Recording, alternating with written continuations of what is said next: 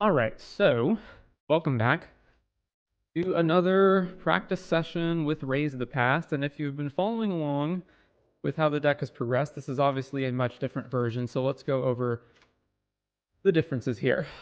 Testing for Regional Championship Minneapolis, which takes place between May 2nd and May 5th, or May 4th. So the big addition is Amalia and Hinterland Sanctifier. So why this addition? So multiple reasons. First of all, the deck really wanted a second Snarling Gorehound. And the problem is that that card just doesn't exist. However, when you pair up Amalia with Life Gain, that basically becomes your second Gorehound. Explorers are essentially superior surveils because you get to keep the lands. So when you compare these two together, now you have additional copies of the Gorehound. Secondly, as we've been seeing from tournament data recently, red aggro is everywhere in the format, and it's kind of a big issue. So Izzet aggro in particular has taken off because of Corey Steelcutter. And when you combine all of the various red aggro decks, so Izzet Prowess, the mono red aggro deck, Gruul Mice, they comprise about 30% of the entire metagame. Then add on Esper Pixie, which I believe is about 10%, and then Jeskai Oculus, which is also somewhere around like 10-ish% or whatever. When you add it all, I added it all up yesterday, and it comes out to, if you combine aggro and tempo decks together, the whole format is about 55% aggro tempo, which means that we needed to take a look at the deck and reevaluate what we were doing. In particular, so some cards that are just gone now are, one is the Oracle of Tragedy plan. So the Oracle of Tragedy plan to loop Raise the Pasts out of the graveyard was only relevant in terms of grindy games. So if you were playing against decks like Golgari Midrange or Control, then it was pretty likely that they might be able to, like, you know, sweep your board multiple times, etc. You might have to cast Raise a lot, right? But against aggro, that's not really an issue. And also I was finding that as I played more and more games with the deck, you could usually just kill your opponent on like the second Raise if you got things going well enough. Like, you usually don't need the Oracle. And also Oracle is atrocious in this deck against aggro. First of all, most of the time you can't even cast it. Even if you change the mana base to include some blue lands, still most of the time you can't cast it. And the whole like just looping plan is just really terrible against aggro in particular, but it's also not good against Pixie or Oculus. So that means the whole Oracle loop plan is gone. And if the Oracle loop plan is gone, that means that Greedy Freebooter is also not as useful. I'm not sure to what extent Greedy Freebooter is still good or not, so I've cut it down to just 3 copies here. Another problem, so let's see, what are some other cards I want to talk about? Yeah, so I've been testing Dalcoven Encampment, and my ultimate determination on this card is that it's not worth it.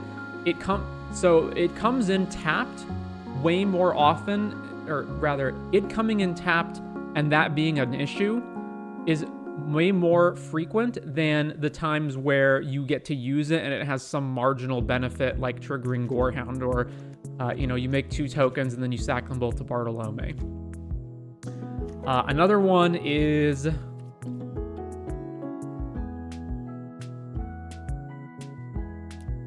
Mardu Devotee. So I'm not 100% off of this card yet. Like, I'm not 100% convinced that it's not good, but every time I've used it, the scries just feel not consequential, and I would much rather have a card like Wicker Folk over that actually fills the graveyard. So, like, those are the main ones. Then let's talk about Revenge of the Rats. So, Avenger of the Fallen. So I'd been testing Avenger of the Fallen, because hypothetically this card should be great, right? It, cares about the size of your graveyard. The problem is that on turn 3, this card really doesn't do anything. You usually don't even have a creature in your graveyard at that time. A lot of the time, you also just have like 1 creature in your graveyard, maybe 2 creatures in your graveyard, and then this is just not a good enough effect. It also has no immediate impact. It's just a 2/4 that doesn't do anything. So, and it's 3 mana and therefore not raisable. Whereas Revenge of the Rats actually does what you want to do. So, immediate effect, because it has flashback, you can afford to mill it over with like Gnawing Vermin and whatnot, and still have access to it. It also gets better in this new version with Hinterland Sanctifier, because now you've got the life gaining effects off of that, so you can do more of that kind of stuff. Now, the addition of Amalia does cause a number of changes to the deck. So first of all, you got to consider the new stack order. So when you raise a bunch of creatures and you put a bunch of Amalia or Gorehound triggers on the stack, how do you stack them? I would say it depends on what you're trying to do.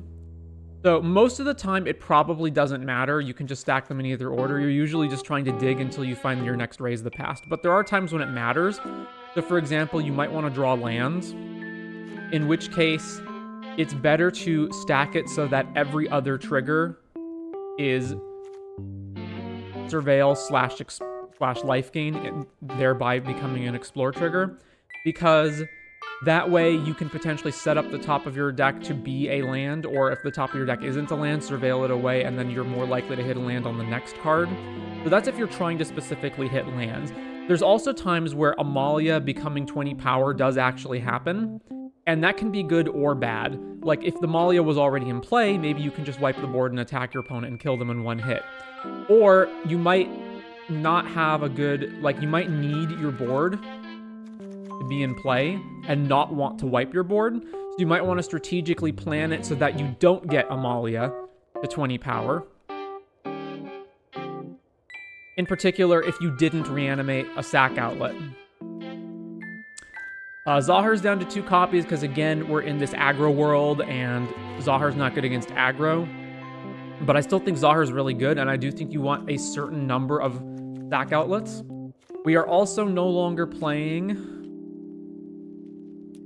Gas Guzzler, and it's for, again, the same reasons I talked about before, which is that it's just terrible against aggro. It takes way too long to get it online, and then you need to spend time stacking things. It comes in tapped, and it's just a 2/1, so it blocks horribly. I do need to make a quick change to this deck. This should be in the sideboard. Yeah, this was not the most up-to-date list, so let's Cathar Commando, and then I don't have another slot, do I? Maybe we can cut Diabolic Intent, but I'm not sure. The fact that Revenge of the Rats this is also worse than it's ever been with, with 1, it's kind of slow against aggro, and 2, worse against Spell Pierce.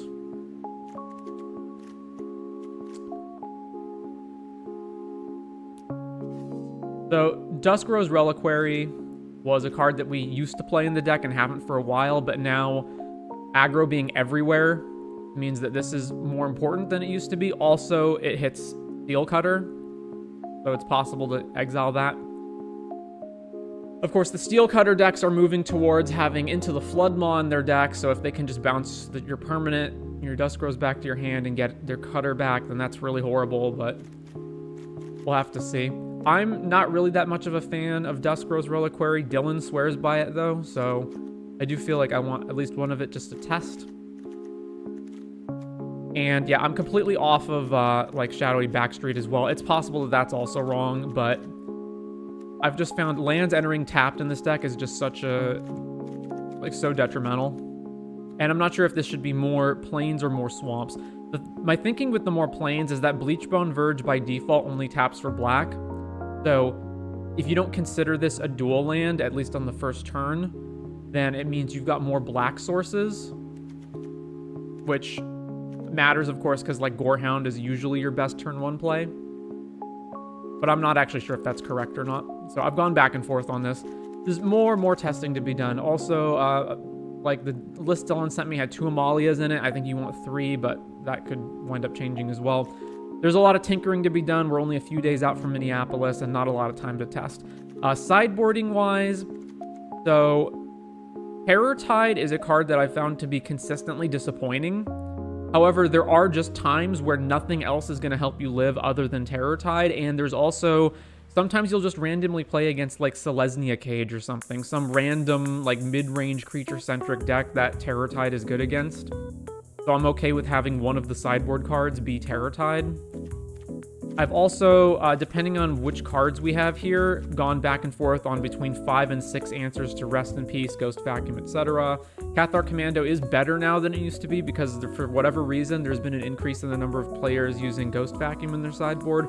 Also, this does kill Quarry Steel Cutter. I do think it's a bad answer to Quarry Steel Cutter because paying 3 mana to blow up a Steel Cutter is pretty freaking bad, but that could be relevant as well. I've personally seen a huge downtick in the Omniscience decks, but apparently, at least according to Dylan, at the regional championship level, Omniscience is still highly played, so maybe Stonebrain is still good.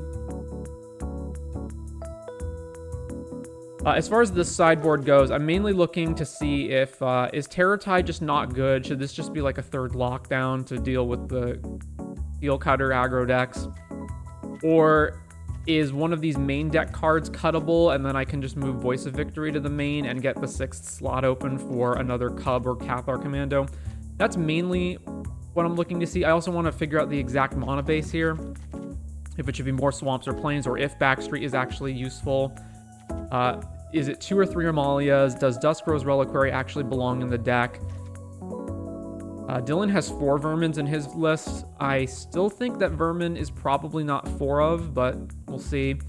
It's also possible that Freebooter is just worse than I think it is, now that the Oracle loop plan is gone. It's also possible that Diabolic Intent isn't good enough either, given the kinds of decks that exist right now, especially Is It Prowess? Or the fact that Revenge of the Rats is in the deck kind of gives you like another version of a payoff card similar to Raise, so maybe you don't need Intent. Also, Intent and Dusk Rose play worse together. Like, the more things that you have that require you to sack creatures, the worse they are. So that's where we're at now. Let's go ahead and get to testing.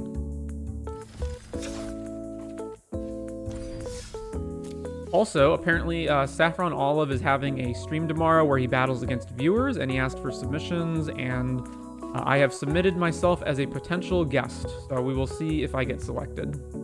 If I do, his stream is going to be from, it's 11 a.m. Eastern to 2 p.m. Eastern, I believe. Right, so best of 3 standard, pick Amalia, let's go.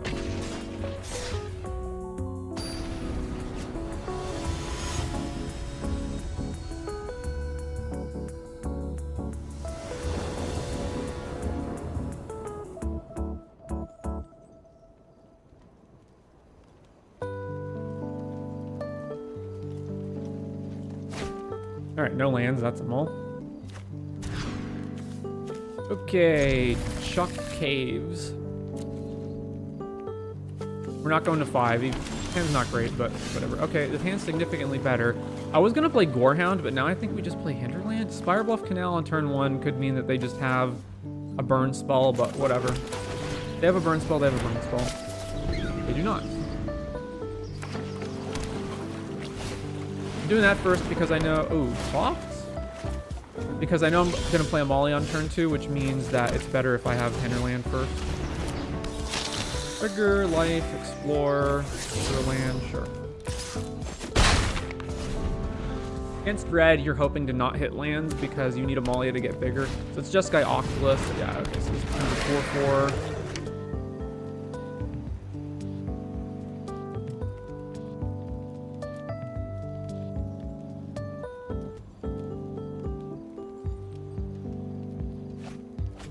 Cards 2 lands. Yep.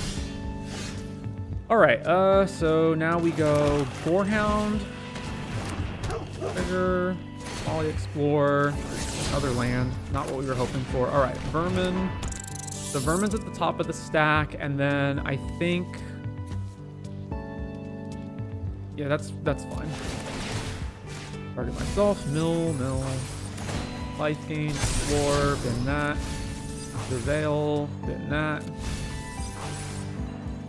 And we don't have any attacks, so no attacks.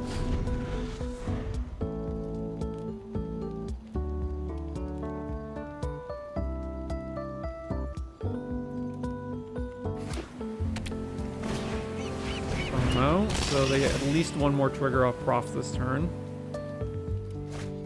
There's another Profs.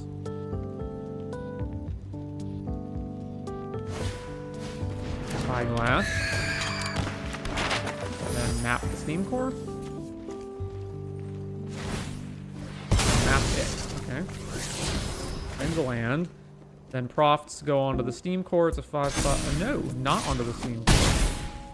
That surprises me. Okay. We only have 2 creatures for revenge.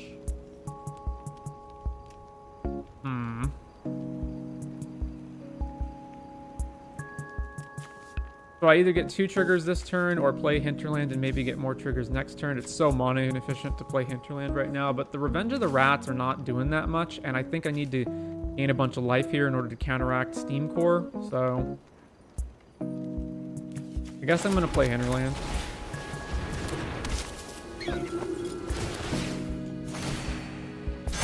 Orb, and that, Surveil, that. Alright, and then I could swing with Amalia and he would have to trade, or he could block here, and then I'd kill FOMO. That sounds bad. Let's not do that. Let's just hope that they don't have Spell Pierce and we can cast Revenge of the Rats and get a bajillion triggers next turn. Also, double Hinterland is gonna... One of the things that these guys really help is against the aggro decks where you just gain a bunch of life.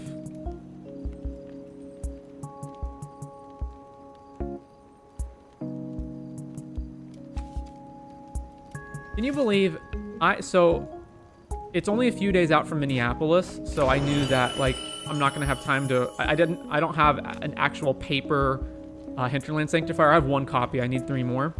And so I was like, well, I'm not gonna have time to get them in the mail. I drove to 3 game stores, none of them had Hinterland Sanctifier.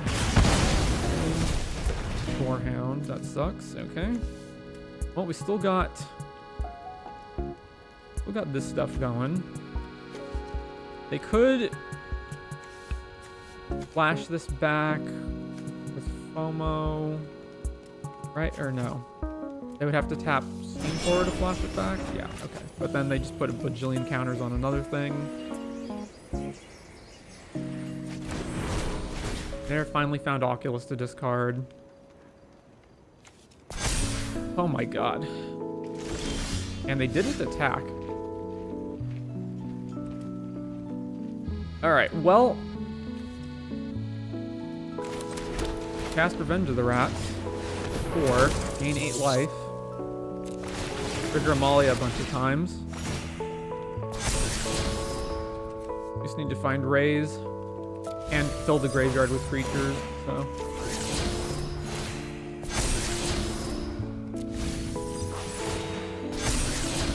There's another one.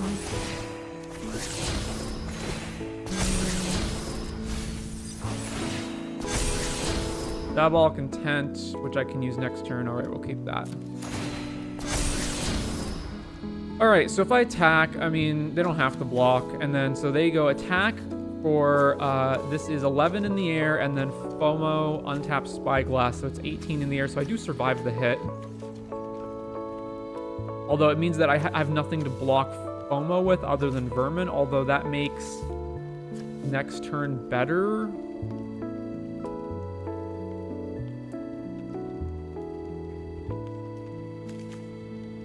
Actually, it's more damage if Croft's triggers on their turn.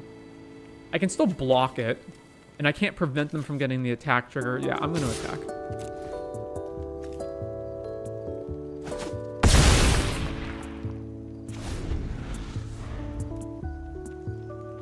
I'm enjoying playing Dimir mid-range, was beaten only by an Izzet Cutter at FNM, so I'm siding for Flood Maws, I think.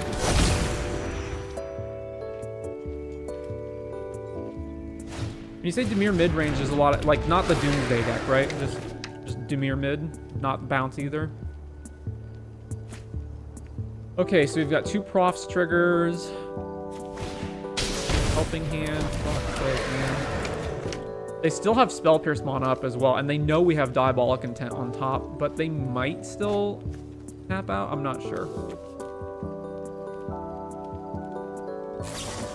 Torch, one of the Sanctifiers, that sucks. Okay, so it's... How many counters on Spyglass? 4. So this is 22, 26. And tap that. So we block here and here. Because I'm going to raise and then get multiple creatures back, so it matters for these coming back. So Actually, Amalia's gonna trigger, right? Yeah. So we go block there, and then when they kill Vermin, we put the negative on Siren. We take slightly less damage. Oh, wait, no, the Profts fucking triggers again. Yeah, I forgot about that.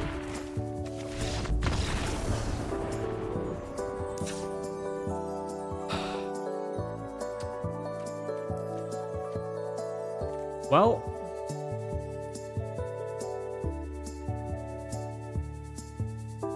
good luck at the tourney. Thank you, Max.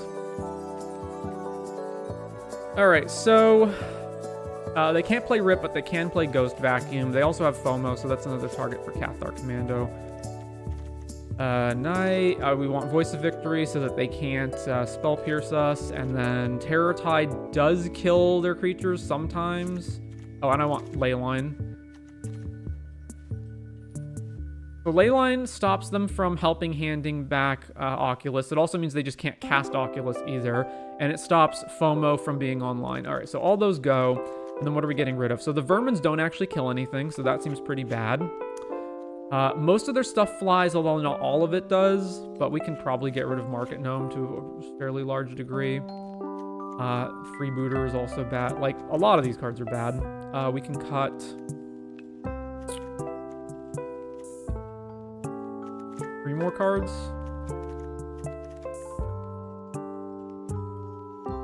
Ellis, Bart. Freebooter. I do just like going so low on a lot of these cards, but I don't think there's a way around it. All right.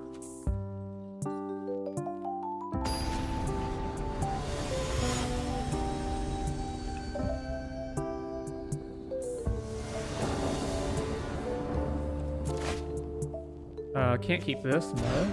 Alright, that's fine. What am I putting back? I guess one of the hinterlands. Alright, Boarhound first.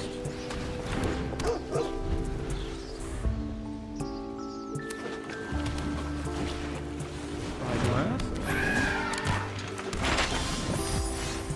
So then we go hinterlands, surveil.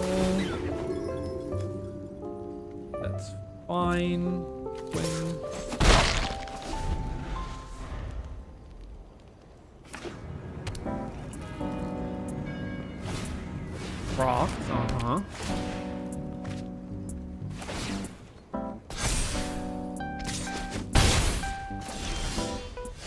Okay, then convoke Knight Errant. So we analyze and do the Knight Errant thing. From here, what do I want? Not Hinterland. Probably Voice and Boarhound. Yeah. Grab those. And that helps set us up.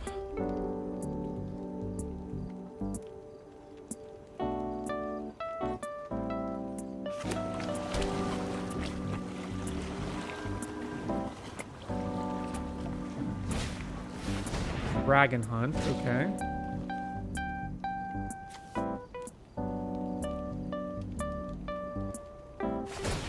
Cards off. Shooting... I mean, they should definitely shoot Gorehound, but okay.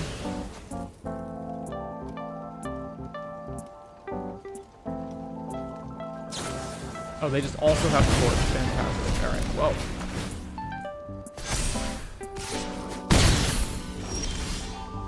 Ooh. Well, this is gone. Alright, let's be mana efficient and play Voice Amalia and then Gorehound next turn.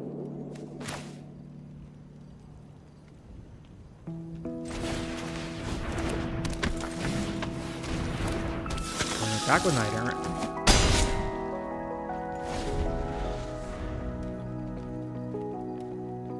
Voice sets up a nice little sequence where you play Voice first, then play Gorehound, attack, make the tokens.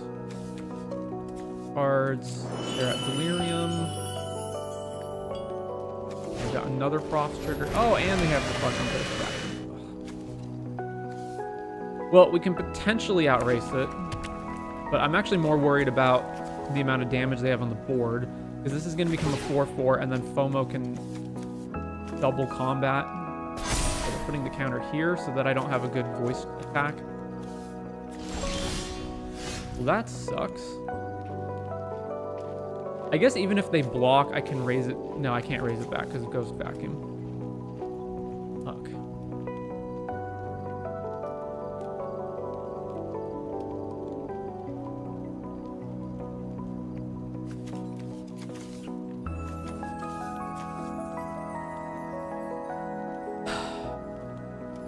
Guess I just attack with Night Errant and that's it.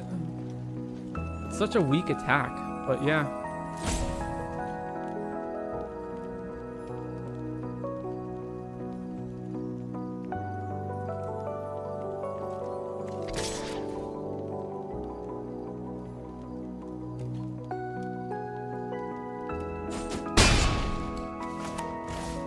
Now, the question is, am I supposed to play the second Amalia just to get... It gets itself in the graveyard and it gets another Surveil. I don't think so. I think I just let them take the hinterland and then whatever.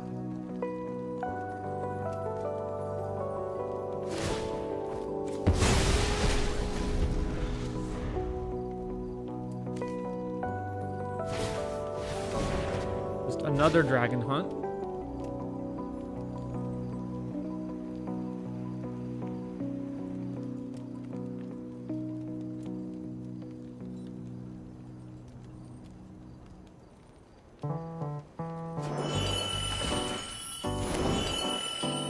Oh, they discarded a third Dragon Hunt. Okay. I assume Voice is getting killed.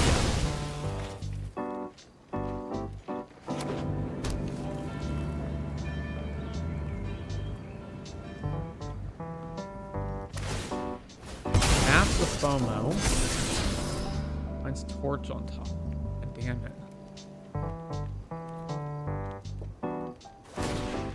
So now Profs triggers twice and I don't have any good blocks here. No, they didn't attack. I'm very surprised.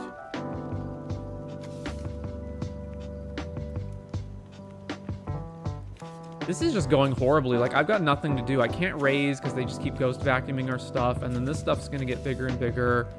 They'll eventually just hit us in the air. So I can play a Market Gnome and Surveil. What am I guess I'm just trying to find Cathar Commando so I can Cathar this ghost vacuum. Yeah. By Gorehound, I suppose. Is that even correct?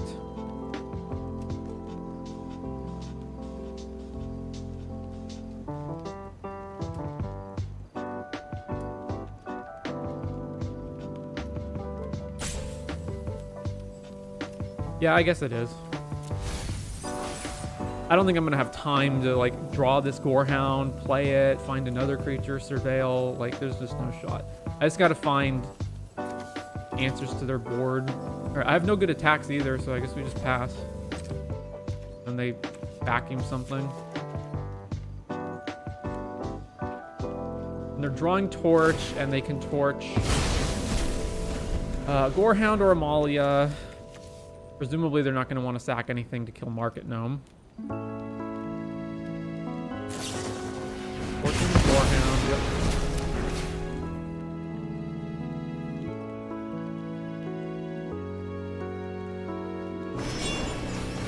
Back that.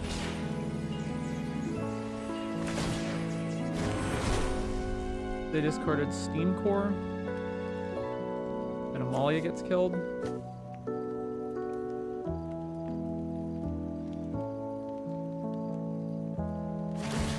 Yep. Pay your ward. There it is.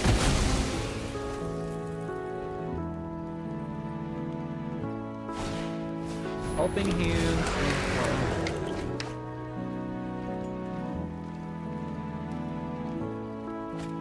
Is this a new build with Amalia? It is. Okay, so this is 3 triggers or 3 counters.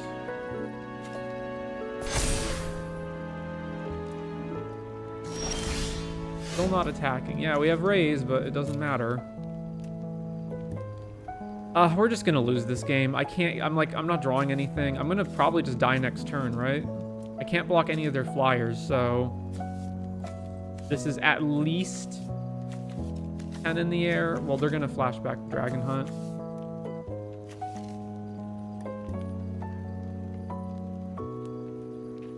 I mean, I'm not technically dead yet, but we're not winning. So let's just concede.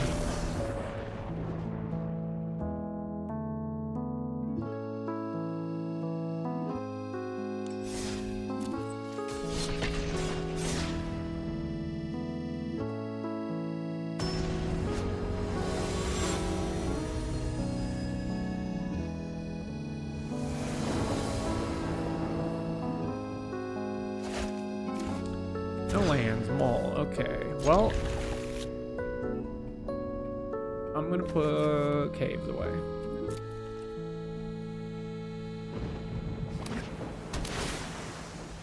Alright, which of the decks are you on? Probably blue-white control, given it's a second archive. Well, we drew Thoughtseize Bug anyway. Rolling Dragonstorm. Alright, another archive. Here's what's folk. Please be 2 creatures. It is 1 creature.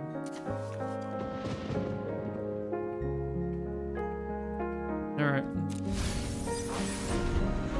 How's it so far? Amalia's been really good.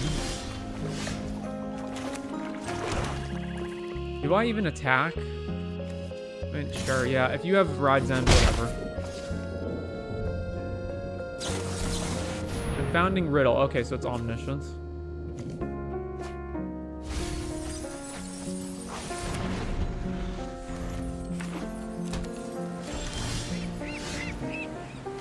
Well, attack with Wreckage Witcher, folk. Back to you.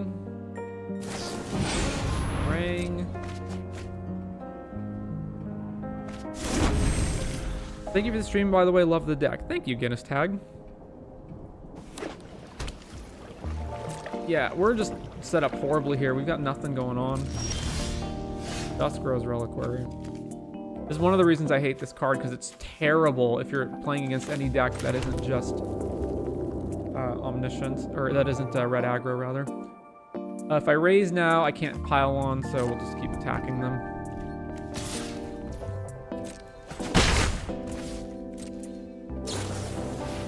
Truth. We have no pressure. We got nothing in the graveyard. We got no engine. We're gonna lose. It's just gonna be a long agonize. Okay, there's Omniscience. So then they'll reanimate Omniscience, and then we'll try to pile it on, and then they'll either just have a second Omniscience that they play with priority, or they'll have a counterspell in their hand. Cast pile on.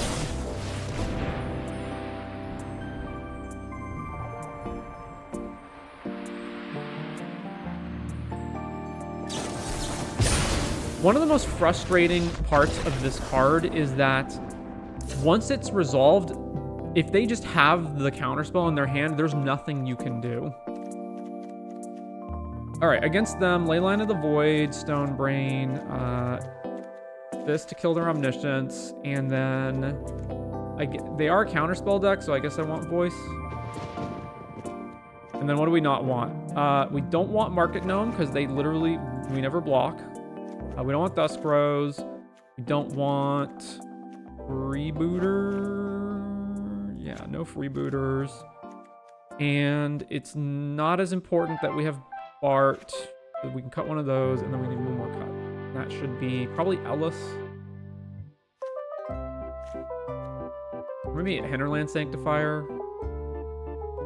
Yeah.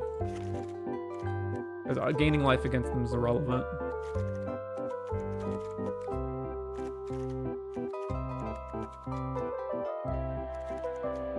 But you do still need some amount of things that trigger Amalia. Alright, let's go with that. Through this deck? Mine or theirs?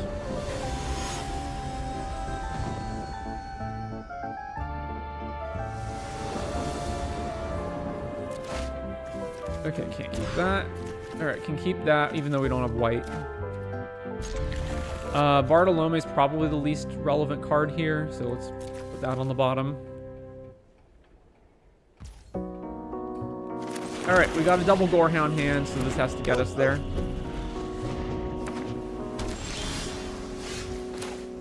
Nope, play another Gorehound.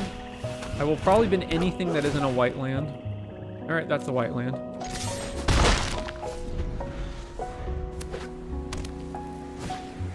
Alaji. And Brick. Okay, let's play Voice. Trigger. And that. And that. And Venom.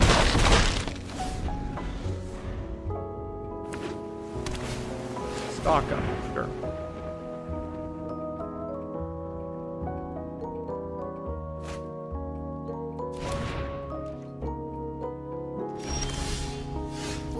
Okay. Oh, should I have even kept this? I didn't even consider cutting that, but maybe I should have just cut that. Whatever. All right, so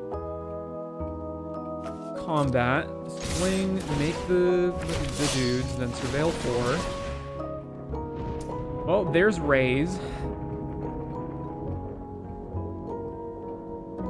Even if I draw it, I don't have the mana to play it. I think it's better to keep getting more surveils to set up for the next one. We also have Revenge of the Rats, so we can potentially overwhelm them. Fucker token, yeah. And we'll play Felidar Cub and surveil some more.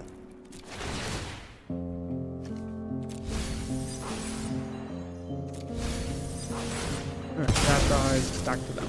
We potentially do just have an aggressive enough line that we can keep punishing them. Tap land.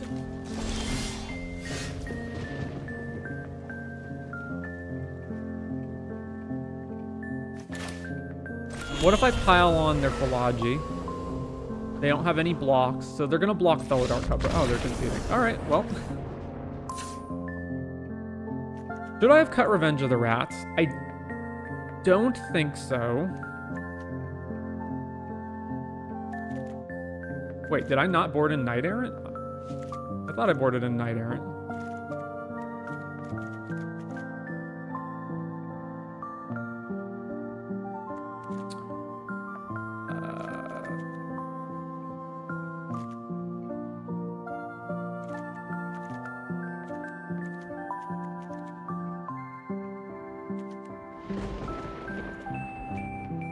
Thinking Hinterland one of the Amalias.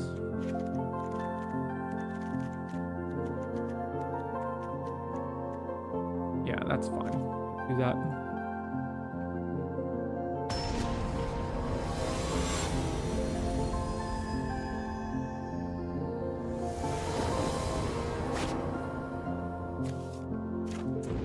All right, this is fine.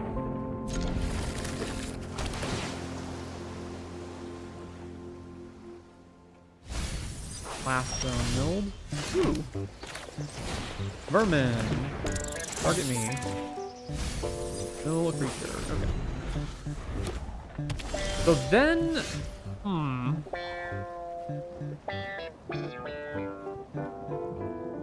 okay, I think we're supposed to play Ellis. Because the next turn we can go Amalia plus Gorehound.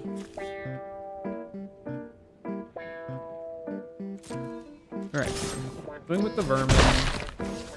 Or do we play... Yeah, okay, play Ellis.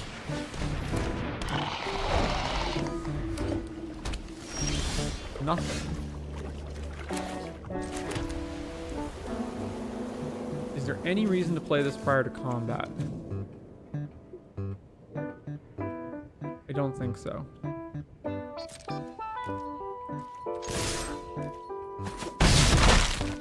Okay, play Amalia. So if I play Amalia and then it enters triggers, I gain a life, explore. Then I play Gorehound, explore. If I play Gorehound first, I gain a life. Then I play Amalia, I surveil plus explore. So exploring twice is better. So we play Amalia first. Also, Amalia will get bigger as a result of that. confounding riddle here, where they kill Ellis in response to this being on the stack, then it's worth it. Okay, no. No, it's a land. Already played my land for the turn. I guess that would have been a reason not to have played that yet. Alright. Boarhound.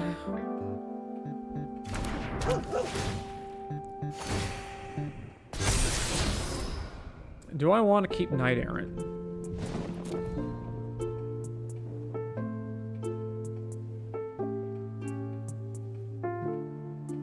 No.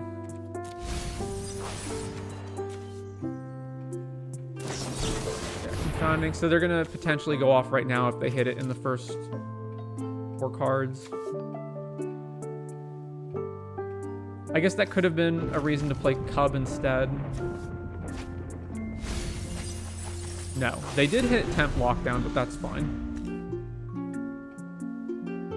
Yeah, that's actually... I should have played Cub. I'll at least have Temp Lockdown anyway. Alright, yeah, that's perfectly fine. That's the land. Alright. So... Okay, we need to hold priority here, so we go... Enter land. Because I want to... Because I'm going to play Cub, and then I want to pop... the Cub in response to the life gain trigger. There we go. And we resolve that. This blows up. These all come back.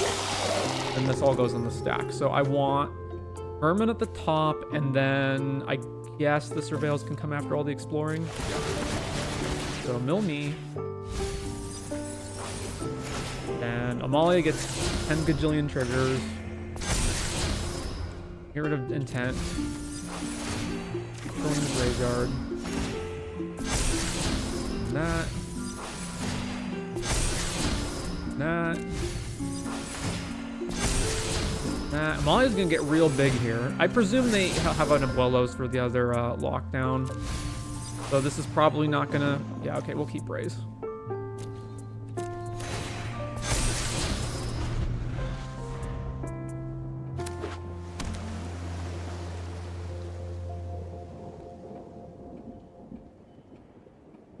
So even if they lock down, yeah, then we just raise and it doesn't matter.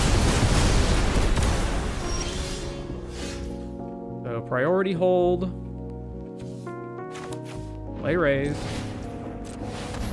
Resolve. All this comes back. Milling on the top. Trigger on the stack. Blow this up. All right, all this enters. Ellis. Mill on top of the stack. Yeah, okay. So mill on top of the stack. Are they dead here? No, we don't have enough creatures. Then that. We are getting a lot of Amalia triggers. How much Amalia triggers are we getting? I do kind of want Pile On, but I can't draw it right now, right? Yeah, nothing. I can't draw anything because I don't have Market Gnome, so keep binning stuff.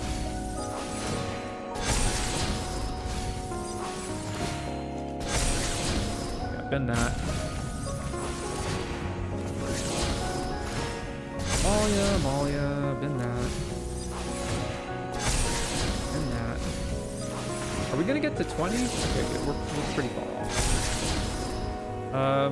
I will keep Raise.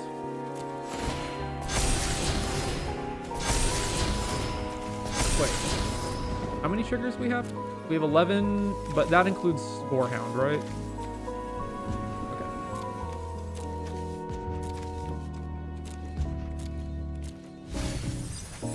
Oh, I had another mill down there? Alright, well, I didn't realize that.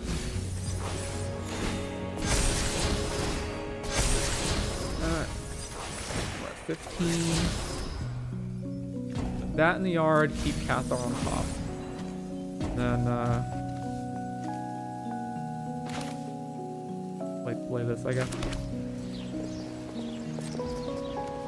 Alright, end turn. Discard this, and I don't know, these other caves. Is that good enough?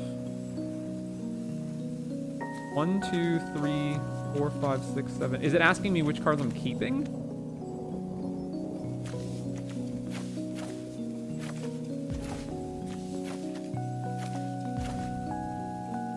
What is it? What is it asking me?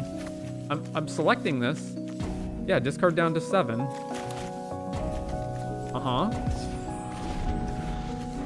Okay, I'm so confused. I submitted that before. Moment of truth. We could still die here if they go moment, put Omni in the graveyard. Okay.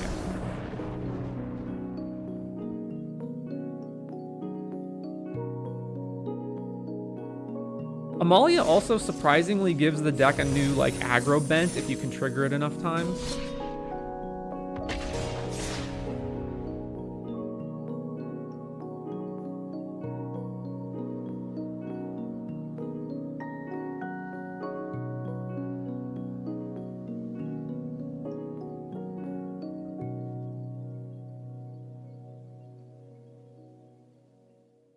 Obviously, we will also be doing some shortcutting in regards to the stack order because we're on Arena. This has to be done. Like, you know, when you put 60 triggers on the stack, you're not going to individually move all the Warhounds and life gain triggers. All right, this is a fine hand. Obviously, we need to find a way to, like, stack these gnomes, but it's otherwise fine. So caves, and then we do have to take damage here, unfortunately.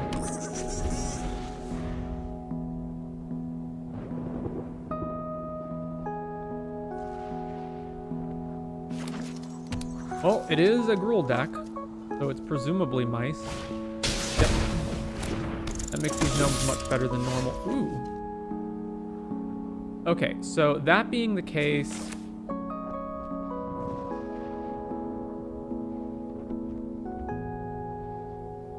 I think it is still better to play Amalia first.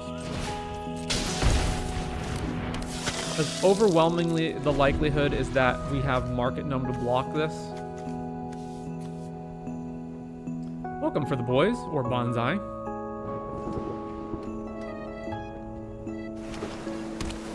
Stone. Innkeeper's Talent. Okay, yeah, so it becomes a 3/3, and then the question is, do they want to attack? Sure, I'll save life here. Oh, yeah. So gain.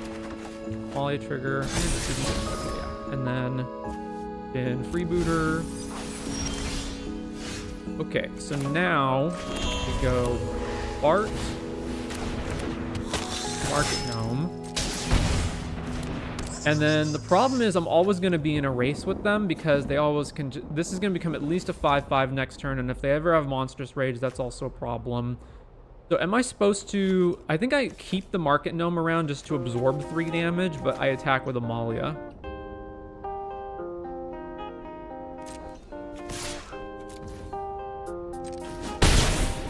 I think that's what I'm supposed to do. Yes, I added Amalia to the deck along with Hinterland Sanctifier because the format is overwhelmingly higher in aggro decks right now. Various flavors of red aggro, whether it be Izzet, Mice, whatever, represent 30% of the entire metagame, and that's on the last check. It's probably going to go even higher as people recognize that Izzet Prowess is the best deck in the format by a mile. Really, Inti. So that made Hinterland Sanctifier gaining life better. Also, Hinterland plus Amalia is basically a build-your-own second Gorehound, which the deck desperately wanted. So now this gets Trample. That's fine. Resolve. So now we absorb some of this damage.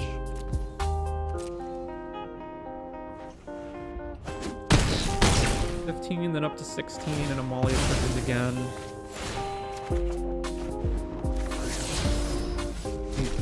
Alright. Well, if I could stop drawing fucking lands...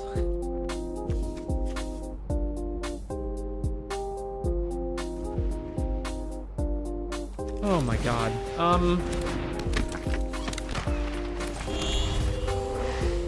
We're never winning this race. So this becomes an 8/8 with the Innkeeper's Talent next turn, and then Inti makes it a 9/9 with Trample.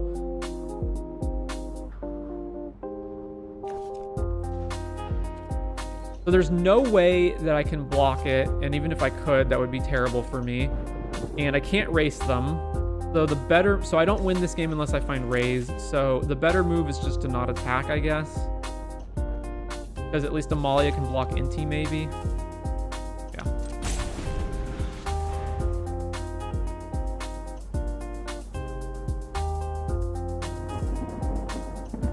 Maybe it would have been better to trade, like to just not attack to trade last turn, so that this didn't get completely out of hand. Then again, I wasn't expecting to draw absolutely nothing. Screaming Nemesis, sure. They can give this trample now as well. Yikes. Alright, where's Inti going?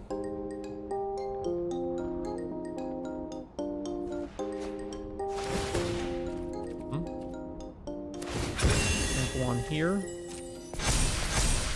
Yeah. Alright, so block here, and then we just take 8, I guess.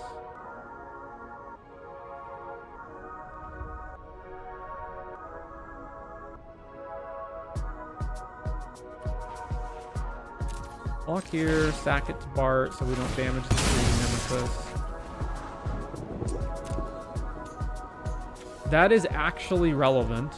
Although, okay, so let's say I'm taking 8 damage right now, I go to 8.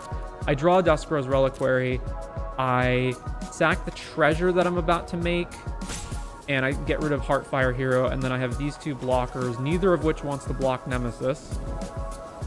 So then Nemesis gets another 2 counters, 1 from Innkeepers, 1 from Inti, and becomes a 6/6. Fucking hell.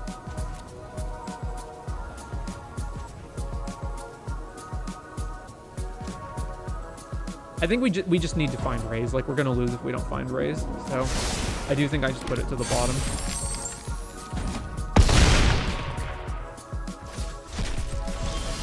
Well, it's another fucking land. Okay, well, we're dead.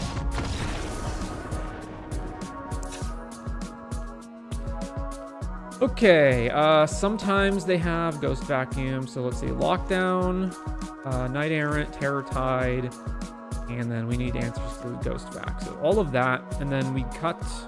Problem is cutting stuff against them. So Wreckage Wickerfolk can go. We can lose a Bart. We can lose an L. We can lose all the Zahars. Let's just lose those.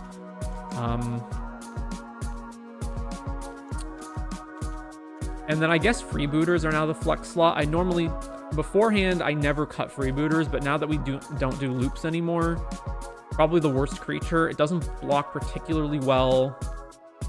Doesn't kill anything. Yeah, I guess we just cut freebooter. Another option would be one of the Ellises, but this is also a source of life gain. Another option is Intent, but Intent helps us, one, to get raised, but also sometimes you have 5 mana and you can go Intent for Lockdown and then Lockdown. They're also an Innkeeper's Talent deck, which makes Felidar Cub better because we can kill Innkeepers and the Monster Roll tokens, but I think the 2 Cathars and Lockdown is good enough to deal with that, so let's just do that.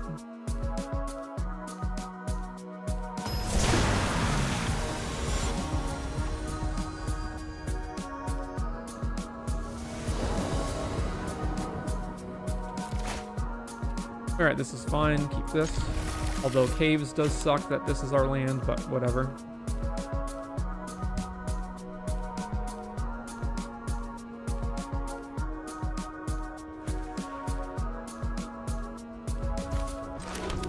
For him.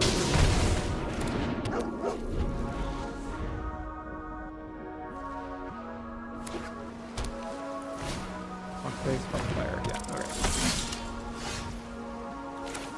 So mana efficiency, we'll play Amalia.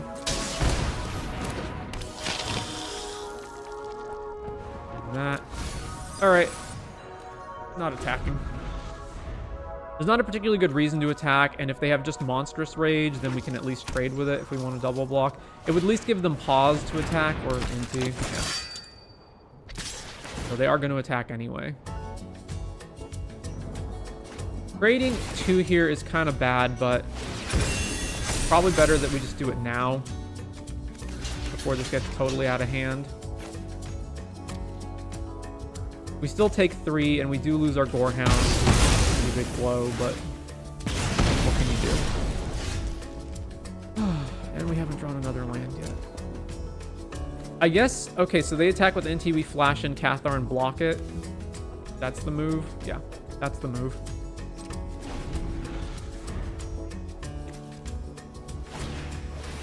Or they do that. Either way. Trigger.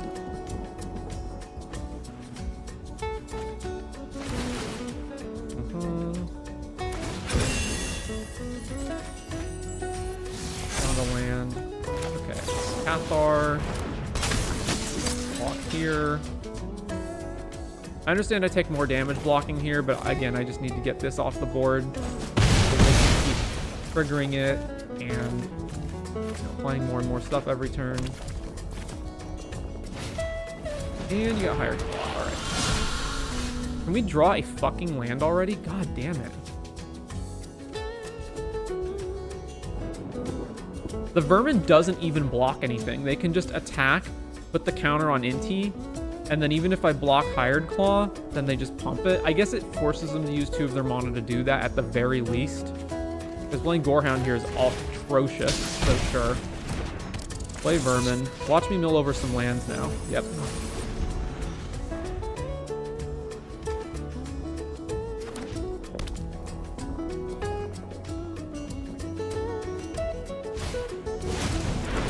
Manifold Mouse, which at least doesn't interact with anything at the moment.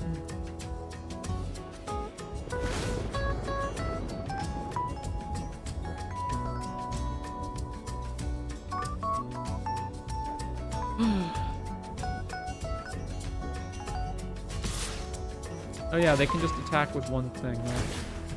They don't have to block this. Kill this guy. We draw land. Draw land. Okay. How many cards did we go through? 14? But 2 of those don't really count because we milled them, so 12. We found 2 lands and 12 cards.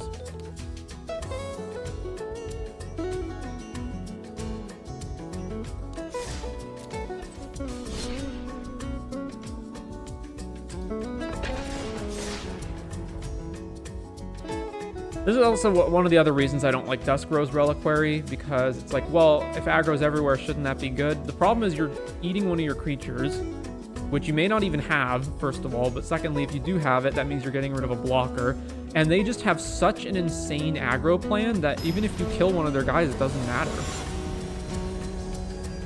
Like, you just can't afford to 2-for-1 yourself in that regard.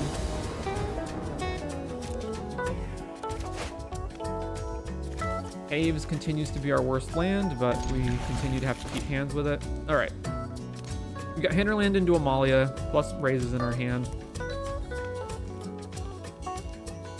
That was a depressing match. It was, yeah.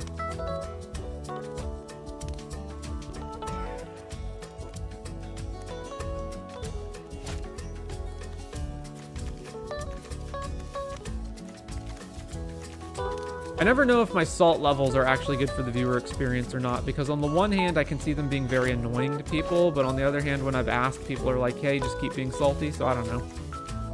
I'm naturally have this disposition, but I can rein it, like, I could rein it in if I had that intentionality, and if people said, like, yeah, I really don't like it when you behave like that, so. All right, another land is a great draw there, so Hinterland, trigger, finds the 4th land, hit them. They are Restless Bivouac, so they're either Boros aggro or they're the, like, Urabrask Forge control deck. All right, if it's Slick Shot, then they're the aggro deck. So the move here is we play this. Actually, I shouldn't have played that because I'm about to play creatures, so if I drew Concealed Courtyard, I gotta get used to that. All right, so it's for sure Gorehound. Trigger, explore, another land, yeah. Beak of the Devil. All right, so then Market Gnome, Yeah. Or another land, and it's another concealed courtyard, wouldn't you know? All right, bin that. And then if I attack with just this, I have pile on mana up, so swing there.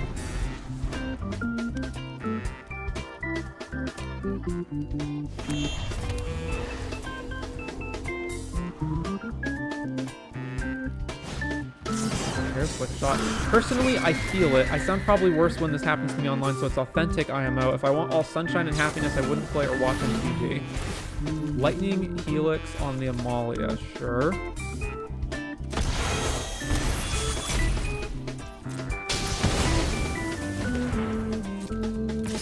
Alright, pile on. Death to Slick Shot. Binning Wickerfolk.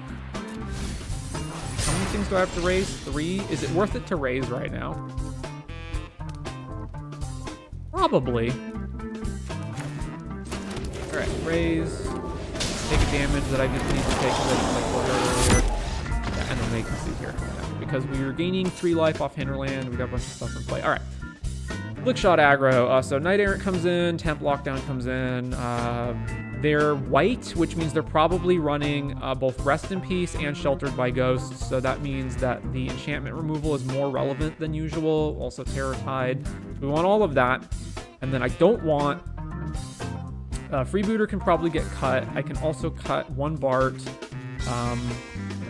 Wreckage Wickerfolk would normally be a board out, but in a deck with Slick Shot, I want a flying blocker, so that doesn't leave me a lot of things to cut. That's the problem. Then we get to this board state where it's like, okay, well then what do I cut? If you don't want to cut Vermin against aggro, and you don't want to cut, I guess, Intent, like if we're just looking for flux slots, we still need to cut 5 more. Oh yeah, Zahar gets cut. I forgot about that. Yeah, Zahar goes, and then we need 3 more. Not cutting Revenge. I mean, we're not cutting any of our life gain, which means Amalia continues to be useful. So now I don't know. I mean, Market Gnome's bad against Slick Shot, obviously, but presumably they have ground creatures as well.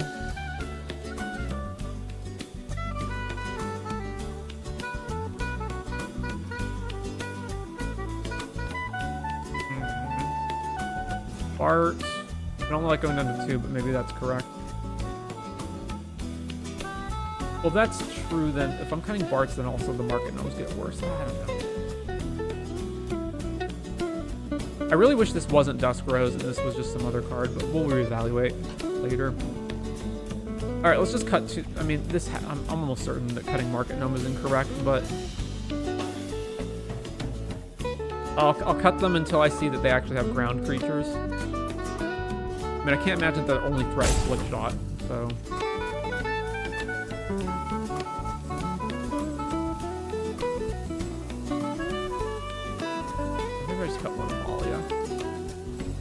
Yeah.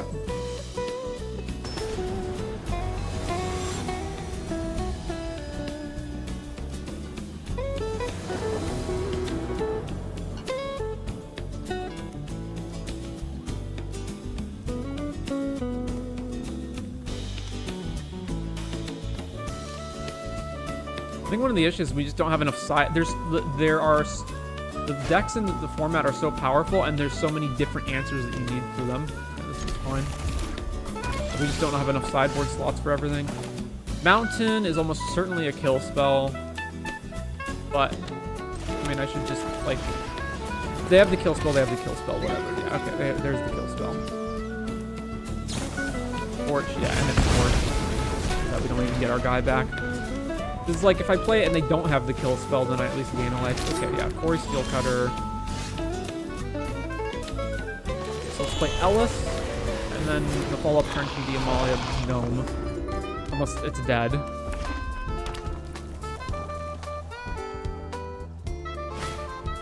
Out on luck. Okay. So, Amalia. Floor. It, play Gnome. Now this is really going to determine how this match goes, whether I hit a land or not. Okay. Ooh, I actually do want that to kill count on luck because we're not going to be able to keep up with that. Yeah. Actually, is that correct? We're at 1 creature in the yard right now for Revenge of the Rats. So what's the best thing I'm doing next turn? If I keep this on top, I'm playing it. Triggering Amalia again. Yeah, all right. Let's keep it. So if they attack with this, if they make Steel Cutter a guy, I'm not blocking with Ellis. So let's attack them. Music's a little loud. All right, I'll turn it down. Have it on, it's hitting negative 20 dB. Maybe that's too much. Right, I'm lowering it to, that should be around like negative 30.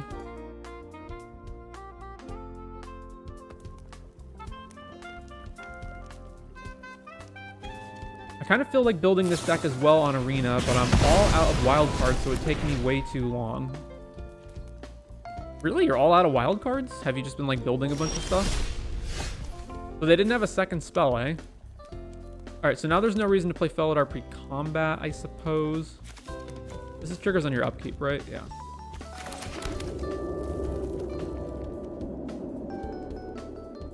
Well, I mean, we are actually ahead of them. I guess I start hitting them with Amalia. Swing. Then we play Cub. And let's just blow up Count on luck. I don't play too much Arena, so most wild cards went into optimizing other decks in Timeless. Now there's Rip, so then Revenge of the Rats gets shut off. At least they're not putting any pressure on us when we're hitting them with a 4/4 Amalia.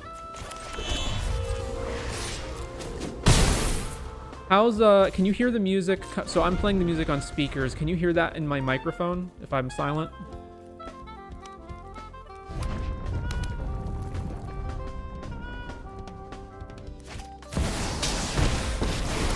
I'm sorry, what now? You're playing a Corey Steel Cutter aggro deck, but then you have Elspeth?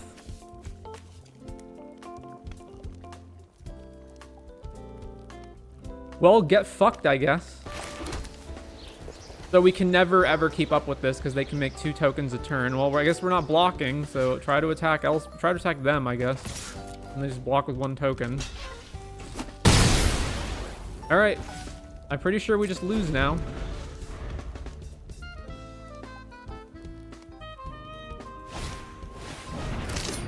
What do you mean in your Corey Steel Cutter aggro Boros aggro deck you have Elspeth? What do you mean? Alright, I'll just keep their guys down. Swing at them. Yep. Alright, here's Vermin. Target you. Did I exile? Alright. Pianalar?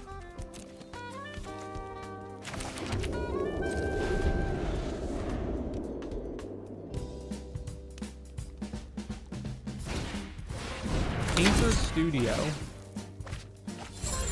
Split Up and another Painter Studio. Okay, so it's not aggro.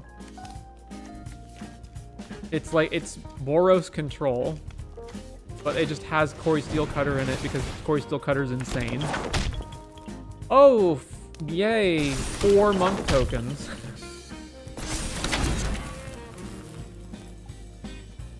Alright, so hypothetically, let's say I draw Temp Lockdown. Elspeth's still in play even if... Oh, are we just dead? No, we're not, right? We're at 22. Oh, yeah, Defaced Gallery triggers, right? Okay, we're still not dead, but yeah, we're dead now. Okay, well...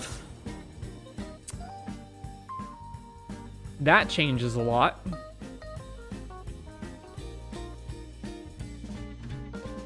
So if they're not actually aggro, then that means the life gain plan is worse and Zahir is good. It also means, what? That the market gnomes are a lot worse because they're just blocking... Wait, didn't I see Slick Shot from them in the first game? So they're Boros control, but they also have Slick Shot? Like, what the fuck is this deck?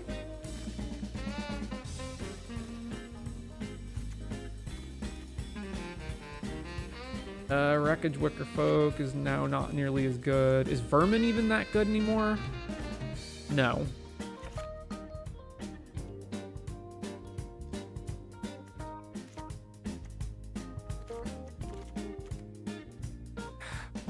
So their threats are Steel Cutter, I mean, is Stonebraining Elspeth worth it?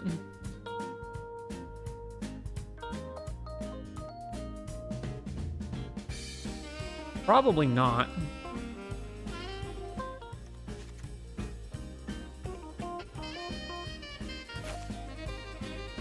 Oh, Dusk Rose is... Yeah, so if they're not aggro, get rid of Dusk Rose.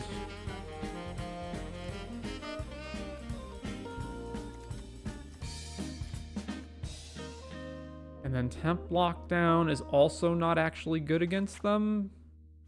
Or it is, or maybe it is, I don't know.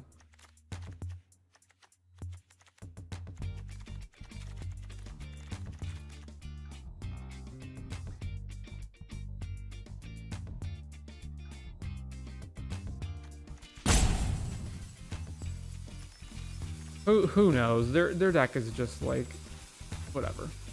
Do that.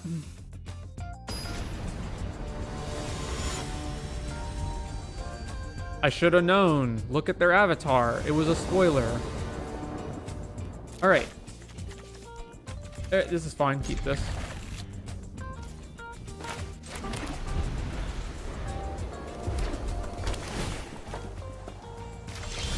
Kept it on top. All right. We're definitely playing Wickerfolk to try to hit lands.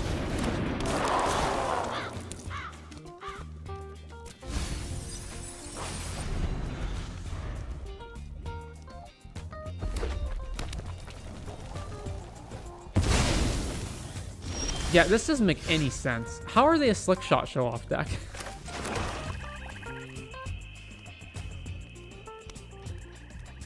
I'm probably not blocking this. Probably not. I don't know. I'm not. But attacking them doesn't seem that helpful either.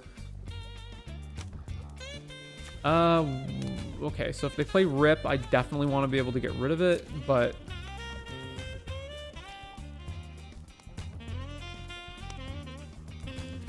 And we'll do that later. All right, let's just play Amalia and pass the turn.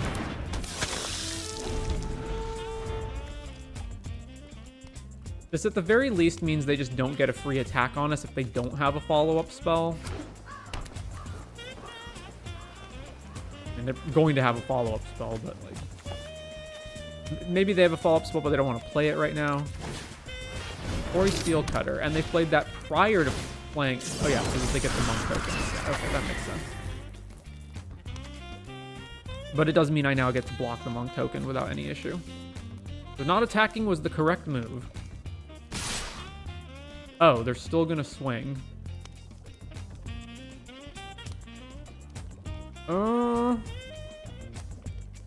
Amalia's not really doing crap here. I may as well block and trade while I can. Okay, yeah, so I've got 3 things in the yard. So if I raise now, I get them back, and then I get 2 Surveil and 2 Explore triggers. That sounds worth it.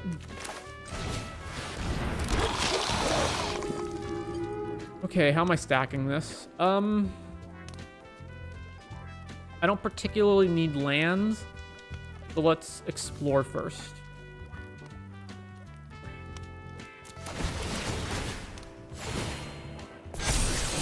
That.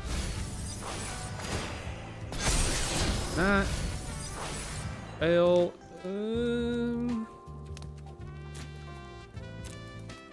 I would like pile on. Yeah, we'll keep pile on.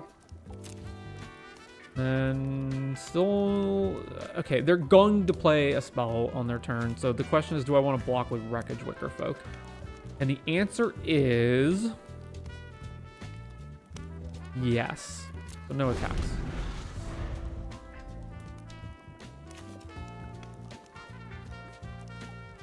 Like, if they play 2 spells to trigger Corey, I would definitely trade Wickerfolk to save 5 life.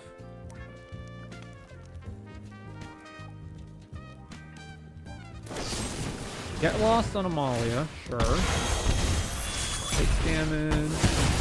We lose life from Ellis. Take some map tokens. And...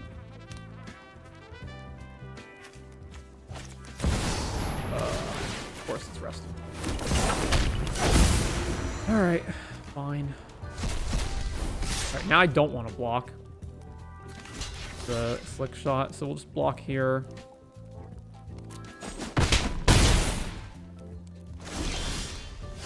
Okay, hold priority. Play Felidar Cub.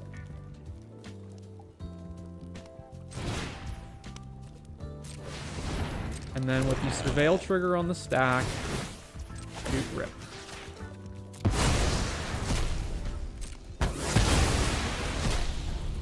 Alright. Then that. Then we play... I can crack the maps or I can play the other Cub. If I crack the maps, I can only crack one and then have Pylon open, so it's probably better to just play Cub. Play Cub. Triggers. Then Bart. And then... yeah, no attacks past them. Now this can block here, or we can shoot it.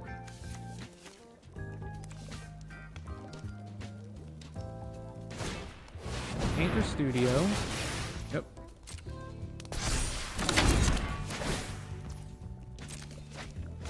Land.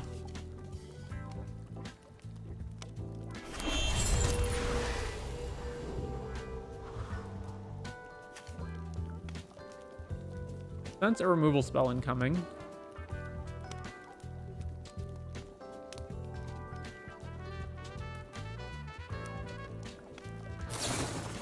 Torch on Ellis. Yeah. Alright, let's kill Slick Shot because it's easier to block ground creatures. It also gets pumped more. Even though this does mean we're taking damage on the ground this turn. Yeah, okay, so kill Slick Shot. Pile this into the graveyard.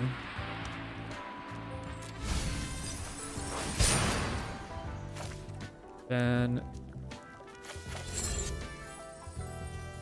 right, yeah. I could shoot that with Felidar, but there's no reason to at the moment. And Torch resolves, Ellis dies, and gets exiled, unfortunately. Okay. And they hit us. Another raise is a great draw.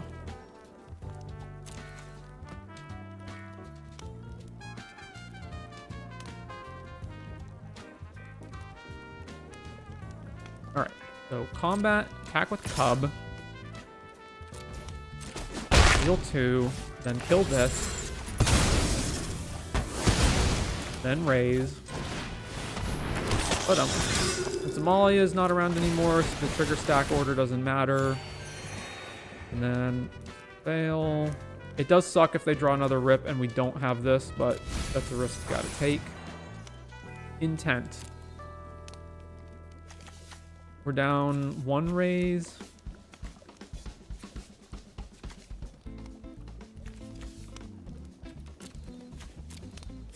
All right, keep surveilling.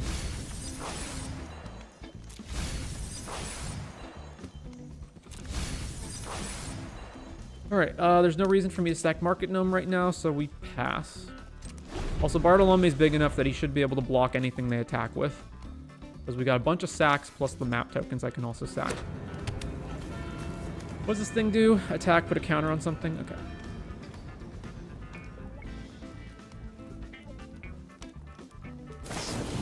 Lightning Helix the Cub. Alright, sack the Cub.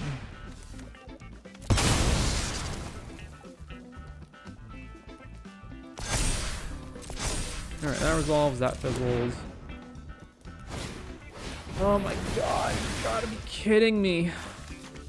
Fine. If I want to draw a card off Market Gnome, I have to do it now. Alright, let's do it now.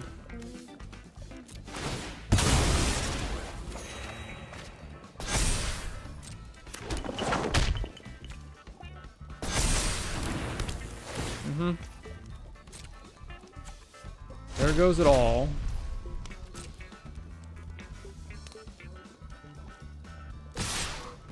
Still attacking.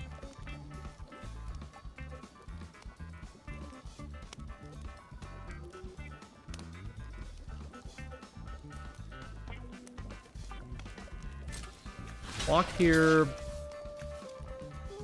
And then block here. And then do I want to put hinterland here and then sack it? Or do I want to just sack a map token? We've been through how much? 2 cubs? 3 cubs. And Diabolic Intent is gone. If I draw Malia, Malia is also exiled, right? One of them is? Yeah. I think I just block there. Then sack a map. Okay. Another gnome, which can't draw a card, but it can put a counter on Bartolome. So this is 5, 6, 7, 8, 9, 10. They go to 4, and we're at 14. So they'd have to have a massive attack to kill us. Let's say I did that. Actually, I don't have to sack the gnome, right? That's a similar amount of damage. Let's say I don't have any blockers, or just have... Let's just assume I don't have any blockers. Then this is 2, 3... Animate this, 4, 5, plus the counter, 6. Spell, they probably can't double spell if they do that. So let's assume they don't animate this. They go double spell, make another monk token. This is then 4, 7, 8. I don't think I die, even if I have no blockers. Let's play gnome, and then let's attack with everything else. Ellis on top. Doesn't do anything under rip, so let's bin it. I will sack the map token. Combat.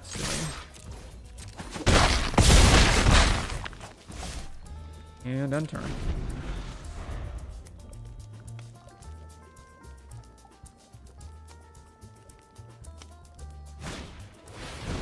Yep.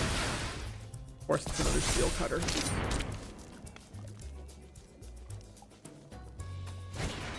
Flick shot. Yeah. Okay, so I can block any of their guys, and then we take 7. Wait, really? They're attacking with everything? You're dead then. Okay, well, they just gave up. Sure.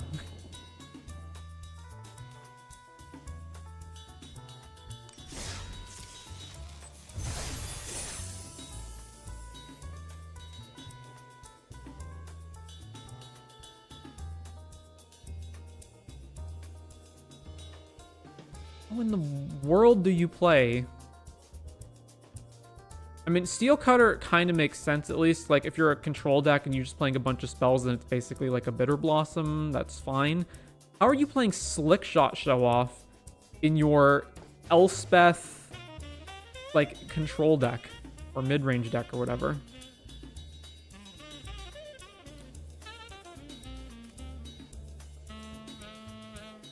Alright.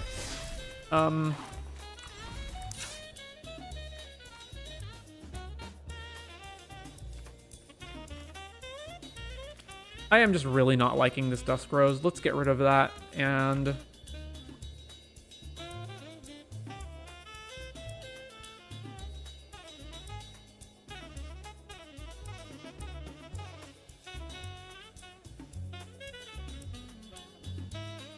I don't think we want a main deck Voice. So the main things I would be looking at are either another Wicker Folk to help on this, like, milling, like, putting stuff in the graveyard plan, or main deck a Cathar Commando, because then that lets me get to... where's the other one, right? Yeah, okay, so the sideboard right now has 2 Cathars, 3 Felidar Cubs. So if you main decked another if you main decked a Cathar, that would let you get to the 6 copies of disenchant effects to get rid of Rip or Ghost Vacuum or whatever. It also gives you a main deck way to answer Quarry Steel Cutter and Temporary Lockdown. So do that. I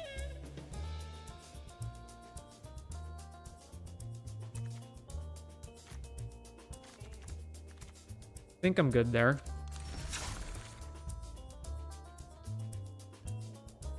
What does Reliquary even do? It's Dusk. 1 mana as an additional cost to cast, sack an artifact or creature. Ward 2, when this artifact enters, exile target artifact or creature an opponent controls until it leaves. So the idea is it's a cheap way that you can exile stuff. The fact that it exiles is, 1, obviously it's removal, so it's good against aggro creatures. 2, it's specifically good since it exiles to get rid of, like, you know, Heartfire heroes that have a bunch of counters on them because it exiles them so they don't trigger. What's the other one? And it hits artifacts, so you can target Quarry Steelcutter. You removed the Oracle? Yeah. It's the format is too fast for Oracle to matter anymore.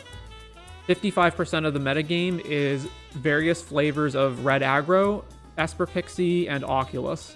And Oracle's bad against all of those decks. And like a portable hole effect? Yeah. But the additional cost of sacking an artifact or creature is an enormous cost. Like, it doesn't look that bad, especially like, hey, our deck's filled with creatures and sack effects anyway. It's a cost. It is a real cost to have to sack a creature. And the other thing is, like,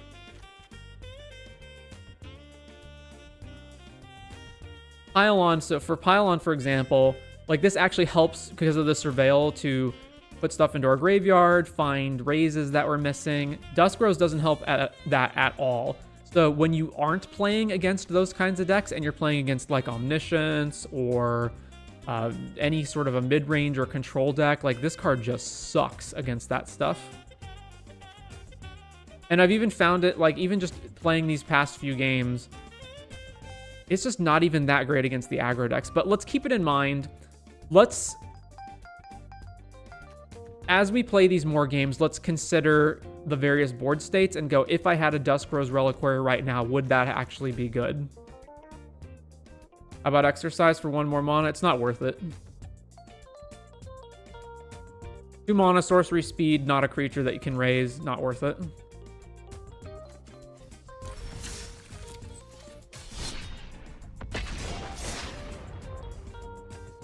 We've tried a lot. I don't know that we specifically ever tested Exercise, but it doesn't seem like the kind of thing we actually need.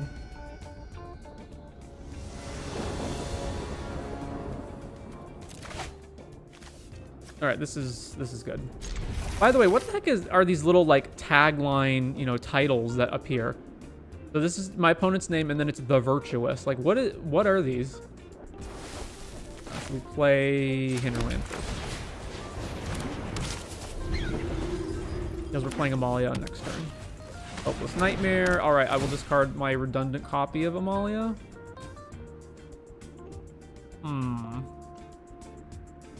It's Pixie, so they're almost certainly going to have nowhere to run.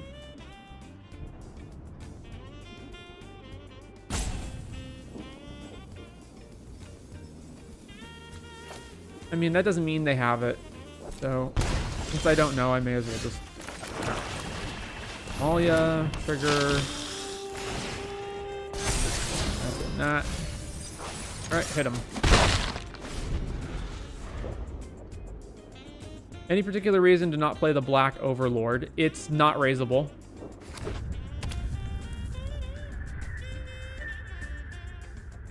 But yes, we did consider that as well. And of course they have nowhere to run. Alright.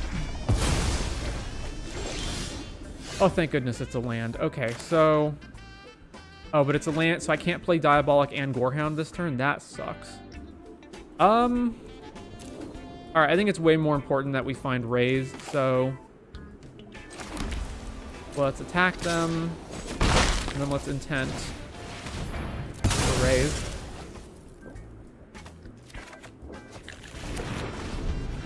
I have tried playing, like, more mill-heavy versions of the deck with cards that are specifically designed to just fill up your graveyard, and they're just not as good. 3 mana, potentially it's Spell Pierce. If they have Spell Pierce, they have Spell Pierce. What can you do?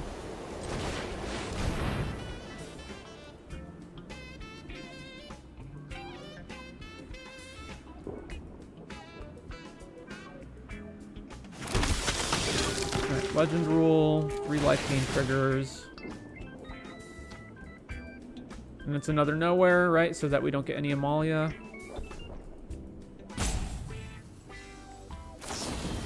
This town, bounce Amalia, bounce Hopeless Nightmare, sure. So here, I think I'm actually going to discard Gorehound. Wait, they didn't play. They're not playing anything? No. Okay, yeah, there we go. I'm going to discard Gorehound. Because assuming that this actually survives, it's more valuable to get kind of stuff. Alright, so they could play Sun Pearl Kieran. So it's better to play Amalia first before attacking. Okay, yeah, they don't have an answer. And that. Go to combat.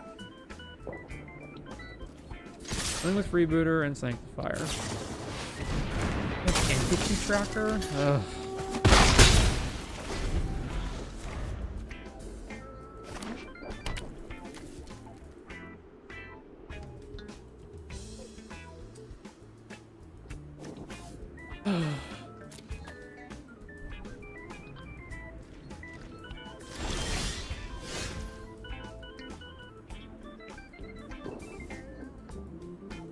Alright, let's attack with Amalia.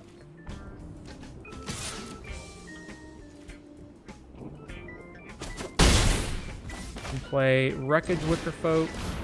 Try to find what we need. Binning. Am I binning Ellis? No. Ellis actually combines with Amalia. It is slow AF though.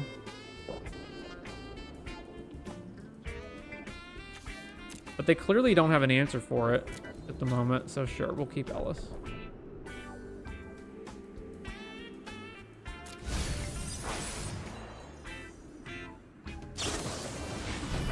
Well, there's Kieran to get nowhere. Why didn't they just do that before I hit them?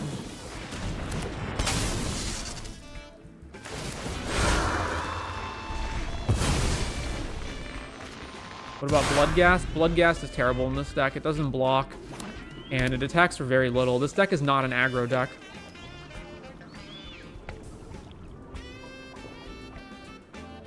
Also, double black is pretty rough.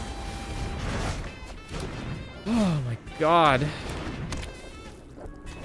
Don't you just love playing against Scam?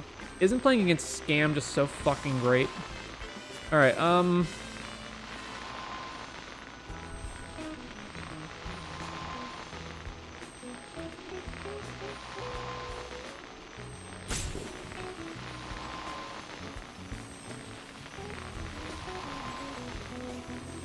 there's a lot of different considerations. I think the only way for us to win this is to play a really big Rats, and then potentially an even backup Rats after that. So I'm going to say we discard Bart. Even though Bart lets us fix for black. But we just need to find a black source.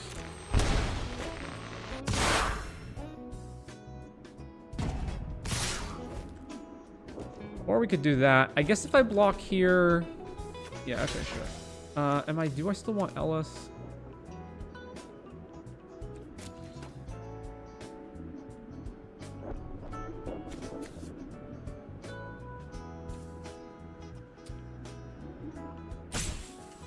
I guess no.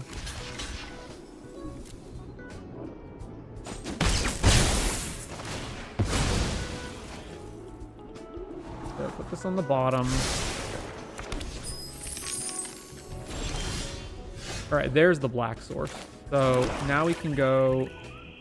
If I play Wreckage Wickerfolk first, it does mean that if I play Rats afterwards and they have Spell Pierce, they can Spell Pierce it. But it is a better payoff if we put more creatures in the yard. Yeah, alright. And those. And cast Rats.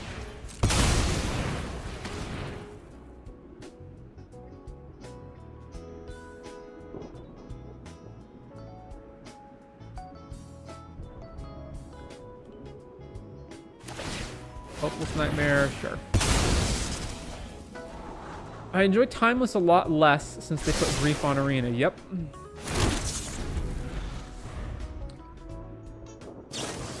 Nowhere to run to kill Wickerfolk, presumably.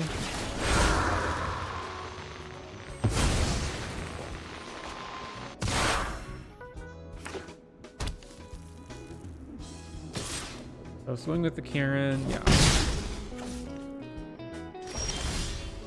Huh, there's Rays.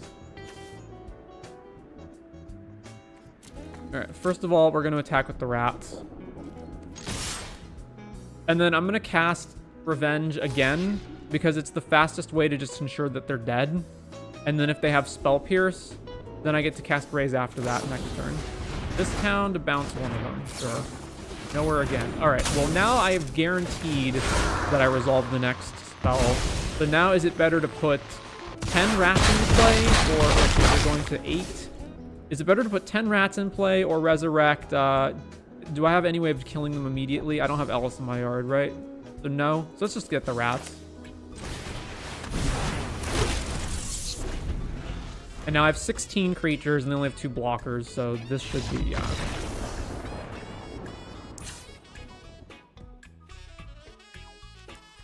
Alright, Pixie. Knight Errant, Voice. We need all the disenchants. That's it, though. The problem with lockdown against them is then it's like, okay, so you lock down, like, oh, I need to hit rip, you know, and I need to make sure that they don't keep bouncing their fucking enchantments over and over. So I'll play lockdown. And then they just go, this town, bounce your lockdown back to your hand. All the, you know, hopeless nightmares and everything that you had under the lockdown all re-trigger. And then it's garbage. All right, so the whole Amalia plan is much worse here because they just ignore its ward and they have infinite removal. So, and that means the life gain plan is also worse. So we can cut an Amalia, we can cut 2 hinterlands, market gnomes. Also, most of their creatures fly. Yes, they do have entity tracker and otter tokens, but most of their creatures fly. And we cut down to 1 market gnome, and then we can cut 1 Bart. Pylon is, I would say, usually bad against them, but the fact that they're running entity tracker in this version means that it's actually good. And then there's like the freebooters are bad. I would rather have gnome than freebooter. I think freebooter is going to become my de facto. Just cut all the freebooters as like your flex slot when you're sideboarding. You need Dusk Rose right now. Not in this matchup, I wouldn't have. It would have been slightly good to kill. Well, actually, no. Dusk Rose is horrendous against this town decks.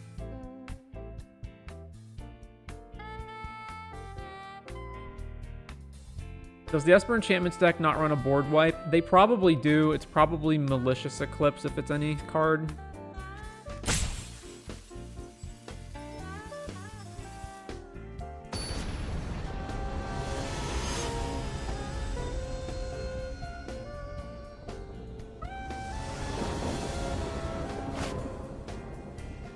I can't keep that. Alright, can keep that. I really don't want to get rid of anything in this hand. I think they're probably going to attack my graveyard, which means rats is not good in that case. But on the other hand, if they don't, rats is the best payoff in the hand. But I need Bart to make Market Gnome do anything. I also have there's a high probability Amalia is just going to die instantly, which means Hinterland into Amalia is not actually very good.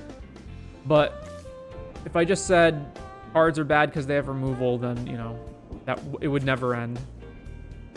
All right, I guess I'm putting this on the bottom.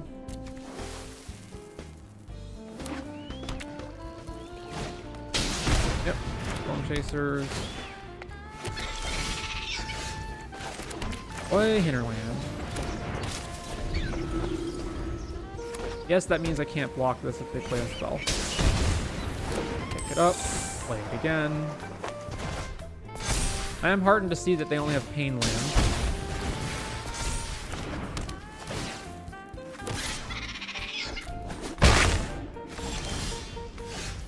Alright, Malia.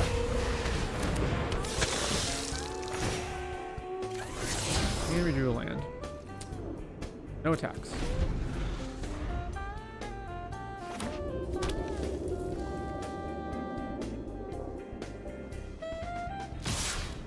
Yeah, 0 chance I'm blocking this.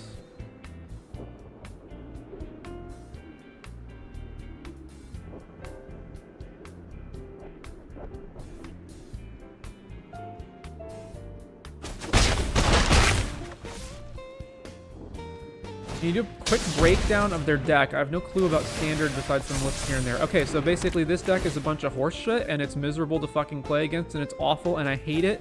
And a card, probably this card, should have been banned out of this deck. Does that help? They didn't cast Nowhere, which implies to me that they don't have it. Like, I guess they... Like, why not cast it? It would have given an additional 2 damage. Alright, I'm going to play... I'm definitely playing Bart this turn, so I think it's better to play Gnome first, rather than Vermin. Yeah, Vermin can kill an Otter token, but if they kill Bart, which I think they're going to do, although they might just kill Amalia, who knows. This town, of course it's this town. So annoying.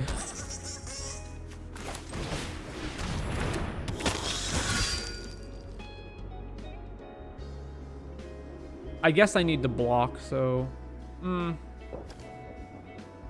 This gets replayed, so these become 2/2s. And block. I'm not blocking with Amalia, so I should at least attack with Amalia, but I shouldn't sack the Gnome yet. Basically, their deck plays permanents and things that bounce permanents, and they just keep recycling them over and over and over, and it's the most fucking obnoxious play pattern you've ever seen in your life, especially when it's looping Hopeless Nightmare, because it's basically just grief scam. It's turn 1, play Hopeless Nightmare, you discard a card. Turn 2, play Nurturing Pixie, pick up Nightmare, play Nightmare again, you discard another card. Next turn, play Sun Pearl Kieran or Fear of Isolation, pick up the Nightmare, play Nightmare again, you discard another card, and your hand is shredded and you can't do anything. And they deal 2 damage at a time, so it's not even like it's delaying their tempo plan either. Block this. Am I blocking the other one? Probably not.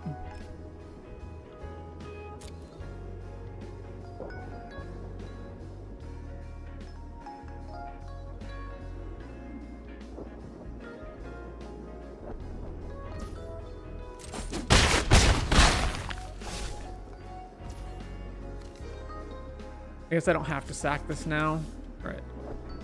It's my turn. Okay.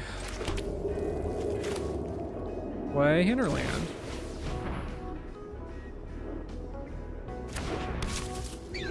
Play Vermin.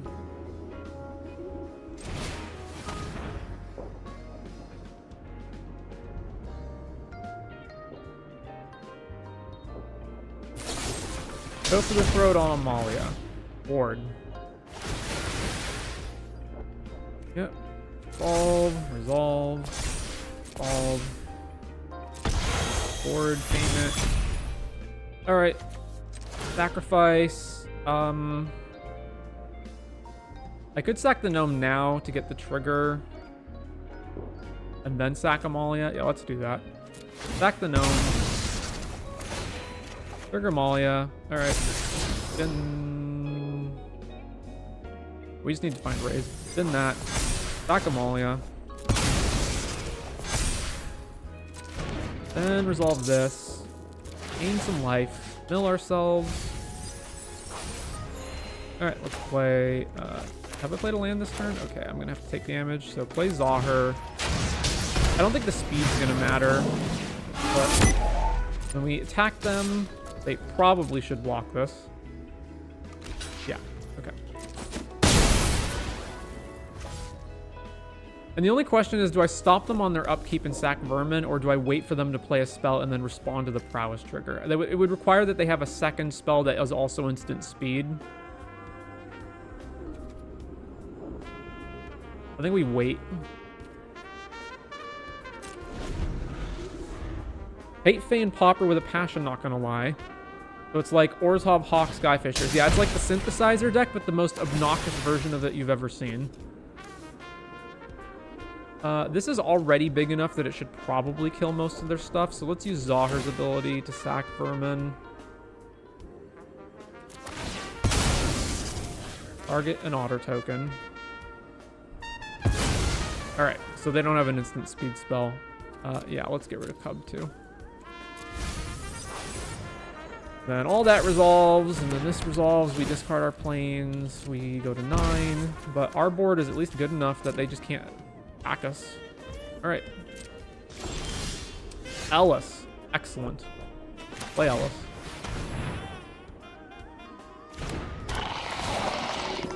So whatever spell they have, it's not nowhere to run. So attack with Zahir, Bartolome.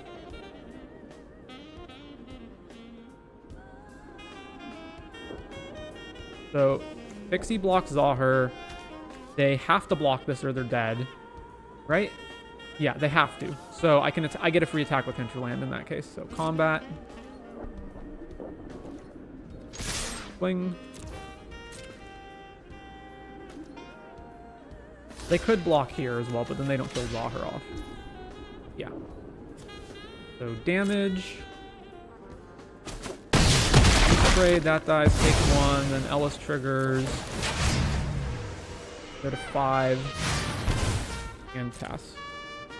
And they just crack Nightmare, taking another damage off Caves, going to 4. Yeah.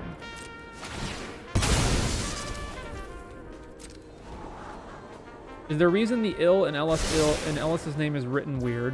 Do you mean because it's italicized? I don't know the reasoning behind that.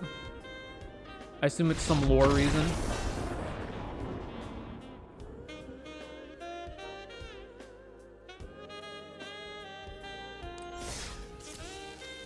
I played the budget Caves deck Saffron Olive put out, and everything in Standard seems cringe right now. It's really, really bad. And it's shocking that they didn't ban anything. Actually, you want to go take a look at that? Where is the stream that they did where they talked about why they didn't ban stuff? When was the ban announcement? BNR, MTG, March 31st? Was it really that far back? I don't remember how far back it was. Okay, March 31st. So, MTG, BNR, weekly MTG, right?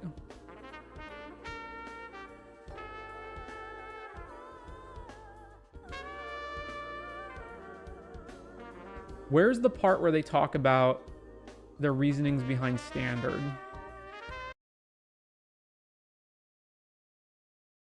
Because it's fucking insane. I didn't watch it either, but I did see a clip of it. Hang on. So... Hello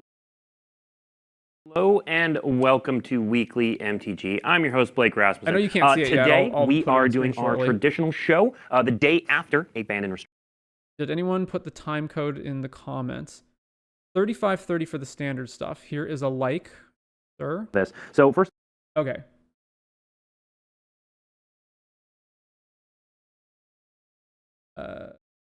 Switch scenes.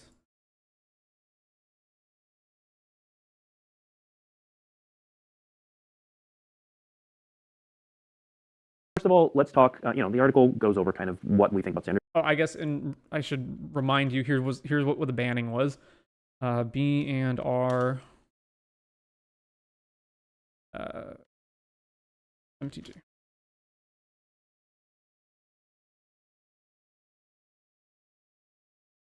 So they did no changes to Standard. Pioneer, they don't care about this format anymore at all. Modern, Underworld Breach, Legacy, Sowing Micah Spawn, Troll of Cause of Doom, Vintage, Nothing, Pauper, Broodskill, Rebirth, Deadly Dispute banned, Prism, High Tide unbanned. No changes to bullshit arena formats that don't matter. Okay. And then what was their reasoning behind Standard? Standard is flourishing. Just objectively incorrect. Now you can say, oh, I don't like Standard, but that's just my opinion. Most people I don't think like current Standard, but just look at tournament attendance. The last like two months that I've gone to my LGS, we can't even get 8 people to fire Standard. Our usual turnout is like 4 or 5 people to play Standard at my LGS.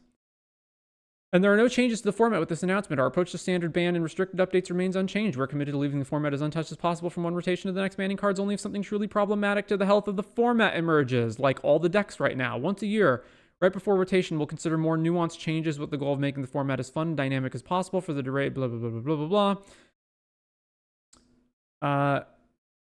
We aren't to the once-a-year moment yet. Both Tarkir and Final Fantasy will have a chance to make their mark on Standard before we rotate with Edge of Eternities. Standard was on display at Pro Tour Aether Drift, which showcased a rich and diverse metagame. Well, I won't argue that the metagame is diverse-ish. Depends on how many decks you consider to be diverse, but sure. The big three of Standard have been clearly identified. Rule Mice, Esper Pixie, Domain. Sure. Being the most popular... this was before... Is it aggro with Corey, Steel Cutter, and whatnot became a thing. Being the most popular strategies, despite this definition at the top of the metagame, those three decks represented only half the field, and the other half was wide open. There's a chance for success with almost any style of deck imaginable right now in Standard. Not true, which is very cool to see. Domain Overlords ended up taking down the Pro Tour and looked dominant all weekend, but since then it has seen its win rate slowly decline as the metagame adjusts. One of the most exciting aspects of the Standard format is the degree to which it continues to evolve. Even between releases, the self-bounce strategy decks featuring Pixie and This Town are well-known pillars of Standard, but weren't popular until over a month after the release of Foundations, despite the fact the shell of the deck existed since Duskmorn, and then blah, blah, blah, blah, blah. Okay. And then as a reminder... this is what is in Standard right now. I guess I can put up music while we listen to this. All right. Decks, metagame. Wish they get rid of Bowmasters out of Legacy too. Yeah, they should delete Bowmasters from all of existence.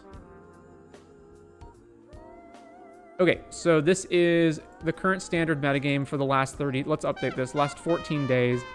So we've got 15% Jeskai Oculus, 14.6% Mono Red, 12.6 Is It Prowess, 9.5 Pixie, 9% Jeskai Control. That actually shocks me. Demir Mid, and then everything else falls off a cliff after that. 4.6 Demir Mid, 3.7 Orzhov. But they split up the aggro decks. So, like, Rule Prowess, which is the same fucking thing as... It's not Mono Red, sure, but whatever. May as well be the same deck. 3%. Domain Zero, remember, this deck won the Pro Tour. It's 3% of the meta. And then they've got, like, Rule Aggro, and that's different than Rule Prowess. How? Okay. So, obviously, this is pulling from, like, Moto and Arena data, so it's not reflective of paper, but... And it's not completely reflective because they don't publish all of their data anymore, but just let's do some quick calculations here. So, red aggro decks...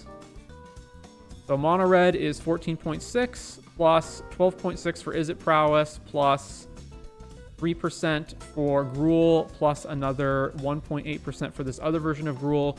Means that red aggro is a third of the entire field, at least according to this data. And then Oculus is also a red aggro deck, although it's obviously doing a much different thing.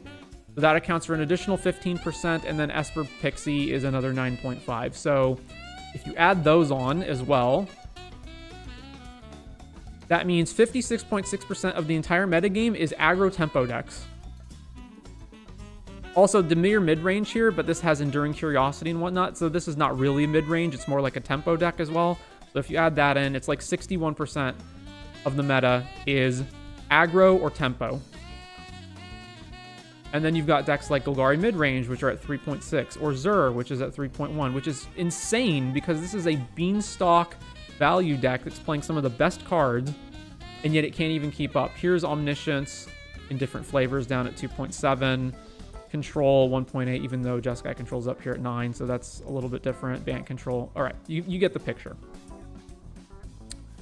And these decks are absolutely miserable to play against, so let's just pop all of these open to describe why they're fucking miserable. So let's do visual view. So the thing is, I wouldn't necessarily mind how much metagame representation they have. So, like, first of all, the format is not diverse at all. But let's ignore that. I don't even necessarily mind a format that isn't diverse as long as the gameplay is good. So this gameplay is put an Oculus into the graveyard and then reanimate it, and then this just takes over the game. It basically says, can you remove this? Because if you can't, you lose. And they can get it as early as turn 2. They also have crazy bullshit with Proph's Eidetic Memory, where they're just drawing cards and slamming counters on stuff. Plus, FOMO allows them to take multiple combats, so you just die very, very fast in the air. Mainly, it's Oculus that's the most annoying, but Proph's is right up there. I also love that Tersa Light Shatter can cause games to win or lose based on randomness, depending on which card that you exile out of your graveyard when you trigger it. Then you've got the red aggro decks, which have the horseshit mice garbage along with monstrous rage that makes you unable to fucking block anything. They can also do the crazy shit like Witchstalker Frenzy, their own nemesis, to deal 5 to you, and you can never fucking block this thing because then your life gain gets shut off, and if you do block it to kill it, you either still take damage or they shoot another one of your creatures. Notice Tursa is also here. And they don't run out of cards because Emberheart fucking draws cards. Why wouldn't we have a draw engine on our 2/2 prowess haste creature? And then Is It Prowess is similar. We also get to play fucking Spell Pierce in our aggro deck now, along with tons of card draw, because, you know, aggro traditionally has the downside of that you run out of gas. Well, now you never run out of gas. And we've also got Slick Shot Show Off, which is an unblockable fucking flying Kiln Fiend, and Corey Steelcutter, which is a double Bitter Blossom. And it gives Trample, so again, you can't block anything.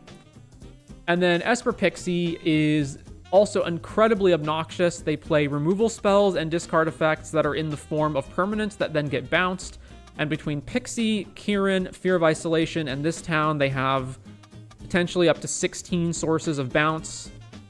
Also, these blue tempo decks can also be running Entity Tracker to keep drawing cards, and sometimes they run Enduring Curiosity as well. Really, really annoying when they play like Spyglass Siren and then Deep Cavern Bat, and then they play Enduring Curiosity and they attack you for like 3 different creatures and draw 3 cards and you can never beat them. Storm Chaser's talent creates loops with this town where you just keep this towning the Storm Chaser's talent back to your hand, playing Storm Chasers, leveling it up, getting this town back over and over and over.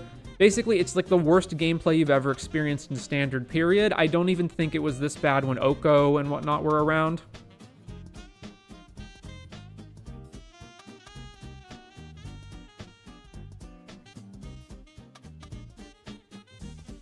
Wizards can't go 2 sets without breaking red aggro. Yep. Don't you love that? Let's see. We've got Slick Shot Show Off, which flies. Quarry Cutter, which has Trample. Monstrous Rage, which has Trample. Manifold Mouse, which has Trample. Screaming Nemesis, which if you block it, it still deals damage to you. So you can't fucking block anything. It was why I was bewildered that Koldatha got banned in Pauper. I think the Pauper banning, the people in charge, is Gavin Verhey, right? I believe that the people in charge of Pauper have a much better grasp of their format than the whoever's in charge of curating all the other formats. It's either that or because they don't make any money off of Pauper, they're not restricted by any sort of greed calculations. Man, I remember Ravnica Standard Mono Red used to run Shock in their Risk Factor and Experimental Frenzy, and that was actually super fun. And Frenzy was also a bullshit card too, but yeah, I would gladly take that version of Red Aggro over what we have now. Oh, here's another thing.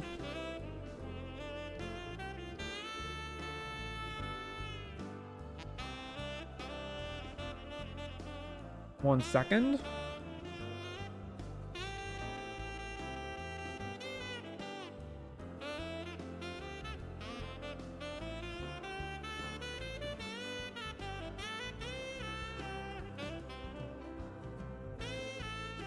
Okay, so, you know, here's red aggro.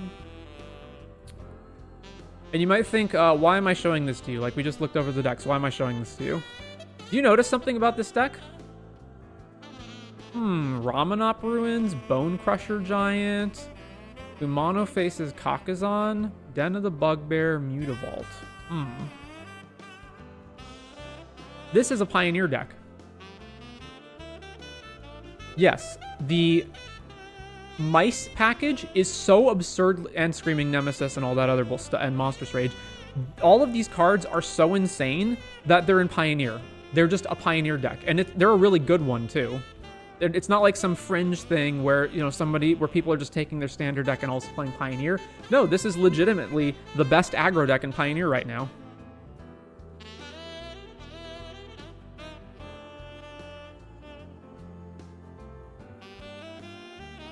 Mono red aggro and Pioneer, 27%.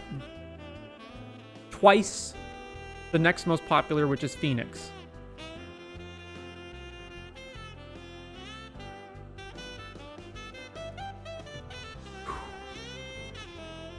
Man, I remember, okay. Sideboard Painful Quandary for maximum lulls. Painful Quandary is one of those cards that feels like it should be better than it actually is. It is actually quite good in like casual EDH games. Quarry Cutter makes waves in Modern as well. They really want prowess to be a thing. Yeah, because some fringe cards of weird, unpopular sets are played. I remember buying 4 Avenging Hunters for $12. Now it's $12 for a single Hunter. Yeah, so you will see like the supplemental set cards become valuable for Pauper, in particular on Moto, but like they're not that expensive in paper. Like, how much is Avenging Hunter? It's not $13 in paper. Rifle, Avenging Hunter. The common from Baldur's Gate, right? Yeah. 27 cents in paper, but it's 14 ticks on Moto. So but you know, the Wizards, I mean, yes, they make money from Moto, but like singles prices is not really a thing for them there. I beat an Abs and Pixie build on Sunday citing Painful Quandary and it was cathartic. Probably too slow to do it seriously though. You can get a Hunter for like 50 cents here if you're lucky. Oh, are you in Europe or something where it's more expensive over there?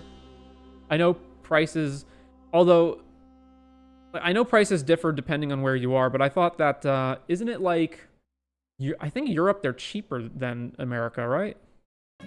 I thought single prices were cheaper in Europe than they are in America. Like, I keep seeing posts from people talking about, you know, it's only, you know, this many euros in, which is like not as much as it is, like if you convert the currency, that it's not as much as it is in US dollars. I know that some other places it's like more expensive, like I believe Brazil is more expensive. Yeah, it's cheaper probably because of card market. Yeah, that's what I thought. Anyway, so this is this is the stream that they did after the March 31st ban announcement. And this is them, apparently, according to the comment section, this is the time code where they talk about Standard and why they didn't ban anything. So let's give it a listen. But generally speaking, how are we feeling about Standard right now? So generally there are a few power level outliers that I think are a bit divisive. These are the cards in the Monstrous Rage, Discounting Big Enough, and Up the Beanstalk space that, you know, we can get into the details of those a bit later on. But in a lot of ways it feels like a 3 to 4 deck format depending on how you measure things. Yeah, that's bad. If there's only 3 decks in your entire format, that's really bad. Nothing with a particularly egregious play rate for the most part, but it feels like players are able to... Mono red aggro is, or not mono red, but red aggro, whether it is mono red, Gruul Mice, is it Prowess, is 30% of the metagame. Tune their decks from week to week. Different things are winning on any given weekend, rather. I know this last weekend, I think we saw not that much Up the Beanstalk, for example. Yeah. Players were extremely ready for that. We're seeing a bit of a rock, paper, scissors sort of 3-deck format at the moment. Overall, it did not clear the bar for what we thought would be needed for any sort of off-season ban. Yeah. Yeah, and talk a little bit about what, because we haven't ruled those out for Standard. We've said if things break. Can you talk a little bit about what that threshold looks like to you all? Yeah, in general, I would say if there is a single deck that's occupying more than half the format or something like that. I know Omnath is something that we saw around ZNR Standard. That was right before I got hired. I was personally playing a lot of Omnath. But things like that. Oko, that's the friends. Yeah, right. Oko's another great example. Cards that are just such severe power outliers that it's not possible to compete with them on any axis. Right now, there is more of an issue of, I don't know if issue is the right way to put it, but it is more that if you want to beat something, you can. You just probably can't beat everything. But if you decide you want to beat Monstrous Rage, there are decks that can beat Monstrous Rage, and you're allowed to make that choice. So it probably does not. No, there aren't.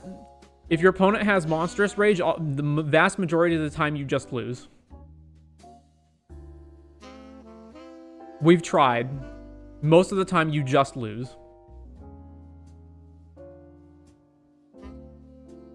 Clear the bar for us. Yeah. Even us, so we're on the Raise the Pass deck, and we've accepted that if our opponent has Monstrous Rage, sometimes, like especially if they have 2 Monstrous Rages, we just lose the game, and there's nothing we can do about that. And we're not going to try to sideboard to stop those situations from happening, because you can't. Okay. So now we've got our next BNR announcement coming up in June 30th. So 3 months from now. Buckle up. We're playing this format for 3 months if you're interested in Standard. At least 3 months. The couple things on that one. One, we talked about the play season. So that's going to be in the middle of a modern RCQ season. So we will not be making any modern changes in that announcement, but everything... By the way, This is the data from Frank Karsten regarding the current play rates and win rates for Standard as of Regional Championship Bologna. Is It Prowess has a 55.8% win rate, and Jessica Oculus has a 54.6% win rate. That is too high. That is bannable. At least I think it should be.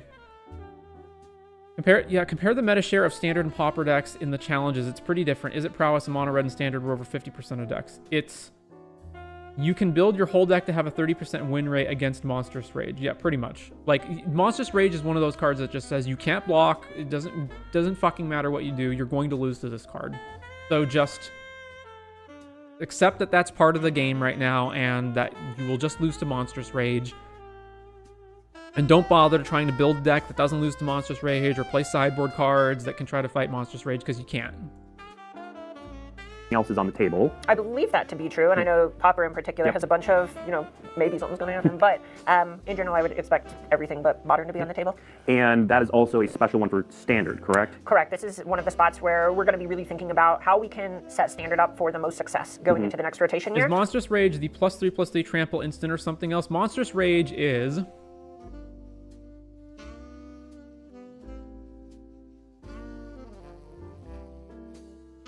Target creature gets 1 mana instant. Target creature gets +2. Let me expand this so it's bigger. 1 mana instant. Target creature gets +2/+0 until end of turn. Create a monster roll token attached to it. The monster roll token is an aura that gives +1/+1 in trample. So it's +3/+1 in trample, which means it's higher toughness, which means that a lot of times it actually gets through. You don't even trade with the creatures that they rage. It's also trample, so even if you blocked, they will get damage through. And the roll token is permanent. So it's a permanent boost and permanent trample, meaning you can't then even block them on future turns without taking damage as well. This card at one point in Standard was like $6, even though it's an uncommon from a Standard set, because it's so insane. Well, how much is it right now anyway? It is $240.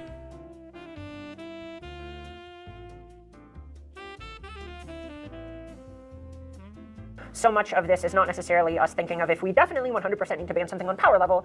In a lot of ways, a ban and... Stop talking about power level. Power level is not the problem. It's play patterns. I would much... Here's an example. Take any game that you play. Let's say video games, whatever.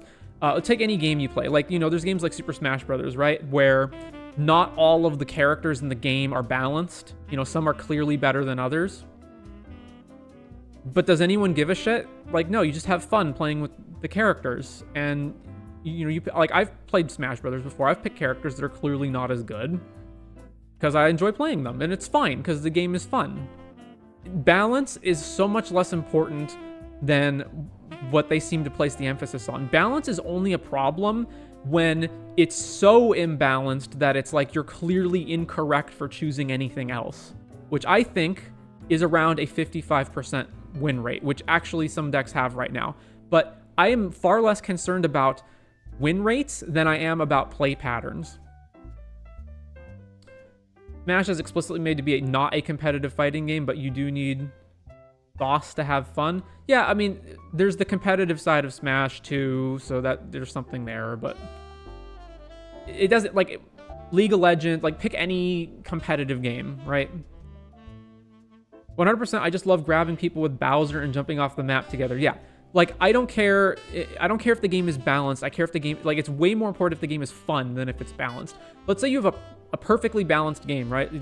Whether it's a card game or like a hero fighter, or hero shooter, or a mascot brawler, or any of those kinds of games. Like, imagine you've got like your roster of like 30 different characters, and all of the characters are perfectly balanced. None of them are better than any other character. You are equally likely to be able to win with any character versus any other character, but the game's not fun. It wouldn't matter like that it's balanced. The game isn't fun.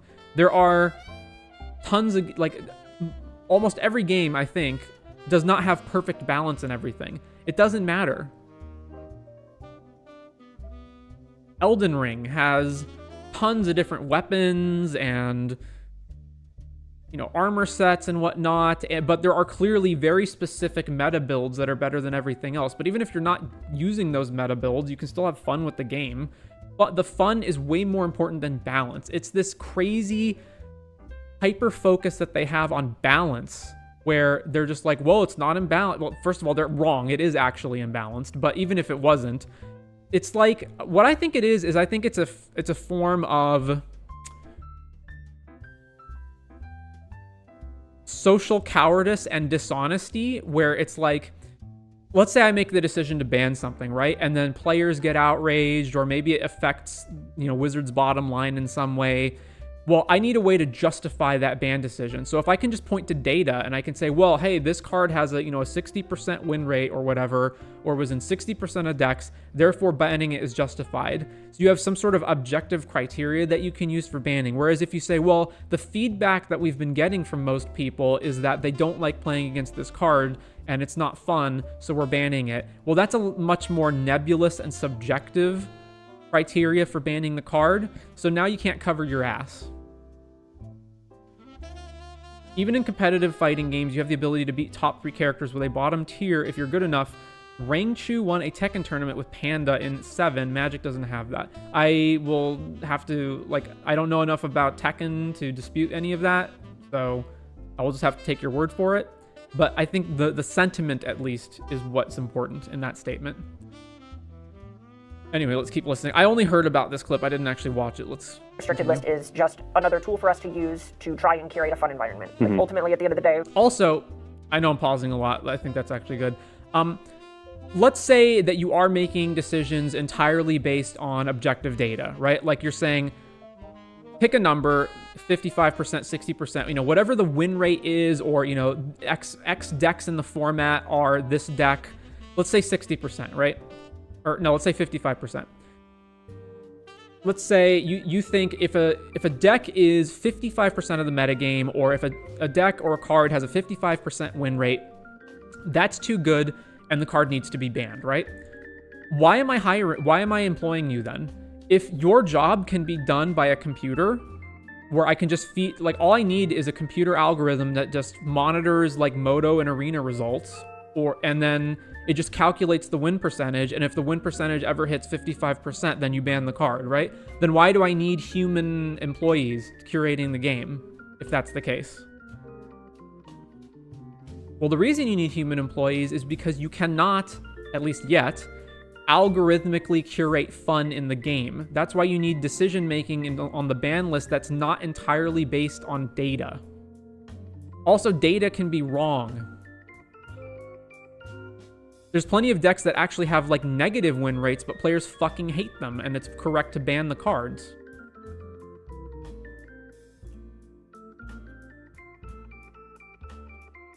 And we've been here so many times before. You remember when Pioneer, the metagame on Pioneer was, you had Dimir Inverter, Oracle combo, then you had Heliod Ballista combo, then you had Underworld Breach combo, and you had Kethis combo. And they were saying oh, the format's diverse. Look, there's 4 different decks.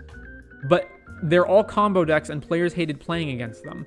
And it bore out in the results, where you would have these Moto events for Pioneer, and they couldn't even fire them because nobody wanted to play them. And they therefore had to take action and ban stuff from Pioneer. This is, I think, that same issue where the vast majority of the format right now is basically one flavor or another of red aggro, Esper Pixie, and what's the last one? And Oculus. And then there's all of the other decks that are just in the slush, right? Does anyone actually enjoy playing against Pixie, Oculus, or standard red aggro at the moment? I don't.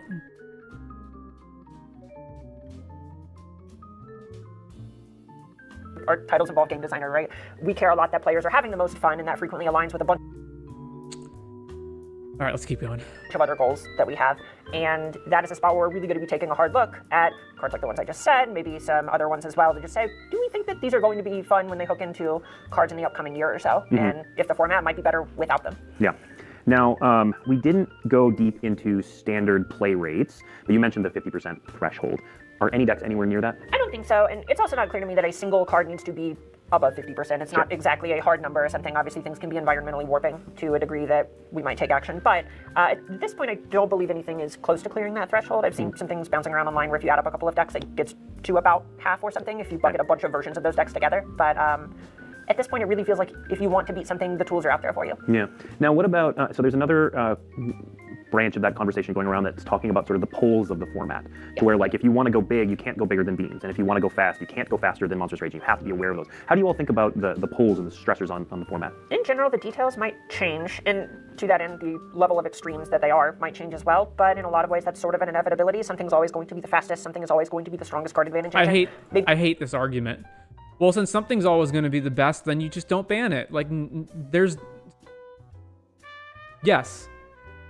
there's always going to be the best deck. That doesn't mean that, well, if something's the best deck, then it's like, it's just a totally unnuanced, stupid argument that falls apart in a second if you think about it. They probably put staff into design team and abandoned the maintenance team to keep the commander players pleased because that's enough of service in their eyes. I think in general, they're probably stretched incredibly thin. I think for how much work needs to be put into the game and how much staff they actually have, it feels like they're operating on a skeleton crew. These answers are not the most satisfying ones to that. Maybe Monstrous Rage isn't a fun card to be the fastest one, or Up the Beanstalk might not be the most fun card advantage engine to be the strongest one.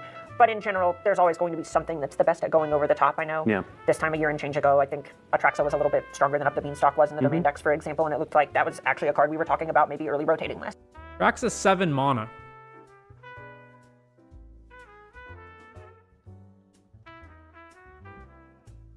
That's a lot different than a 2-mana cantrip that then draws a card for the rest of the game every time you cast a spell. Yeah, we did talk about Atraxa last year. So in general, that's going to change over the course of an environment, but something is always going to be in that position, no matter how many cards we ban. Yeah. Well, I think, Beans and Monstrous Rage are sort of, they're outliers in that they've stuck around for a long time, but we've seen the Atraxa. If my mono red opponents are killing me with like Monastery Swift Spear, I'm happy. That's fine. All right, sure. Get Monstrous Rage out of here. This is the Not in This Town style cards kind of go up and down. There was a while that Esper Pixie deck was the deck to beat, and it's fallen off a bit. It fell off at the last. And that was also a pretty recent development, right? That was one where someone posted about it on Twitter in December, or excuse me, X, formerly known as Twitter, back in December, and then it had its breakout event at Spotlight Foundations earlier this year. Despite all of those cards already having existed for quite a while before that, I know I personally covered the Arena Championship the week before that in December, where it was all blue-black versus mice, and now blue-black non-bounce varieties have fallen a bit out of favor. So it feels like there's still more to discover in the environment. It's just really hard. Yeah. Okay. So if any standard bans happen, June 30th is that date to watch. But we also should talk about Pioneer. So Pioneer was another format where we did... I thought they discussed standard somewhere else.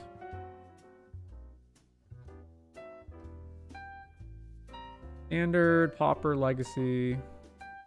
I remember one insane quote that they had. Maybe they referenced it just in terms of the BNR in general and not specific formats. See if I can find it. Talk about formats where we took action. But in Modern, we banned Underworld Breach. At the time, used the card impressive. Kind of had to think the card was on borrowed time. Yeah. Now, in our previous BNR announcement, we unbanned a number of cards. Underworld Breach, ultimately. In some cases, it's not clear to us that the Underworld Breach deck could still hang in that world. Okay, talking about but something Breach, like that, or Glimpse of Nature, where Drift actually hit in Modern with Marauding Mako popping up in Hollow 1 decks. Someone who is a Legacy... Yeah, okay, those are the bans. Actually get to play the card Reanimate. Okay, so Reanimate, that's a great segue there, because... Those axes a bit, while still preserving what are the cool and epic and awesome parts of the deck, felt worth the dog, things that can actually make it so even if you are able to get onto the battlefield, never... But generally, there are only so many times that we can really... I wonder if they address it in the Q&A segment. Historically, you end up seeing things like... There's Pauper. So, Deadly Dispute over the past year has, especially the past year, it's been for a long a lot. I think the landscape will change. Where does Q&A start? And so, we're going to make these dynamic changes. We want to interact with it. But I do think, I would encourage... In the social media sphere about timing. And if we're going to stick to scheduled announcements, what we think of the yearly standard announcements. I think we'll talk about that in context of standard, but... Ironically, I think Underworld Breach is easier to beat in Modern than Red Aggro is in Standard. I think so as well, because all you gotta do is tech your sideboard to have Graveyard Hate. and why we don't go back to ban whenever we feel like it, sort of thing. So why don't you all? I have thoughts too, but I want to hear from you two. I'm just the host. Yeah. They should go back to ban whenever. What they should just do is say, anytime you need to make a ban, just say, hey, in a week we're doing a ban announcement, and then the next week ban stuff. You should not have a scheduled ban where you only have bannings like I don't even know when they do them, because they've said like every set release, but then they said it was only going to be once a year, so I don't know what schedule they're on right now. But it needs to not be, even every set release would be absurd. Like, okay, oh, the format sucks, just deal with it for 2 months. That's not acceptable. Okay, great. So something that we really value is making sure that Magic is for as many people as possible. I think... Yeah, okay, I think this is where they talk about it. Buckle up, get ready for this quote. There are a lot of us who would love if Magic changed more often than it did. We play a lot of Magic, we spend all day thinking about Magic. I joke all the time about the number of deck lists I've scrawled in notebooks in my life. I'm sure we've all been there at some point. I think you even still have a couple of yours from when you were a kid. I got some good classics in my closet. Yeah, but not everyone engages the Magic that way. And it's really important that Magic is for as many people as possible, and the stability that is provided by our current ban cadence is something that I believe we feel pretty good about. We've seen play rate rise over time in part as a result of that, we think. I'll let you talk on that a little bit more, but for the most part, we've generally found it to be better for tournament attendance and player engagement, for people to know that whenever they go out and collect the cards for a deck, they know that they will be able to play with that deck for at least an amount of time. Yeah.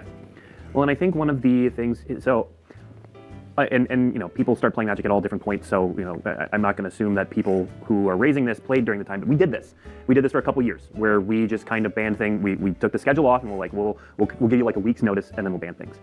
It wasn't good. We moved away from it for various reasons. Among them, people getting ready for major tournaments. Hey, is there going to be a ban out? Hey, are we going to ban something? Like, we got to get ready for this. You know. Didn't they ban that one mono green list you were playing in Pioneer like half a month before a large tournament as well? I remember you playing that for quite a bit in preparation. Yes, I was playing the mono green Nykthos Karn deck, and they banned Karn, and it was 3 weeks, I believe. It was 2 to 3 weeks before a major regional championship that I was going to, and I had to switch decks and practice on a new deck. Like, pick one or the other, right? But at the time, they were supposedly on a set schedule, but then they just banned it out of nowhere. So that's why I got really mad about that. No, trust me, Breach was so OP, people on Moto stopped playing it before the bans just to have a better time. And we'd have to make announcements. It seemed like every other week. I personally had to write an article once about how panic-stricken I was having to source an entire new deck in like 2 days because we reversed a ban announcement 3 days after making it. And that is really tough. It is, and it was chaos for players. It was chaos for us internally, and I don't think, you know, I'll criticize us a bit. I think our decisions were a bit off at that time, because there wasn't this sort of, okay, we're going to have these results to look at, we're going to do it this date. It was sort of this rolling thing where it's just sort of people looked around and go, do we think it's a problem right now? Is there a problem right now? The other part of that is formats don't always line up. We're going to talk about that a little bit about the June 30th announcement. But if we needed to make a change in, let's say Modern, let's say we needed to change Underworld Breach, the timing for another format may not quite line up because they haven't had their major event yet. Do we wait and try to do it all at the same time? Do we do one and then do the next format in a couple weeks? People complain about spoiler fatigue. We were going through BNR fatigue, where it was every week there was a conversation about does this need to be banned, does this need to be banned. But I think what you said is an even bigger point, which is there are a lot of players. All right, before he talks about this, yeah, that's what having a modern game is. You need to, a modern competitive game, you need to be making changes all the time. Imagine if League of Legends or Overwatch or, insert competitive multiplayer game here. Imagine if they said, yeah, we've been getting a lot of feedback from players that, this character or whatever is like overpowered and they don't enjoy playing against them, but we're just not going to do anything about it for 2 months. Like, our data shows that it's not our data shows that you are incorrect. Your opinion is wrong, and you actually, your non-enjoyment of this is actually incorrect. And you need to give it more time, and it's going to be 2 months before we do anything about it, if we do anything about it. That wouldn't fly, and it doesn't fly now. It's not 2000s where People are going down to the local game store and playing F&M once a week. This is 2025. We have Moto, we have Arena, we have tons of locals, we have tournaments all the time. People are playing a ton of Magic. You cannot have a viable competitive multiplayer game where you are just refusing to change things for months at a time. All right. I believe this next part is the quote.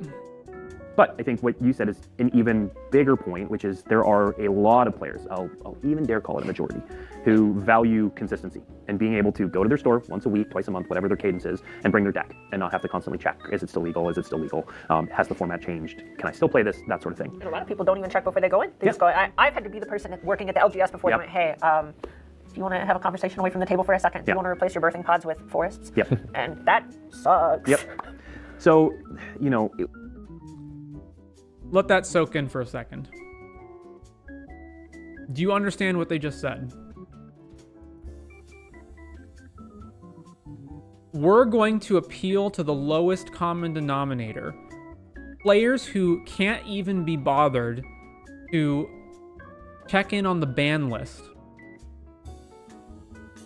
Who have their head in the clouds. Apparently there's players who they never go online. They never use the internet or just see casually in their Reddit feed that something got banned. They just show up to the game store, to the game store, and with their banned cards, and they just play, and they don't know anything about the. You know what?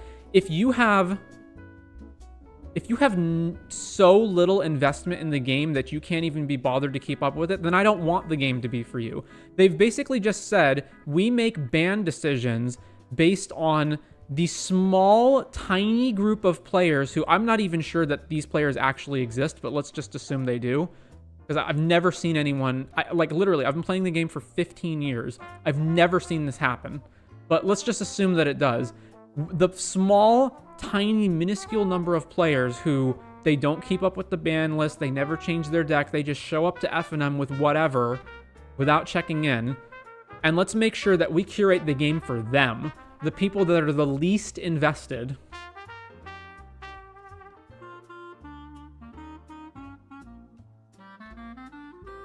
Dota 2, for example, had hero nerfs one day after they were released. Hero had an over 60% ban rate and was not fun to play against.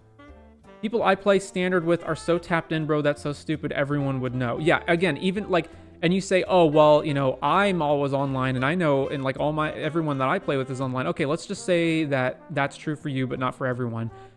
You don't have Reddit, you never look at anything, you go away for 2 weeks and then you just take whatever deck you have and you just go down to the store without looking at anything at all. You don't bother to see if there's been a ban announcement or anything.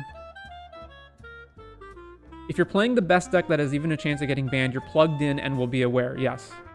It's 1998, apparently. People that play standard in real life are so aware of this stuff. These sorts of players wouldn't even bother being disqualified. Yeah, and if you show up to the F&M and you're like, oh, I didn't know this card was banned, people are going to be fine if you just switch the card out, even for something that's not a basic. And if you show up for a championship qualifier with that needs a printed deck list, and you don't bother to check if your deck is legal, I mean, for fuck's sake, where is it? Decklist.org. Bigger events that require you to have a deck list, the deck list will tell you if the card is banned if you insert it.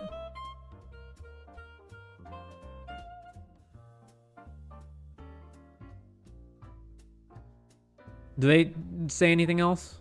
We value it because it's clear communication. We value it because it provides consistency for players. And we value it because it lets everybody know exactly what's going to happen when. Now, the other part of this is we made a shift in, so we did timing tied to set releases for a bit, and that was with messing with play season. So last year we made a change. Yeah, okay. Let's listen to that one more time, guys. Change Underworld Breach. The timing for an and then do the next format in a couple. Every week there was a conversation about does this need to be banned, does this need to be banned. But I think what you said is an even bigger point, which is there are a lot of players, I'll even dare call it a majority, who value consistency and being able to go to their store once a week, twice a month, whatever their cadence is, and bring their deck and not have to constantly check, is it still legal? Is it still legal? Has the format changed? Can I still play this? That sort of thing. And a lot of people don't even check before they go in. They just go, I've had to be the person working at the LGS before. They went, hey, do you want to have a conversation away from the table for a second? Do you want to replace your birthing pods with forests? Yep. And that. I dare say there are a lot of players, dare I say a majority, who want consistency and don't even check what's on the ban list. That's what they just claimed. It really sucks because Gavin seems to be on the ball when it comes to what EDH players want, but him and his team are clueless when it comes to 60 card format.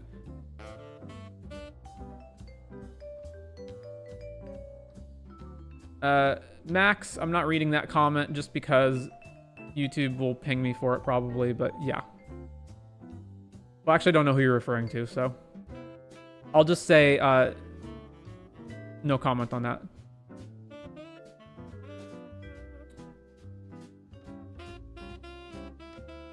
Let's move on. It's just crazy. Right, if I switch back to this, so weird that OBS won't capture the game footage. Really? All right, well, back over here.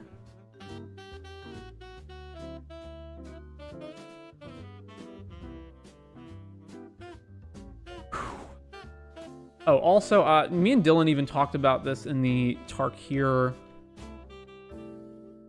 that review that we did. Should we just keep watching YouTube videos and not even play Magic? Yeah, let's do that. Where did we talk about this? Tarkir set review.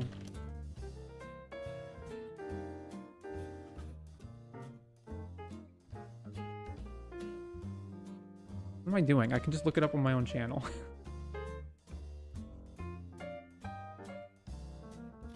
It would have been Tarkir. Here we go.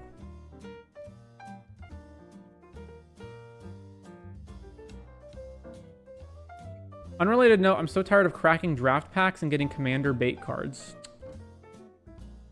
I haven't bought booster packs in probably years, so I don't know what the booster pack experience is like at this point. All right, shouldn't there be time codes? Yeah, there are time codes. They're just not here. Yeah, okay. So this was, we did the Tarkir set review, of course, when the set came out. This was back on April 1st. Excellent timing on that date. And of course, me and Dylan went through and talked about all these cards. I'm going to rein in how long these are in the future. This was a 6-hour plus video, and it was just, we talked about like all the freaking cards in the set. Like, we just needed to, we need to cut down and just accept that a bunch of cards are draft chaff or whatever and not go into all of them. But way at the end, we talk about, that's your standard. I just draft on Arena, and guy to my right passes me a card that says each player on it. Yeah. Okay, so I think having cards that are functional in that way is fine. If it's like, it says each player, it doesn't affect, 1v1 experience, but it makes the card better in EDH, that's fine. I don't like it when they start contorting designs to appeal to EDH, where the card is clearly useless in 1v1. It's just an EDH card, or where, like, they have pushed designs that actually make them better in 1v1. So like each player gets around targeted, hexproof type stuff, for example. Yeah, so me and Dylan talked about the standard landscape here, and we echoed a lot of the same things. So let's get through that. And I'll make sure this is on 1.5 speed, because it's going to be a bit commander. And so I believe that brings us to the end of Tarkir Dragonstorm, our set review. So it is currently March 31st, which means we have seen the ban announcement today. So let's take a look at that. So banned and restricted announcement for March 31st. Yeah, we have we've looked at this already. We can move through here. Interpretation based on what any normal person would consider enough deck diversity. However, it seems like they never take into account actual having fun playing the game. And I think saying this a month ago, look, not changed. So you, me, and a lot of other people fully expected that they would at the very least ban Monstrous Rage from Red, and that probably Up the Beanstalk was likely going to be the second big card on the chopping block. And then we also also, there might have been a reasonable expectation that like this town would also get banned if they, you know, banned 2 cards. If they banned a card from 2 of the top performing decks, then maybe, you know, the other top performing deck would also eat a ban. And you know, this town also has some really obnoxious play patterns as regards like you keep getting it back with Storm Chaser's Talon every turn, or, you know, or I in particular really don't like Hopeless Nightmare and the play patterns that has when you keep bouncing it. So that would have been another consideration. But instead, they make nothing if not consistent, right, guys? 27 days later, and I'm still saying this. No changes. So give me your thoughts, Dylan. We've mentioned this before that, like, well, like, first of all, you're never going to be able to ban all the things that people don't like out of the format, which is totally fine. I think you have a little bit of a problem when you've had like 7 months of like staleness outside of Pixie, which was like a little bit later, but like for the most part, we've had a Domain versus Mice versus, you know, Black deck since rotation, and nothing has really unseated it. And some people are like, oh, well, every set brought in a new deck, and that's not technically speaking true, because multiple sets kind of brought in decks that didn't really stick around, like Collector's Cage and stuff like that. I think at the end of the day, it's totally fine to have no changes for now. Like, I would have preferred it, and I think their approach is a little outdated. I think people kind of overstate the, oh, players leaving when their deck gets banned kind of thing. I think part of that is a consequence of the intentional expense of playing Standard on Arena, and how ridiculously expensive it is to play on there. But in general, I found that to not quite hold water that much compared to the amount of people who stop showing up to events and buying cards for, you know, for different decks, you know, because they don't like the format or they're not having fun or whatever. Especially when you start winding down from a competitive season, that is the perfect time to make changes to a format to encourage more casual engagement with the format. Make some changes. Exactly. Like, we're not even in Standard season right now. We're in Modern season. Why are they not making changes to Standard? Changes to focus on fun rather than, you know, otherwise. That's the best time to do that, because you're not going to have all of your competitive players trying to break the format or anything. That being said, they did give another ban window, which is the normal Standard ban window, which will be before rotation, so I didn't necessarily like expect something to be banned, because they largely wanted to reserve this for an emergency ban, which is fine. I would expect them to make changes before rotation on that ban window, because they have done quality of life Standard bans before their 1-year Standard ban window, which I fucking hate, but you know, totally different thing. But they have made quality of life changes there, and I would expect it there. I do think it's not quite as clear cut as, oh, which red card should you ban? I think there's a strong argument for banning Manifold Mouse. I think there's a strong argument for banning Monstrous Rage. I think if I had to pick one of the two to play against, I'd rather play against Monstrous Rage than Manifold Mouse, of the two. I disagreed with that at the time, but I actually think he might be right.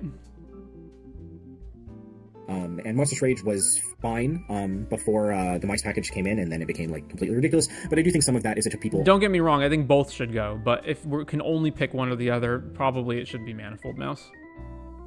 A while to come around to how good that pump spell is. That's particularly egregious with the Mice. So I would expect changes June 30th when the next announcement is, and I know it's like 2 months away, but that is before rotation, and I would expect some changes then, so it's okay. They very clearly have in my opinion, fundamentally dishonest and abusive approach to maintaining their formats, but there's nothing like me, you know, talking about it is really going to end up changing. A lot of this has context that isn't necessarily like, oh, you know, it's difficult to engage with player satisfaction and understand. A lot of times players don't even know what they like or dislike about a format anyway. People are not the most introspective, and you also have, okay, so they like to point out data, and I totally get it. You know, data is a very useful tool, but there are not enough games played on Magic Online in any format to give strong, like, conclusive data for basically any card being particularly egregious. I would like to especially point this out for Pioneer no changes. It's very comical with the timing of that, but considering I have been talking about the Monstrous Rage deck for a long time in Pioneer, and many people were like, oh, but when we look at the results of the Pioneer events, we don't really see that much Monstrous Rage mono red. And this is because power level is not always the same as what people are playing, especially when there are 200 players total signed up for Pioneer leagues on Magic Online, and the challenges are not like, you know, the most competitive and stuff. So, you know, but then we had the Arena Championship this weekend, where the massive, overwhelming majority of the winners metagame was. All right, we're gonna be here a while if we do this, so like I don't want to just play this video uncut for this long. If you're interested, it is this video, Tarkir Dragonstorm set review, ban standard discussion on my channel. This is time code 533 roughly where we're at, or yeah, 532 where we're at right now. If you want to hear the rest of that discussion, we basically cover what I've been talking about so far. One thing that Dylan talks about in here that I didn't discuss yet is the idea of putting uncertainty into the format. Basically, a lot of the format will become complacent because most people either don't want to invest don't have the time to invest into building new decks or testing new decks, or they don't want to. They're just going to pick whatever, you know, is currently performing well in the metagame. But if you have bans or even the potential for bans, then that creates uncertainty and means that you actually need to try to test things and make stuff different, and that alone will cause the format to change. It's basically like, let's say, you know, there's a red aggro deck that exists. and it's the mice deck, but maybe there's another aggro deck that could exist that's also good, but who's going to bother testing that when the mice deck is already so good? So you need to do something that is going to create uncertainty, because the certainty is, well, mice is good. So you need to create uncertainty of maybe there's something better than mice, or maybe mice will get banned, and then we'll have to pick something else to get people to actually move off of that and try other things. Anyway, I don't know if you guys come here for my discussions or you just want to see Rays, and I do need to test Rays for Minneapolis anyway, so yeah, let's get back to some Rays.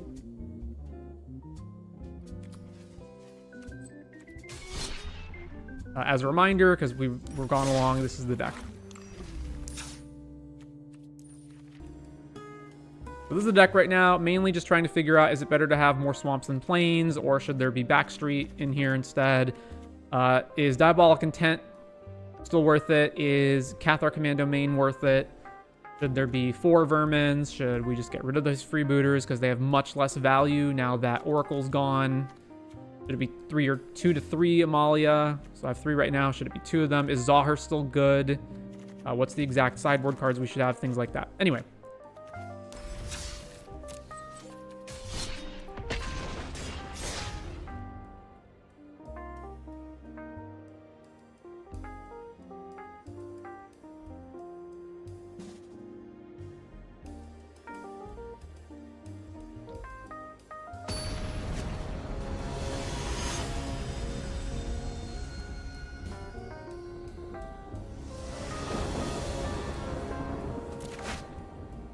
Okay, we don't have a great hand, but we do have 4 lands raised and something to do, so it's worth keeping.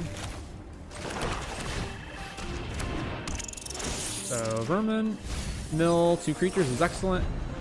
How do you know whether a cut or ration is correct? After how many games do you decide you have too many or too little of one? I just a feel thing. It's like, okay, do I feel like I'm getting too many of these cards and I don't need them? Do I feel like I'm drawing these cards and it's bad when I draw them, so I have too many? Things like that. So, for example, I tried playing 3 Pylon instead of 2, and it became pretty obvious that the 3rd one was too many of them. Alia, so it's Clay Fire Brick, so it's white artifact control. I am not going to attack because the likelihood that they play something that I want to pile on, I think, is higher than 1 damage to them is worthwhile. There's also, yeah, the potential that they play Temp Lockdown, which makes me want to pile on one of my things in response. But let's pile on Amalia? Yeah, let's pile on Amalia.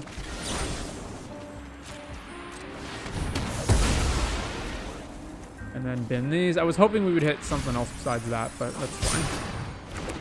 So lockdown, these guys get Alright, play raise. Not a great raise, but at least we get Wicker Folk. Alright, I'm gonna bin Market Gnome as well. There's no guarantee that we're even untapping with Bartolome. That happens a lot, where it feels like, well, shouldn't I keep Market Gnome because we have a Bartolome in play? It's like, that's only if Bartolome survives till your next turn, which it might not. Crystal Barricade, really? Another Amalia, ugh. Alright, combat. Swing.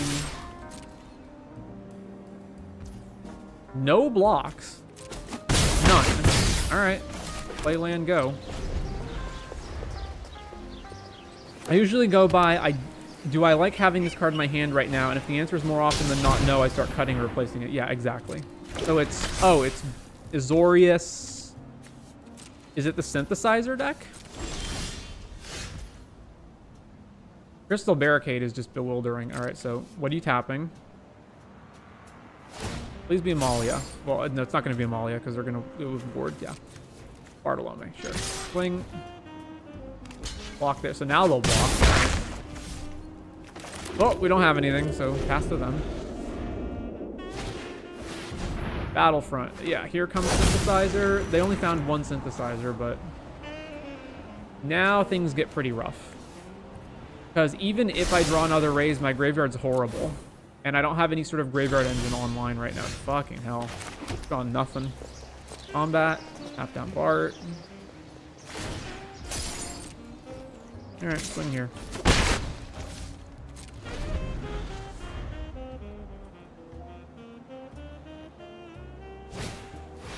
Play Fire Bricks.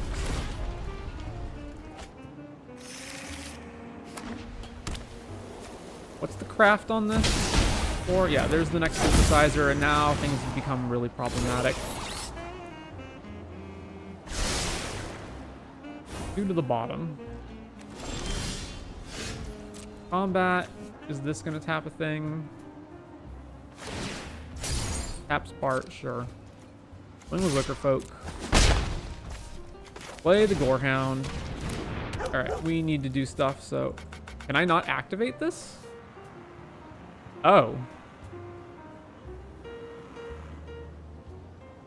Okay.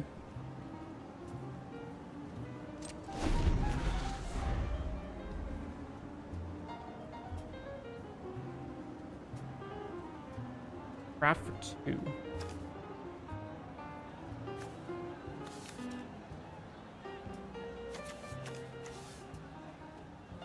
I always feel this approach to cutting or adding is weird because I don't trust my judgment in these aspects. I've only been playing Pauper seriously for 2 years and years ago a bit of Standard. You do need to play a ton of games to do it though. Like you can't go, oh, I've played 3 games and this card feels bad, so I'm getting rid of it. Unless the card feels like overwhelmingly horrible. So this comes back, and because it's technically 3 mana, the synthesizers trigger again, so now these are even bigger.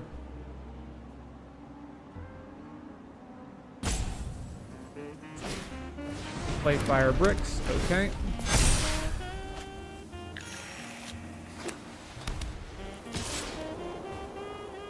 Here, block with Amalia.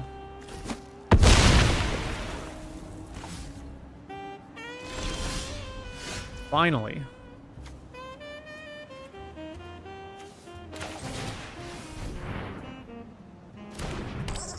Gnome, Surveil. In that. Play Amalia. Surveil. In that. Okay, so if I draw Raise right now, yeah, I would still cast it. So there's 3 attacks. I have to block all of them.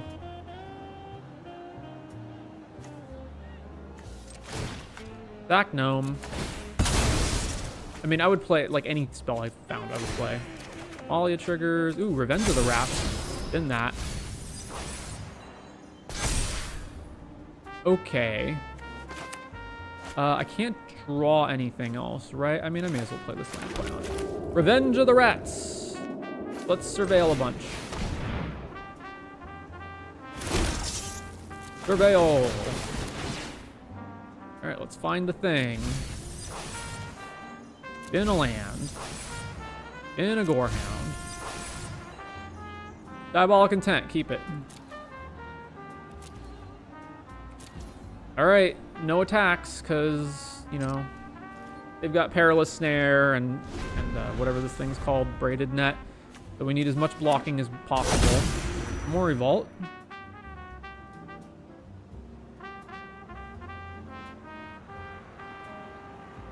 They can also demo field to try to force us to shuffle, but it doesn't matter because we don't have to. For more Revolt, discarding this thing. Looking at the top 8 cards. Signs. Oh, you don't have to show us. Okay, yeah, Perilous Snare. What's getting targeted, I guess is the question. Presumably Bart. Do I have another Bart in my yard? Yes, I do. And I can't afford to stack anything in response to this because I need to block, so that's fine. So that gets eaten, and then we have to block... we don't actually have to block all of them, but we may as well, because we're going to reanimate all these anyway. So, block everything.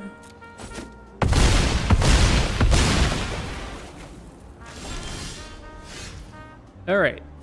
Diabolic Intent. Eat the rat. Go find Raise. Cast Raise. Comes back. Legend Rule. Put this on the bottom. Okay, Surveils. Then, what do I have in play right now? No Greedy Freebooters, right. So, hold priority. Bart, stack the Gnome. Resolve that. Draw this. Amalia trigger. Draw her to the bin. Bin. in Athar Commando. I can't. I haven't played a land this turn, right? That would be helpful in terms of delaying what? What's under this right now? Innerland Sanctifier. Yeah. Sure, I'll draw Cathar.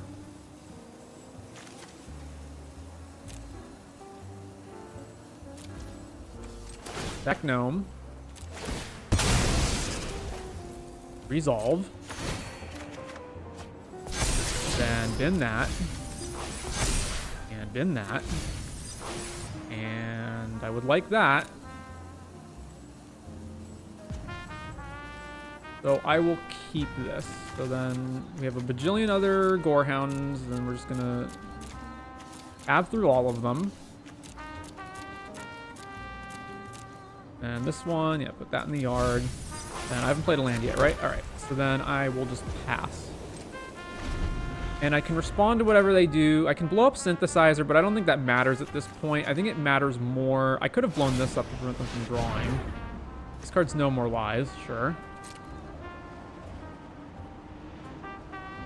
I can technically stop 2 different tokens with this one guy, but I can just block everything anyway. I think I'm just probably killing Lockdown to make Amalia. I can just kill them with Amalia, right?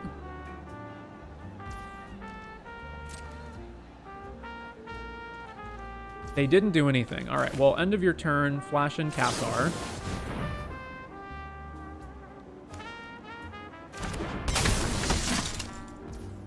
And they get Clay Fire Bricks, but who cares? Shoot this. Boom. Get this stuff back. Triggers. Wow, that's a lot. Mill them, I guess. Wait. Oh, I can't target them because they have Crystal Barricade. So I'm forced to target myself. Oh. Well, at least I still have a raise in my hand. Alright.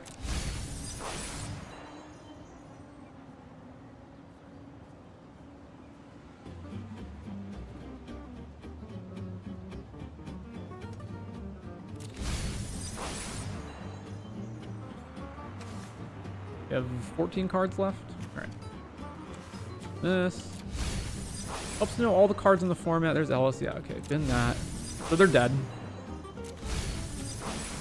Bin that. Then their thing resolves. Helps to know all the cards in the format. If you're stuck with Spell Pierce and realize you have enough open mana that Counterspell would have been better, you can start that way. In that scenario, I'd go down 2 Spell Pierce and put 2 Counterspells. Alright. So let's... Amalia is going to force me to explore. Yeah, okay, so... I mean, they're just dead to Ellis, right? Back. Back. Back. Back. I'm not sacking the Vermin. I will sack Amalia, though. And I'm just going to kill them with Ellis anyway, so I don't need to go through all the rigmarole of triggering Amalia 10 bajillion times. I may as well play this. Alright, raise.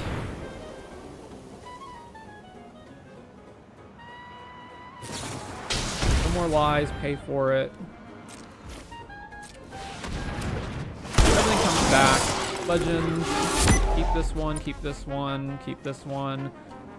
So many triggers on the stack. Holy crap. Alright,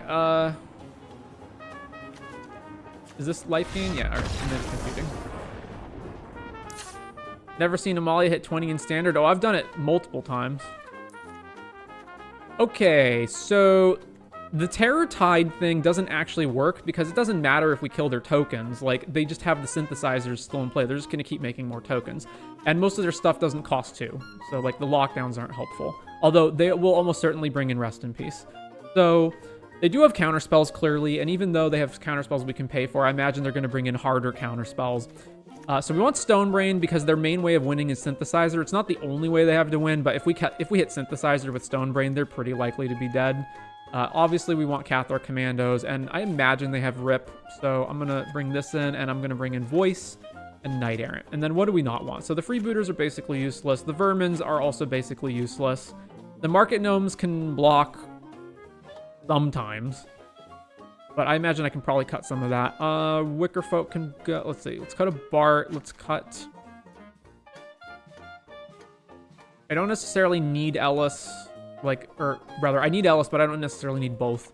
And then Pylon seems horrendous in this matchup, but you never want to cut all of them because you never know when your opponent's going to bring in, like, Elish Norn or something, and you need to be able to kill it. And that leaves one cut, which I believe is going to be probably a Gnome. Let's cut a Gnome.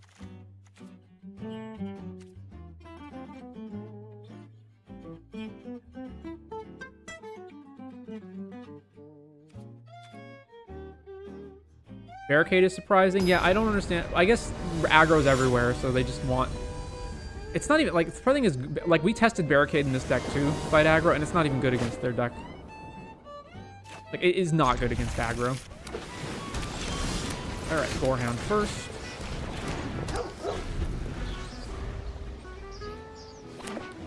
Second. Okay, play Zahir. Counterspell. Sure. Swing.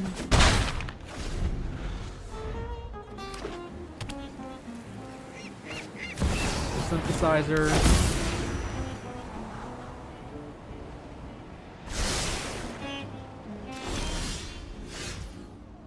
Alright. So, Bart. Trigger. The problem, yeah, they already have Synthesizer in play.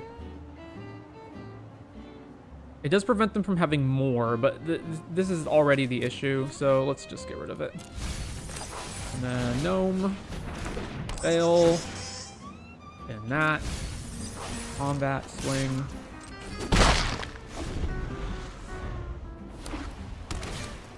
United Battlefront. Alright. What's it gonna be? One Perilous Snare. Targets Bart. Yeah. So sure. That gets eaten. Play Bart. Trigger. Oh man, so if I keep it, I have to sack Gnome to draw it, and then that means I'm one short of playing it this turn. It is still worth having though. So I will keep that, play a land, attack with Gorehound, and then I'm just gonna not block this.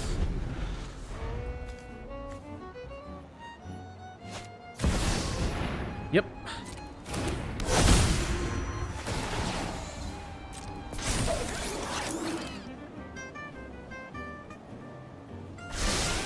Both to the bottom. Authority of the Consuls. Ugh. That's rough. Take 5 here, play a card tapped. Take 10 plus however many artifacts. I think we survive. But I still don't think we block. Yeah, no blocks. Beat up. Sure. Alright. Play Caves. Play Knight Errant. Tap. Tap. Tap.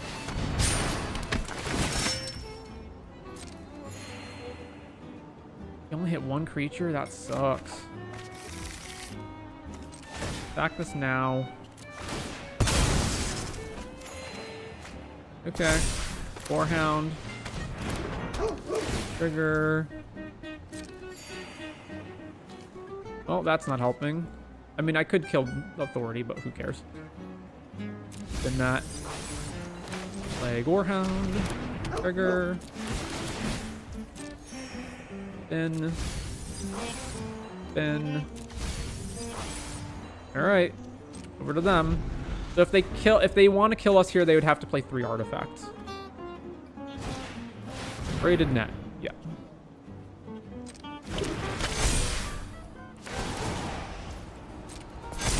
Oh wait, no, they don't have to play 3 artifacts because they make things. But it still doesn't matter. Oh no, yeah, we are dead.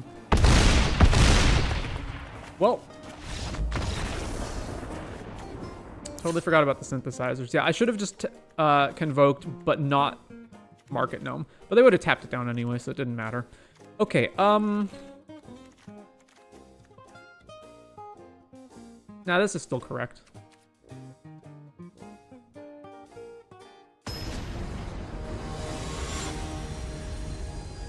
Maybe not Felidar Cub, but I have to imagine they have Rest in Peace and they just didn't draw it that game. Alright, that's fine. Keep.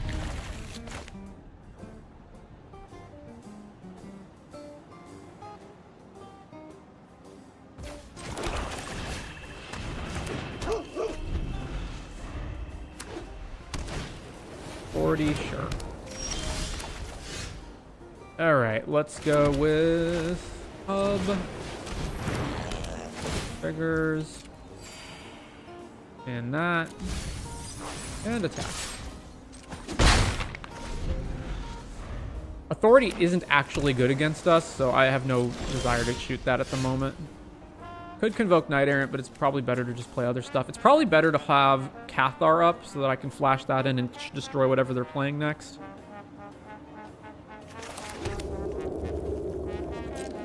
Swing, or I don't know, maybe it's better to get Gorehound out. I don't have to kill the next thing that they play. I have to kill it if it's... Amp block that? No, that's fine. Play Gorehound, triggers... in that, then pass to them.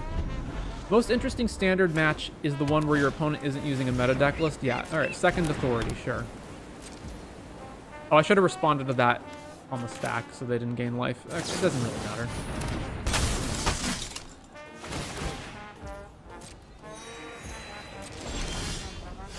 Okay, so if I want to play Knight Errant, I tap all of this plus the... Yeah, that's better than attacking them. It's also better than holding up mana for Cathar. Yeah, so let's go tap Knight Errant here, here, here, here.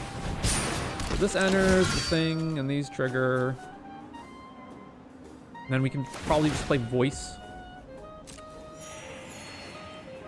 All right, let's grab...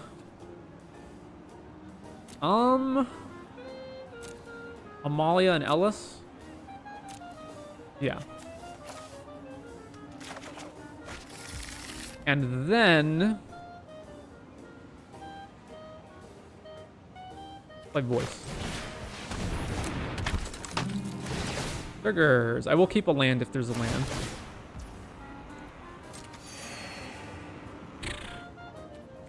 I have to keep that. Alright. It is kept.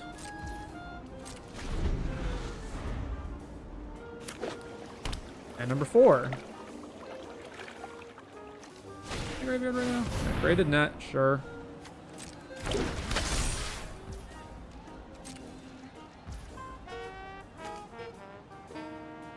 Target non-land. Tap it. Can't activate its abilities for as long as it's tapped. Okay. We will gain life off the voice tokens, so it's better to play Ellis right now. Yeah. Assuming they don't tap this down, which I assume is what they're going to pick.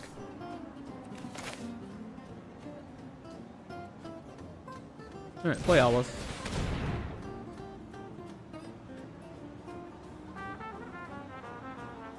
I remember playing a Boros Reanimator list in Standard on Arena, running Italian Atraxa that you want to get from the graveyard with Invoke Justice after looting them with Big Score Bitter Reunion. I remember that deck too. Yeah, okay, that's fine. Ellis.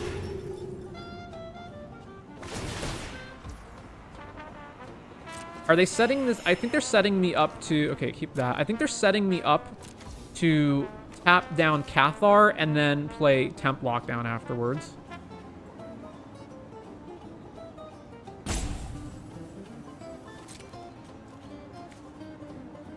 So, swing, trigger, make these. We're going to keep this on top.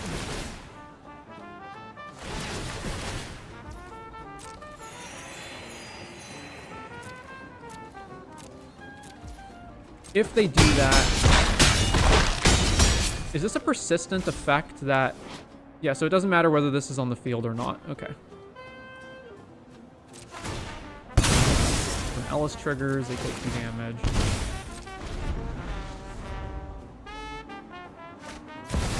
Synthesizer, sure.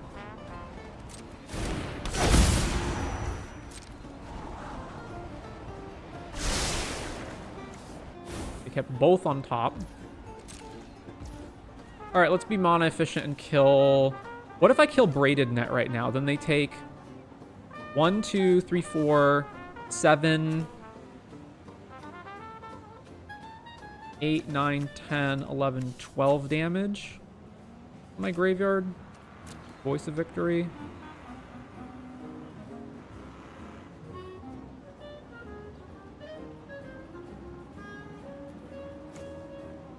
Yeah, let's kill Net.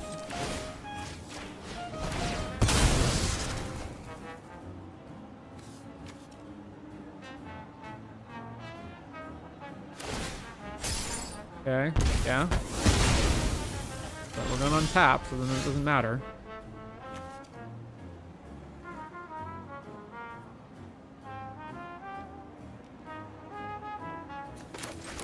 Okay, if I raise, I get this back and then I can't activate it, so that's not worthwhile. So the better thing to do is play Amalia.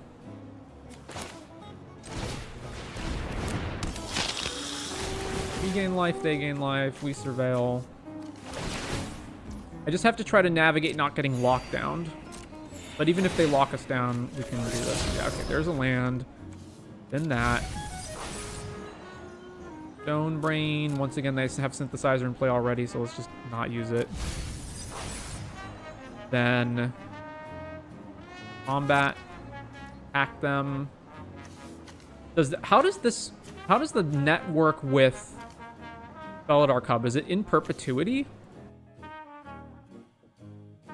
Gatherer. Braided Net. What are the rulings on this? Because it doesn't say, like, until end of turn or anything. Activate ability can target another. No activated abilities can be activated for as long as it remains tapped, even if those activated abilities could involve untapping the permanent. Once it's back in your library, it will be face up. After drawing cards, back faces. The materials required include multiple objects. You may exile. Okay, I don't have a clear answer on this.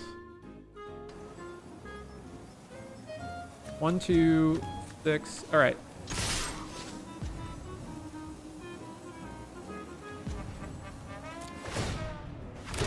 Make this, then they trigger, they give them to life. I'm not going to kill them this turn anyway, so I may as well just... All right, trigger. This goes in the graveyard. Then Amalia. Again, land. Bin that. Bin the land. Keep that. Keep it. Damage. Boom, boom, boom, boom, boom, boom, boom. And I haven't played a land for turn? No, I have played a land for turn. All right, play Market Gnome, sure. I don't care. It triggers them for life. Do this. All right, resolve everything. Keep this on top, keep this on top, keep this on top, and then over to them. These trigger, then Ellis takes 2 here, and back to them. Brothers War Standard was United Battlefront. All right, what are we hitting? They hit 2 lockdowns, and I guess for double rip. Well, they're just dead on board, though, right? So sure that resolves.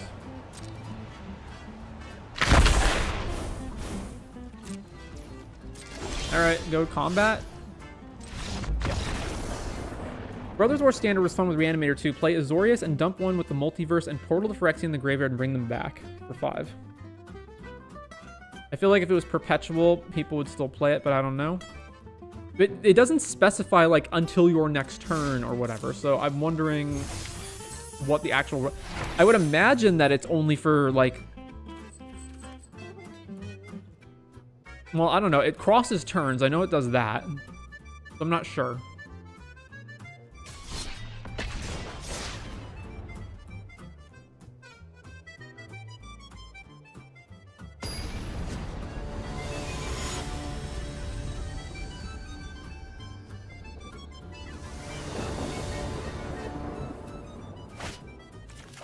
Okay. Oh, this hand's fine.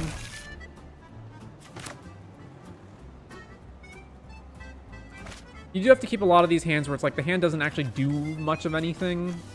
Like it just gains some life or whatever. But we got lands, we got spells. We'll eventually find some way, hopefully. Fire advantage. Play Sanctifier. What are we playing against? Novice Inspector. Okay, so... Oh, Convoke? We're playing against Convoke. Yeah. So we play Ellis now? Play Ellis. Trigger life. No attacks. Back to them.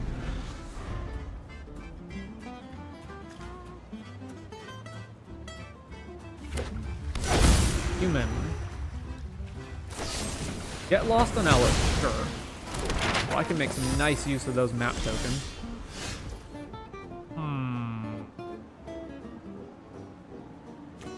Land. All the 1-drops? Play Gorehound, Hinterland, Gnome, or play Gorehound, Bart?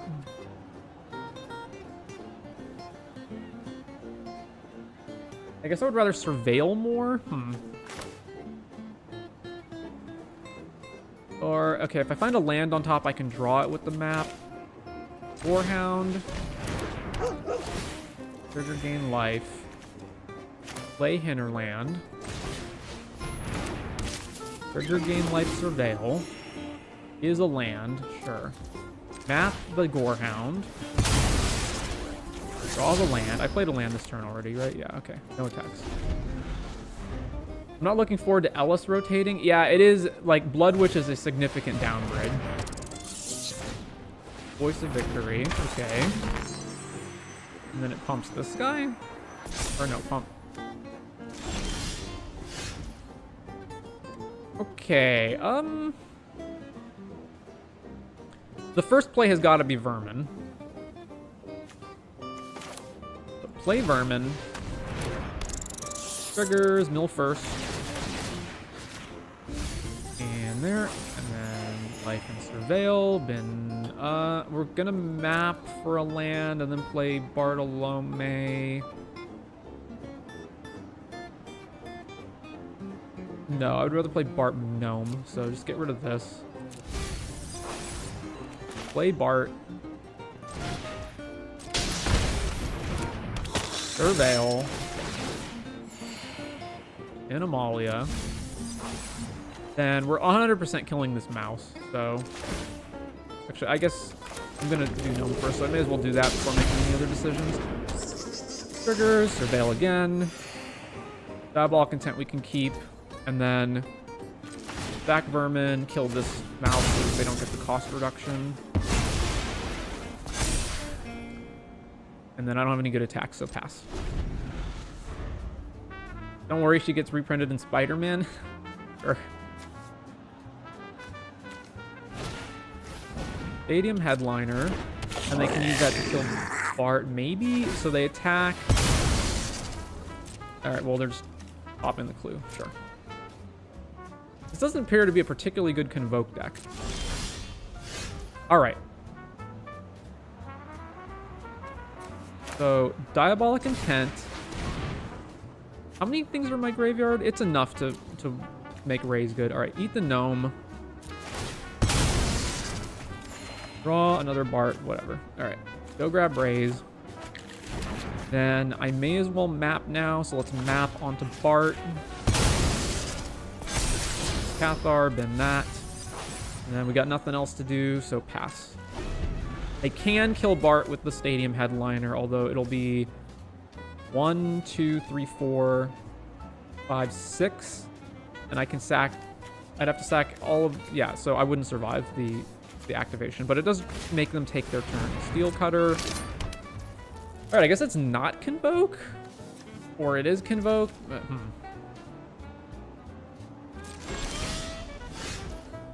Alright.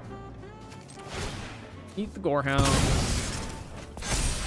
Eat the Hinterland. Eat the Hinterland. Cast Raise. Somebody comes back. 10 gajillion triggers are on the stack. Where's the mills? Okay, the mills are on top. Mill me. Mill me. 2 creatures. Land in a creature. Alright. Amalia. Actually, not sure how many triggers this is. Is Amalia going to blow the field up? Alright, yeah. Is Final Fantasy going to be standard legal? Yep. Okay, so they're clearly a go-wide aggro deck. So we want Temp Lockdown, Tide, Knight Errant, and they're white, so they almost certainly have... So we know they have Quarry Cutter already, but they assuredly have Rest in Peace in their sideboard, and they almost certainly have Sheltered by Ghosts. So we want all of that. Then we don't want Zahir. We don't want... we can cut a Bart. We can usually cut a Bart. We can cut an Ellis. Iolon seems horrendous against them. Even though they're kind of an aggro deck, but they're not, like, as aggressive. They go super wide, so let's cut Pylon, maybe? I don't know. Freebooters, and then 2 more cuts. Wickerfolk.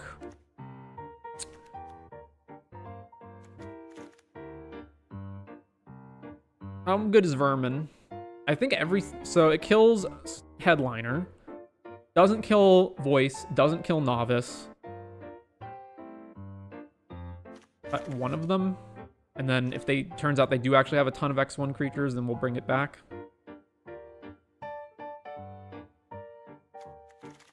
Sure. Alright, let's do that. Yeah, they've said all of their Universes Beyond sets from now on are going to be standard legal, unless they're specifically like a supplemental set. But basically, they're inserting Universes Beyond into standard. However, the Final Fantasy set does come with EDH decks that are not standard legal, and it comes with its own internal side Final Fantasy set that's in the set, but it's called a different thing. It's called Final Fantasy : some other thing, and that also isn't in standard.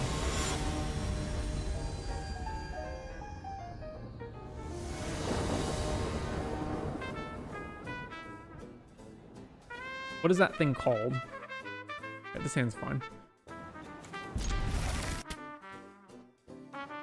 It's Final Fantasy Commander, and Final Fantasy : Through the Ages.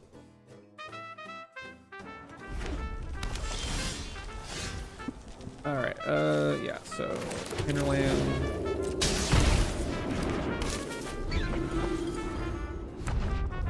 Wish I played more when Magic had its own identity.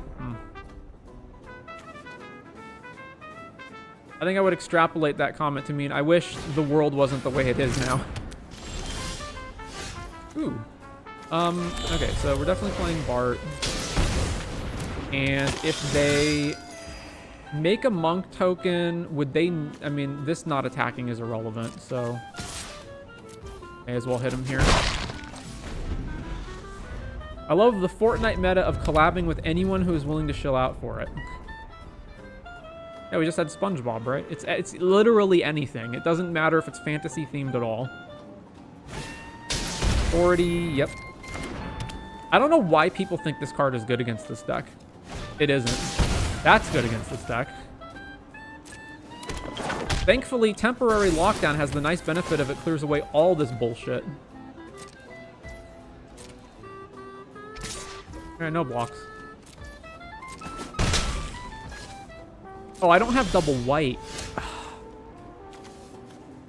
Because I have Caves and 2 Bleach Bones.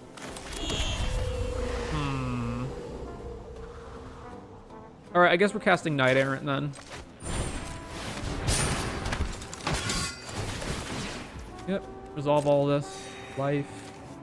Okay, we want to grab Cathar for sure, and then... I guess Amalia.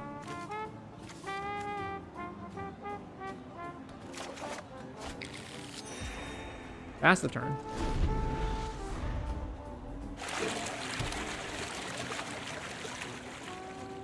So we're taking a bunch of aggro, but they have very few cards because they've spent a bunch of their cards on support. I pray every night that Final Fantasy and Spider-Man flop. They are not going to. I mean, they already are not going to. We've seen like the pre-sales of Final Fantasy, and they're like, I think this set is current. I think Final Fantasy just from pre-sales is currently their highest selling set of all time. Okay, there's the lockdown. So Yeah, cast Lockdown.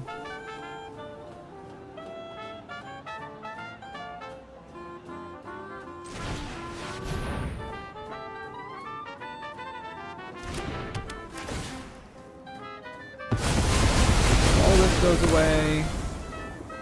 And we get to go to combat and attack with Knight Errant. That was one of the things that Lockdown helped, which was that a lot of the times, so I already wanted it to deal with aggro, but then also a lot of the times I would be like playing against mice, and they would bring in Ghost Vacuum. Oh, come on, man. And they'd bring in Ghost Vacuum.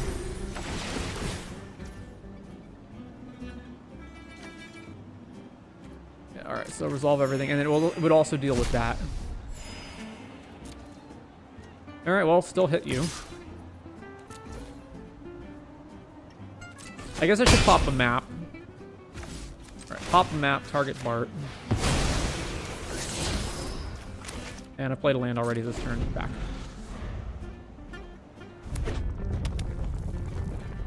Spider-Man is universes within on digital? Yes. Alright, I think we're going to win this game just off of what we have in play. I can stack the map to generate another counter. All right, for sure, what am I doing? I'm going Cathar, blow up your Rip, and then probably playing Amalia after that. Yeah. So, combat, swing, and they can make a fish to block, but that's terrible. Yeah, sure.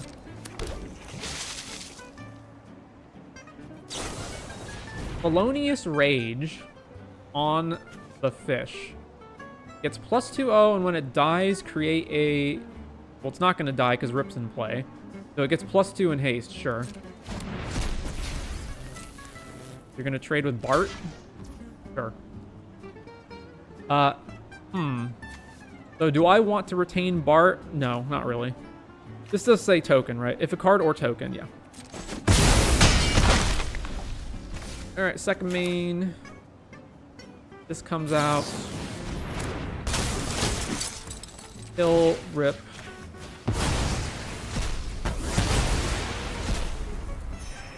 Then play Amalia. Trigger. Trigger.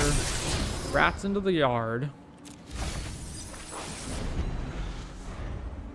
I read the Marvel sets won't be in Moto and Arena as is. We're getting mechanically identical cards without the branding. That is true. Final Fantasy is too big to fail with the fandom. I also love Final Fantasy, but so far I haven't seen a single card from my favorite game. Final Fantasy 12?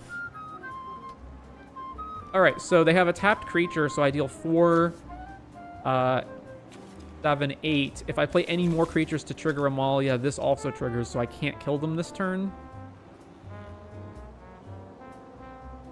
I could pile on this.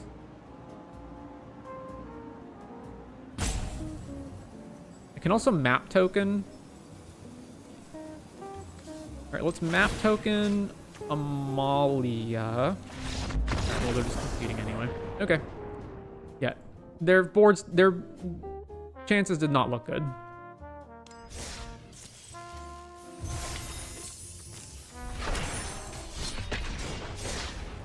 Final Fantasy hits the Japanese market, which is a huge deal. It will probably be more well-liked than current year Final Fantasy games. Well, I don't know how good those are. I haven't played the only Final Fantasy game I've ever played is Final Fantasy X, and I got frustrated with it like 90 minutes into the game and then never played it after that.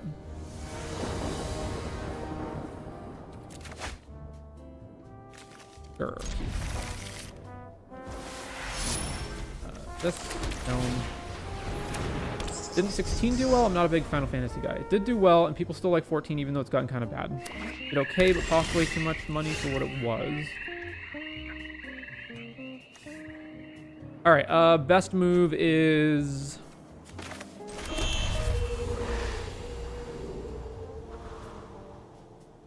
Bartolome Pass. The next turn, it's Gorehound, Ellis,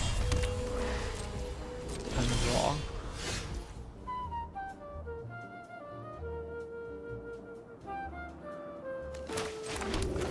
Gorehound.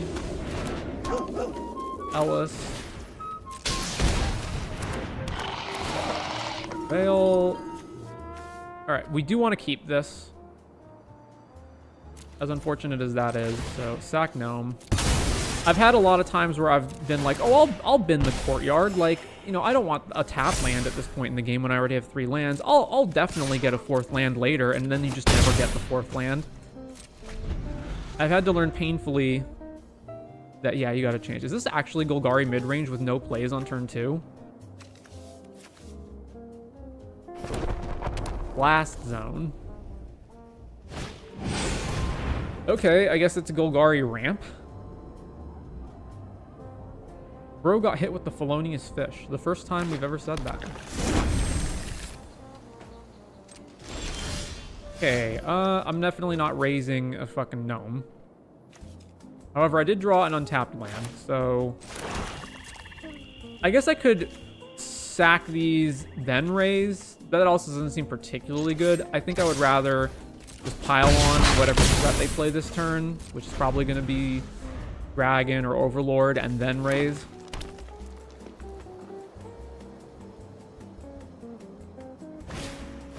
Solemn Simulacrum. Well, probably the worst card.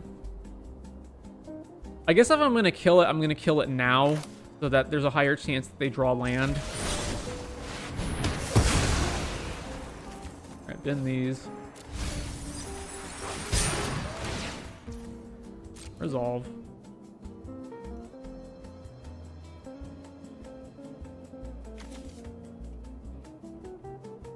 So then the math is that it's better to sack Gorehound before combat because it adds a counter here and use 1 via Ellis. And then we just swing both. And then I sack Ellis and then cast Raise and bring everything back. And then they will be dead because they're going to be at 3, 4, 5, 6, 7. And then I bring back multiple creatures and they just die to Ellis.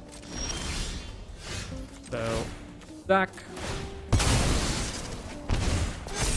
Combat, swing. Then sack here. Cast Raise. Back. And now they dead. Playing Standard and they're playing Brawl, apparently. Alright, so it's Golgari mid, so we want Knight Errant, Cathar Commando to beat whatever Ghost Vacuum they do. They also might be playing Leyline of the Void, but until I know that they're playing an enchantment, I'm not bringing Cub. Also, given that they're playing Bloomvine Regent, I doubt they're on the Unholy Annex plan. And we want Terror Tide because they're obviously playing bigger creatures. So then we do not want Vermin because it probably doesn't kill anything. They might be playing Llanowar Elves, but even that's not much of a reason. And then the Market Gnomes are also not particularly good against them, nor are the Freebooters. Everything else is kind of fine. You can always usually cut 1 Bart. What else? So it's either cut... I'm probably keeping Market Gnome. It's probably cut either Freebooter or like 1 Bart and then some other things. Let's cut a Bart and let's cut... Yeah, 1 Freebooter.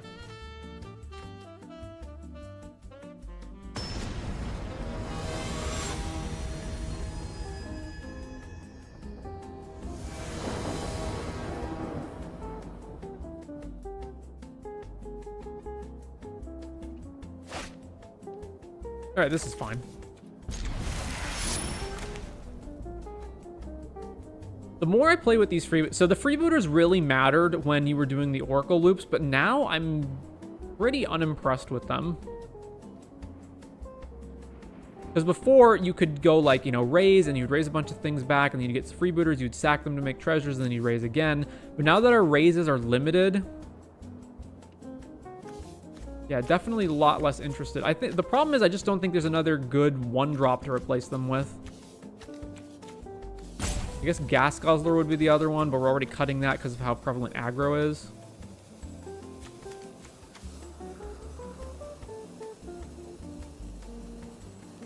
It's also possible we just play more 2-drops.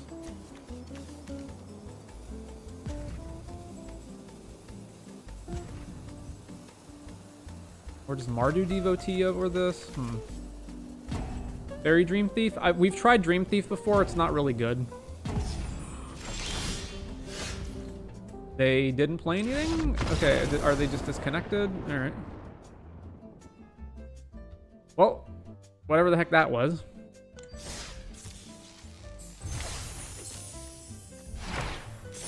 All right, I need to take a short break, probably like just 2 or 3 minutes, and then I'll come back for another game. In the meantime, if you've been sitting here all this time, it's a good chance to get up and stretch your legs and whatnot. So I'll see you back in a bit.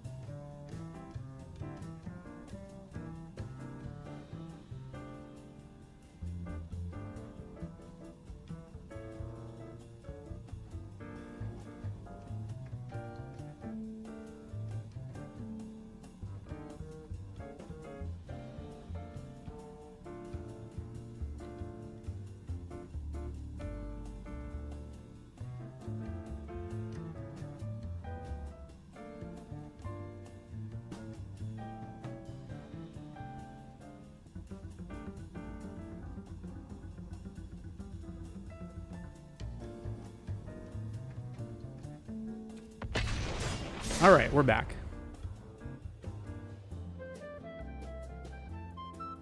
How about Sinkhole Surveyor? I've thought about it as well, but Sinkhole Surveyor is an aggro card, and we're not an aggro deck. Like, we really don't want to be losing life in this format.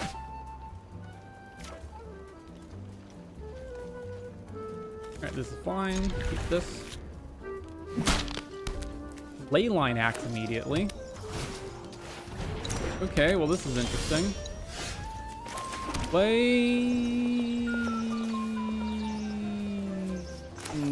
No.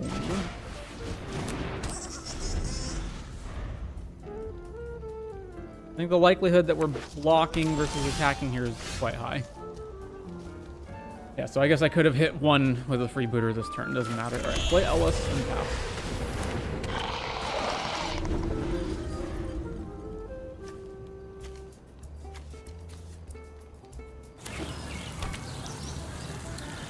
All right, this is a brew. Kemba, which does what now?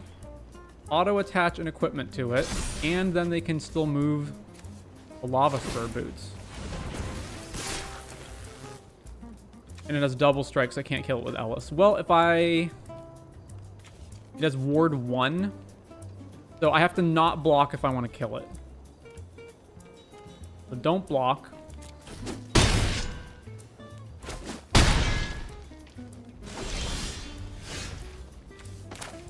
Alright, so then we go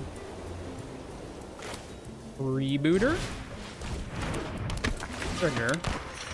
Vermin. Trigger. Target myself. Then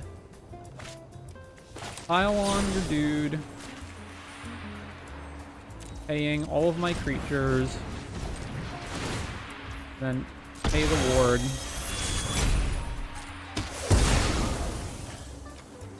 Alright, one land to the bin, other land to the top. Because we can't let them untap with Plaza of Heroes, protecting their guy, so.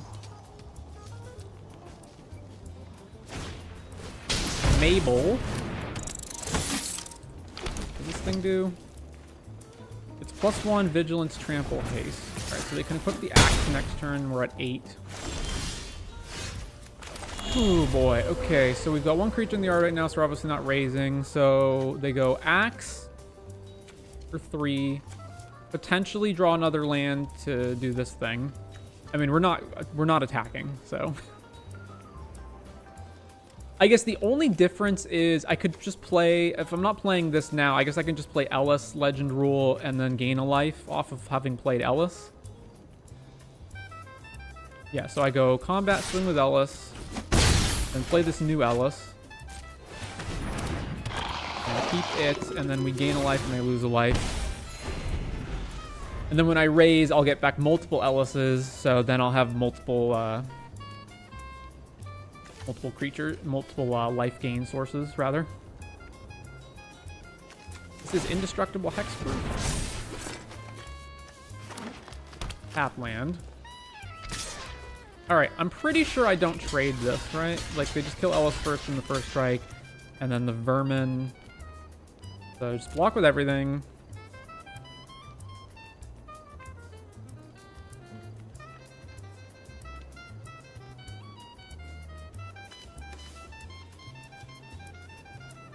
So you first strike Ellis, and, I don't know, whatever else. You're gonna let me draw first? Huh, okay. Sure. Then second damage. Die. I can target their dude, but it doesn't matter. I'm not paying the ward. Decline.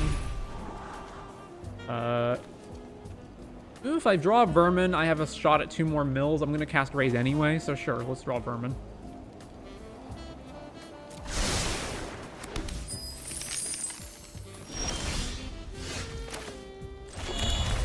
Play Vermin. Target me. Oh, it's another gnome. Alright. Raise. Bring it all back. Ellis Legend. Triggers on the stack. sure to mill myself. Okay, 2 lands, gain a bunch of life, and then we get to surveil with wreckage. And get rid of these. Alright, done a pretty good job of stabilizing, but we're not out of the woods yet. So this is another +1, so becomes a 6/5 double strike trample. Chainsaw. Ooh. Kill Ellis? Yeah. And the chainsaw gets bigger. What's the equip on this? 3?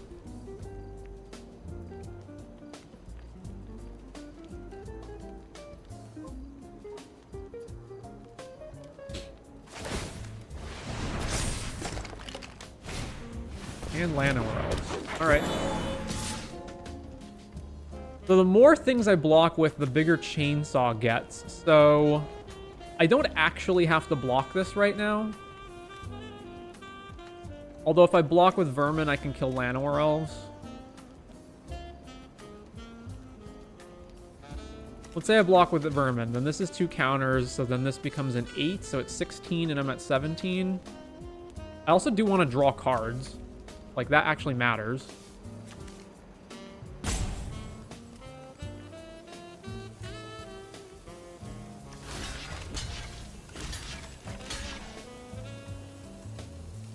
There's no way I can kill it. Did I put all my pylons in the graveyard? Yeah, I did. Okay.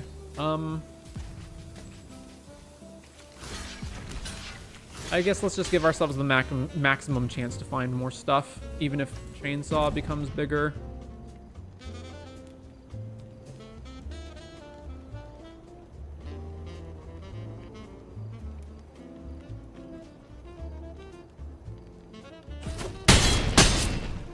So yeah, we draw before we scry, or whatever. And chainsaw, then we gain some life, draw a card, land, and Zahir, that's pretty bad. These die. Chainsaw goes in the stack. Why is it roping me if I can't even take actions yet? Alright, raise as fast as it is.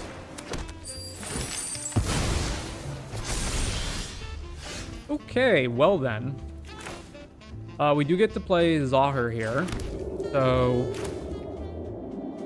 Zahir? I'm going to sack Creature, so I may as well attack with Wicker Folk and sack that. Yeah, and that also gives me more Surveils. So, this doesn't have Creature or anything, right? Yeah, okay. So swing here, and we speed up. Although Chainsaw does get bigger, but that is a necessary thing. Bin the Gorehound. Oh, excellent. All right, cast Raise. Elvis comes back. Ellis. This goes on the bottom. Yeah. So mill. And land. Oh no, the third raise. Ugh. All right, so the last one has to count for a lot. Gorehound. Gorehound. Land. Malia, yeah. And that. In it. In it. And Benham. Alright, we're at 31. We have a lot of blocks, but we still need to find the last Raise the Past. But if we find it, we win. So we've got 23 cards deep to look. Another Chainsaw, which will presumably shoot Ellis? Alright, well, may as well sack it to Ellis, to Zahir then. Sack. Fortunately, they both get counters as a result of that, but whatever. In the Market Gnome.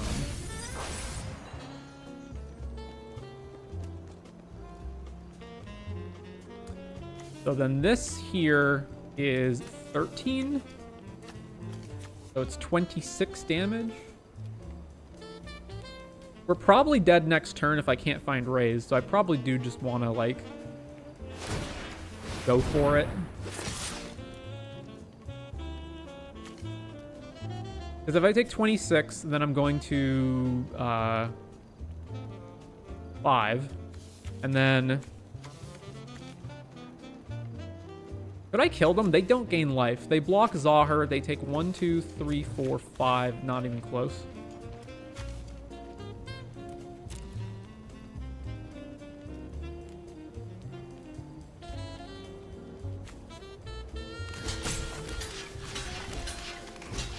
Alright, block with all these.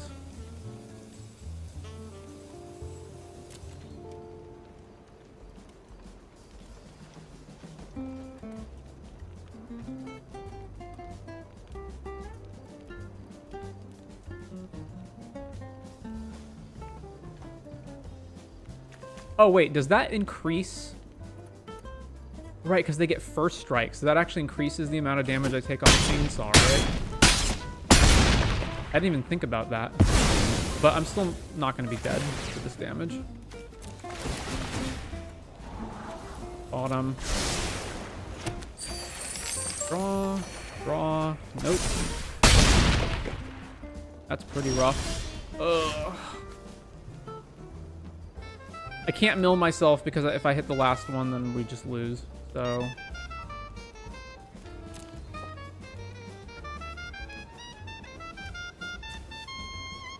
I can't draw this turn anyway, so I just have to survive. 28.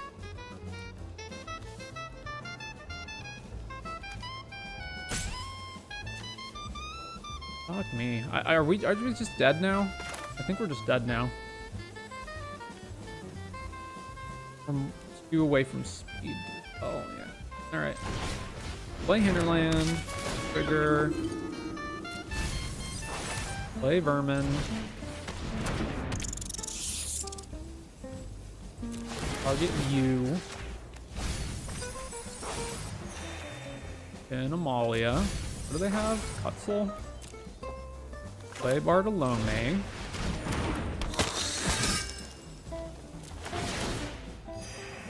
Dim that.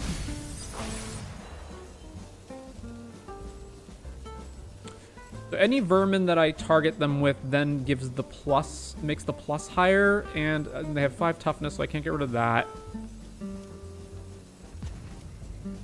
Oh, I should have held priority on my upkeep and then used Zahir to prevail one. Yeah, that was a mistake. I still wouldn't have got there, though. All right. I'm taking 28, and I have anything I block with. So anything I block with 1 toughness is net negative, because then they deal more on the next hit. I also have all these treasures to sack the Bart. Well, attacking is definitely wrong, so let's just pass.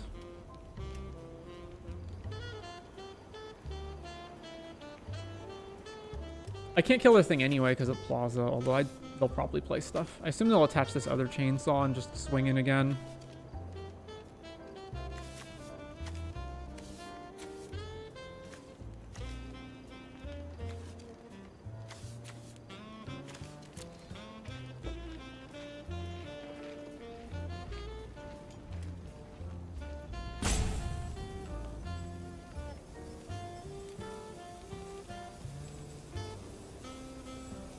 I don't actually know what the math is on this, but I'm pretty sure we lose. Emba. Sure.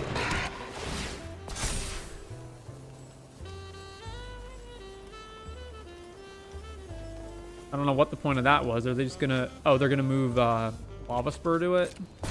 Sure. Why? I guess they get more total trample on that? Oh, wait, no, this thing doesn't even have trample, right? No, it does have trample. Why does it have trample? Oh, they moved Crag Flame to it. And Crag Flame gives haste. So this is 20, 34.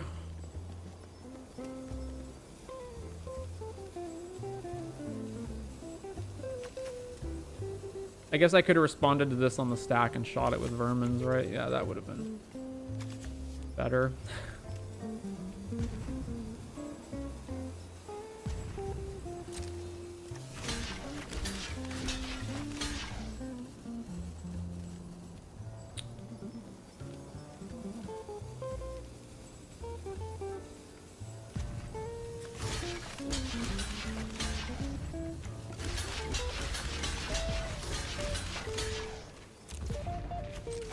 Oops, not that one.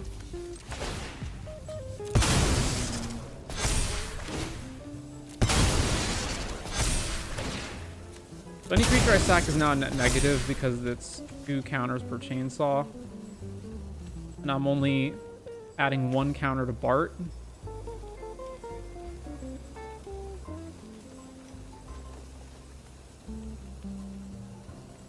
Oh, I should have put vermins in front of this. Yeah. I think we just lose anyway. It doesn't matter how we block this. I wonder how much of this was the God curve on his part. I don't think he was even particularly fast. I just think we didn't get what we needed to get. And we're at 12, and then this is going to trample for the rest.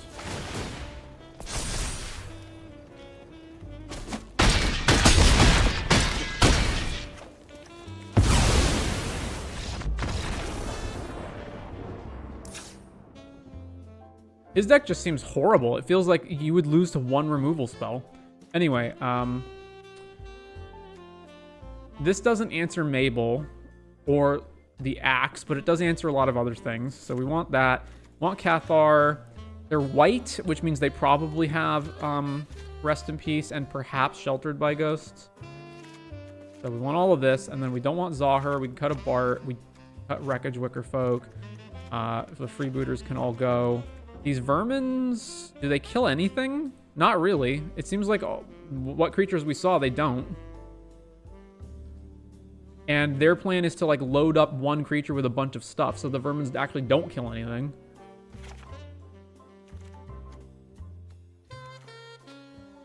So I say we do that.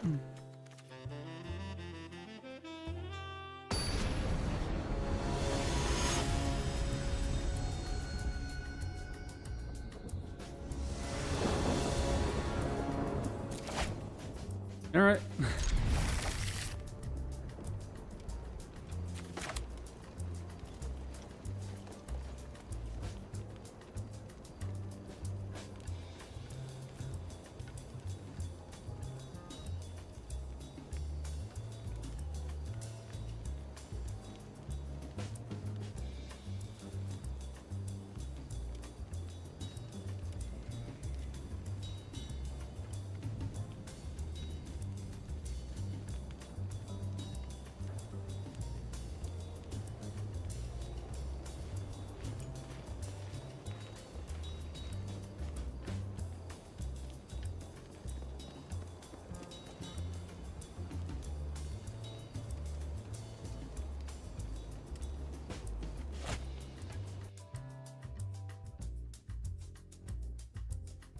Yeah, they got the Axe again. Okay.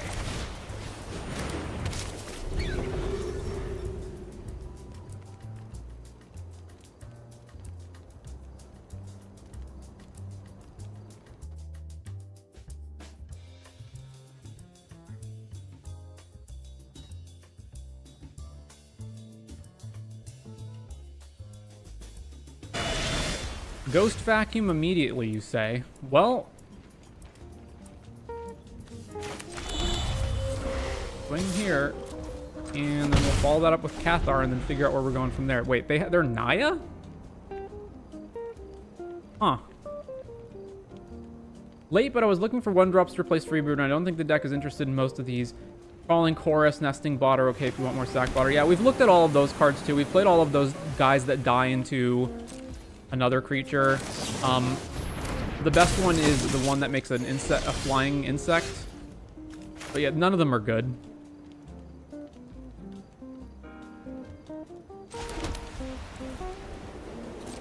I mean, they're not putting any pressure on us right now, so let's just keep hitting them. And let's play Gorehound and have the other Cathar up. In life, back to them.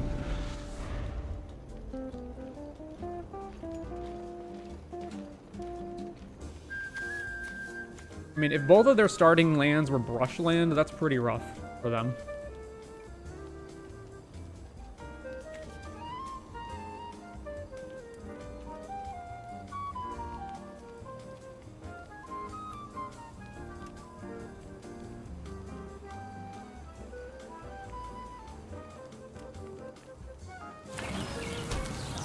Plaza O Heroes. Okay.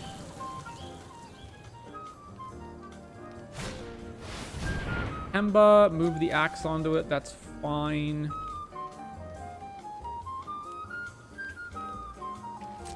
Sure.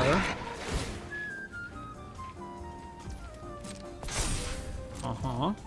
I'm flashing Cathar Commando.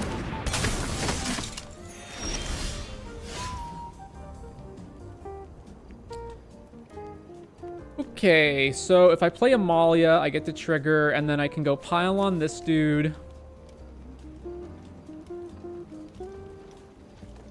Then we're killing Ghost Vacuum this turn, I guess. Man, it would suck if they had Snakeskin Veil or something open.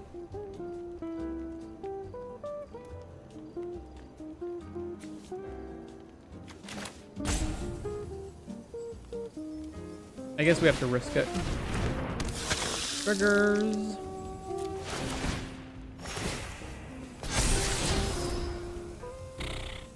I really don't want to mill that over for them to take, but whatever. Fail.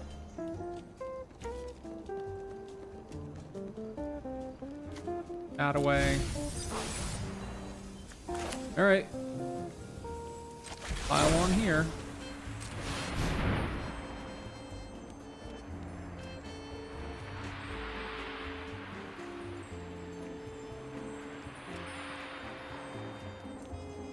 Wait, it tapped my land? You son of a bitch, you auto tapper. Why did you tap my land? And you didn't tap my Amalia, which is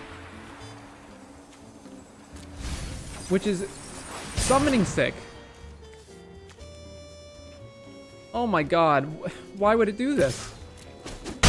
We might wind up losing this game now because the auto tapper sucks.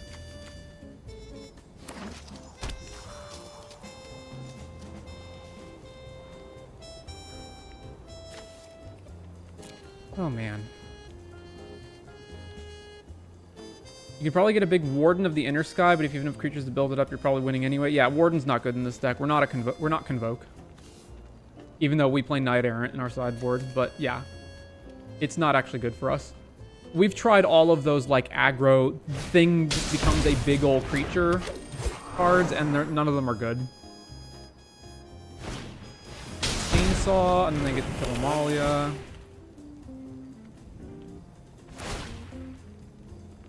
What a piece of shit the auto tapper is. Why in the world would it automatically tap down your land?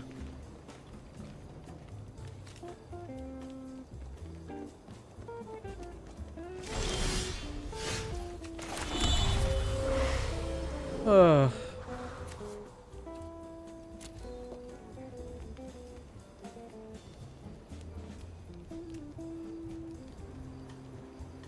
All right, combat.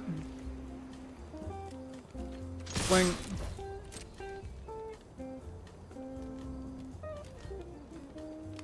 Block here. Vac, blow up Ghost Vac. I mean, I am putting them to 2. Alright, blow up Ghost Vac.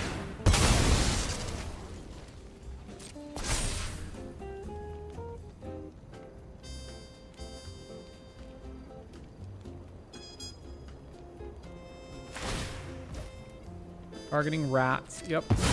So if the auto tapper didn't suck ass, that wouldn't have happened. Alright, 2, play Fellow Dark Hub, pass.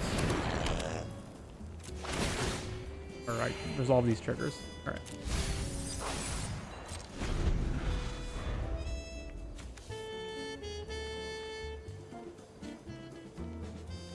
Alright, so 3 sets of lethal creatures. Cathar Cub plus both 1 power guys. And they have a blocker.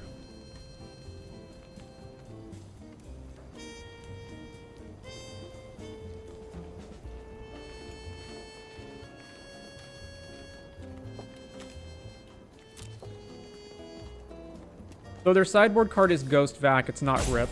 So that makes Cub lot way worse. So if we win this on the next sideboarding, I'll cut all the Cubs. Alright. They're conceding to that. Alright, so cut the Cubs, and then Lano Orbs makes Vermin a little better, but like not by a lot.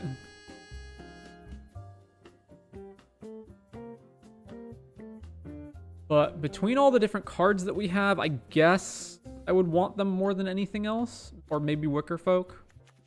Do that.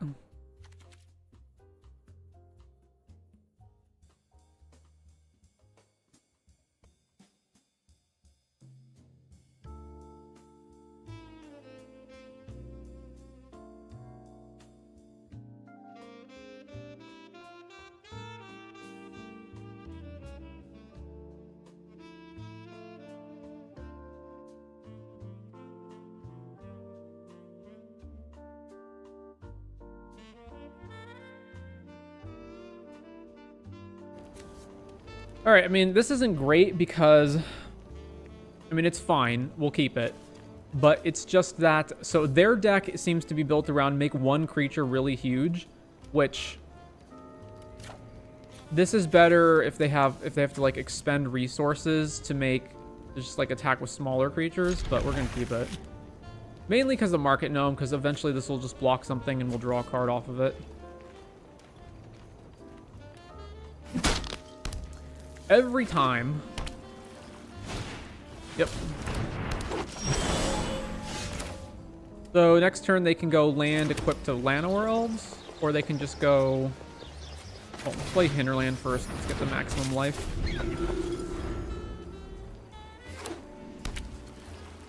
Equip to Llanowar? No. Paw Patch with Offspring. Raise is good. Alright. Hinterland. Gain a life. Gnome. I don't know why Arena forces you to stack triggers that are the same triggers. No attacks. So then Axe goes here, and this is a 3 double striker. And then we block Gnome.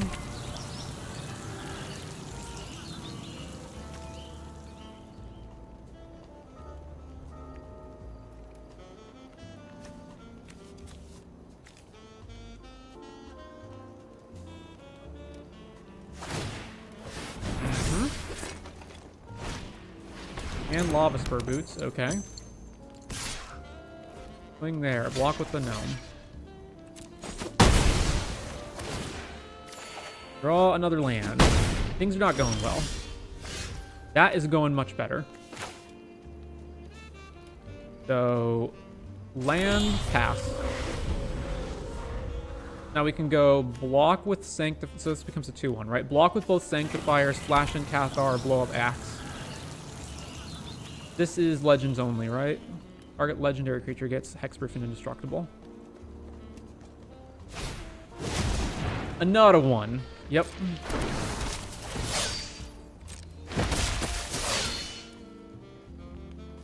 Boots on the Paw Patch?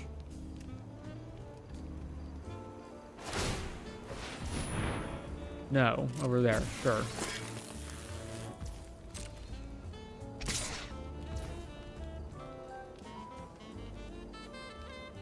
Alright. Block here. Flash this guy in. Gain some life. Activate. Target. Axe. Now it's a 3-1, and now it trades with one guy, and we kill this dude off. And now they don't have it. More importantly, they don't have the axe. So they have nothing to make any of these creatures actually threatening.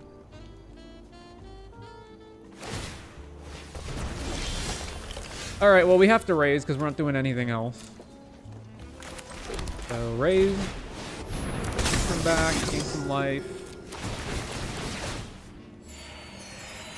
No attacks. I tested the combo version with 4 Ellis instead of Blood Witch, and it performed better. Indeed.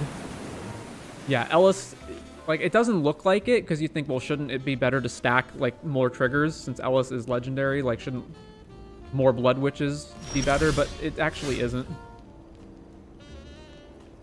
Alright, well, we're gonna pull in for the long game here. So, attacking them is bad. Let's just play Ellis and pass.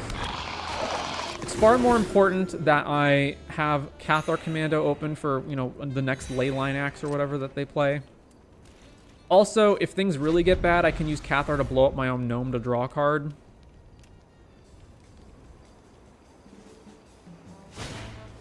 Kemba. Yeah, them being able to make another cat token every turn is going to be an issue. Moveless fur boots, sure. And they actually have the mana to make it indestructible, so I don't have a good block here either.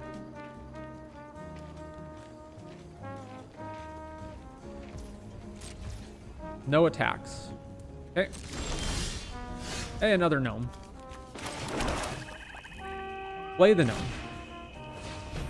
The problem is, we're both not really doing anything, but they can just sit back and keep making cat tokens every turn. However, that does cost them basically all of their mana, and it makes them take a really long time. And we just need a long time to find something or other. Mainly a Bart to eat the gnomes.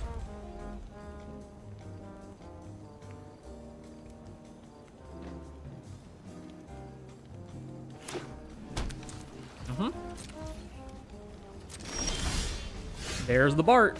Play Bart. Triggers. And we're not waiting around and we're not saving these to block. We're using it now. Sack gnome.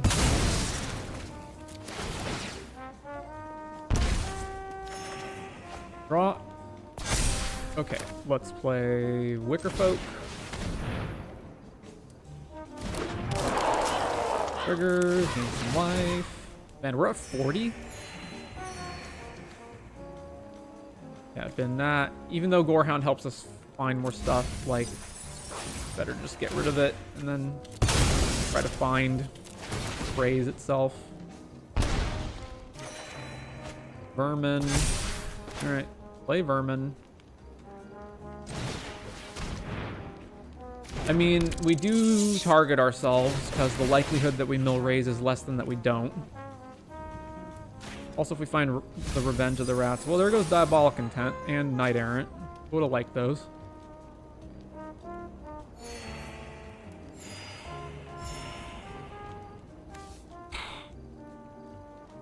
Alright, I don't really see anything else. It's 1, 2, 3, 4, 5 mana, so there's no reason to kill Llanowar Elves right now, I suppose.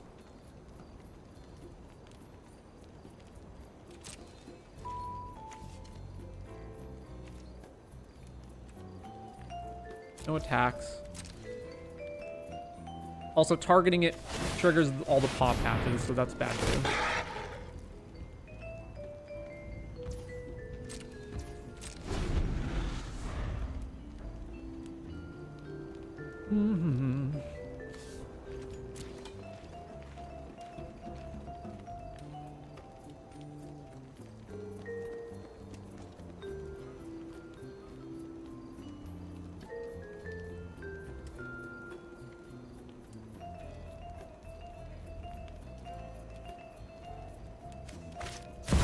Sword of Once and Future. Pro blue black. Whenever equipped creature deals combat damage to player surveil 2, then you may cast an instant or sorcery with mana value 2 or less from your graveyard without paying for it.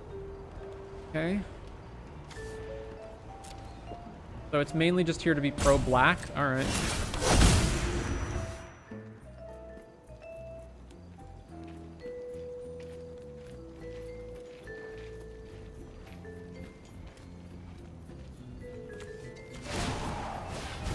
Okay.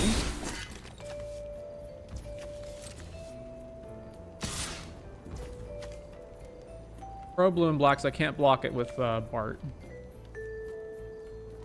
Alright, well, I guess we just block with Cathar Commando and then blow the sword up.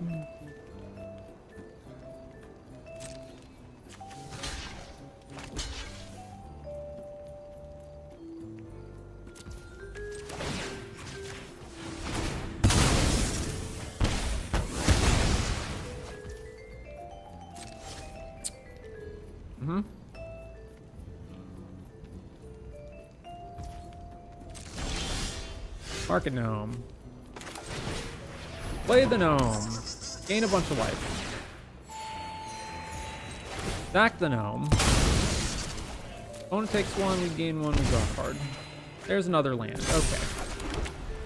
Am I supposed to start attacking with Bartolome? They don't have a source of life gain. Like, yeah, I'd say so. I'd say we do. Combat, swing. They can block with Kemba. We have enough things that we can sack to where they don't really have any good blocks.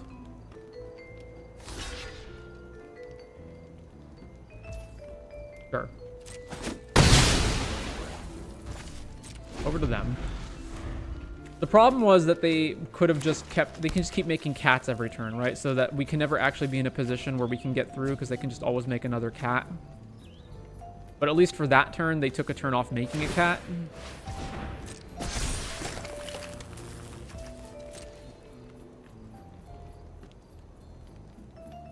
We're also at 48, so we're no danger of getting killed here. Yeah, I guess I just keep...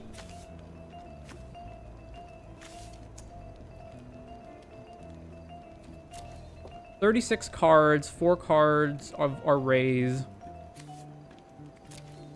Getting a Revenge of the Rats out would be important as well, so let's go Vermin. Triggers. Target me. Okay. Gain some life. And let's go to combat. I'm gonna swing here and here.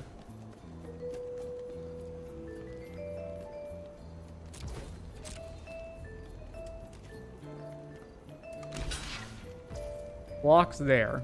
All right. Activate. And let's kill the hinterland because we don't want to use vermin because then they'll trigger all their paw patches. So. Back hinterland.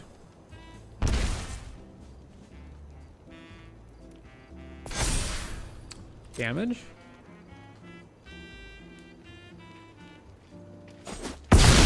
Hit. All right. Over to them. Is Starscape Cleric in this version? It is not, and it is not because Starscape Cleric has the same issue of it can't block, so it's not really a great card. And except in the times when you gain a bajillion life, but it is possible, like, that Starscape Cleric could be good, but I don't think it is. Chainsaw. So if I'm gonna do anything, I gotta do it now. If I go Vermin, target one of your target paw patch, they get 3 paw patch triggers. If they, and then yeah, so there's no way I can do it to where it actually works. It's mainly, do I want to sack anything now just to make Bartolome bigger? And I guess the answer is no. So they're gonna chainsaw, presumably Ellis, then I sack Ellis, then chainsaw gets a counter. Yeah, all right.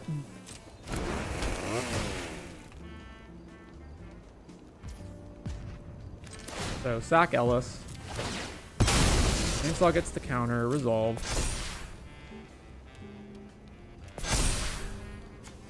Well, we've been through, you know, 26 cards and haven't found Rays yet, so we gotta find it at some point, right? Sure, you can hit me for 4. I'm at 51.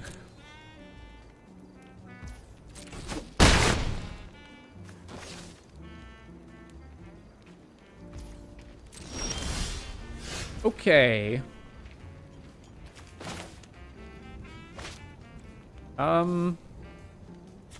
No creatures that I find are going to require... How many gnomes am I down? 1, 2, 3. So let's say I go Convoke here, play gnome, grab 2 creatures, play gnome, sack gnome. I have 4. I don't think it matters if I keep Bart untapped. So tap, tap, tap, tap. Actually, I'm not going to tap Wicker Folk.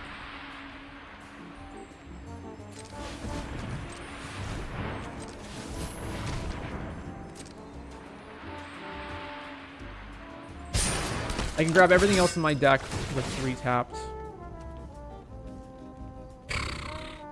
Sure. There also goes another Raise Shuffle. Okay. Play Amalia. Trigger. Life. Amalia. Through a land. Okay.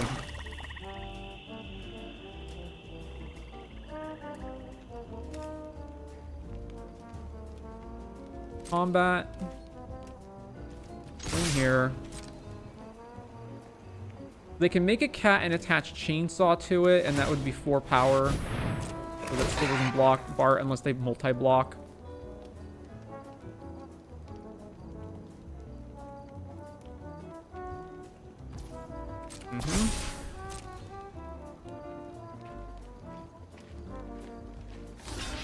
Block there. Sure. Chainsaw. Oh, it counts your own creatures? Huh. Alright. I'm actually running out of clock. Match has been going on so long. Holy crap. Alright. 29 cards in. We gotta find Rays at some point, right?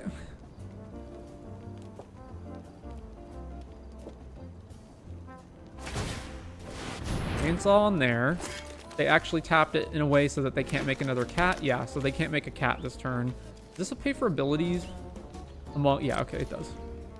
No attacks. Hey, it's a Gorehound. All right, Gorehound.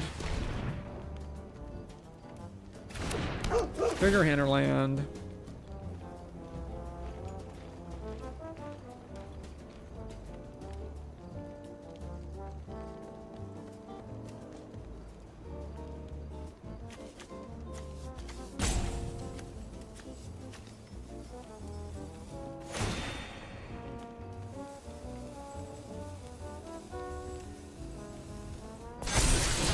In that.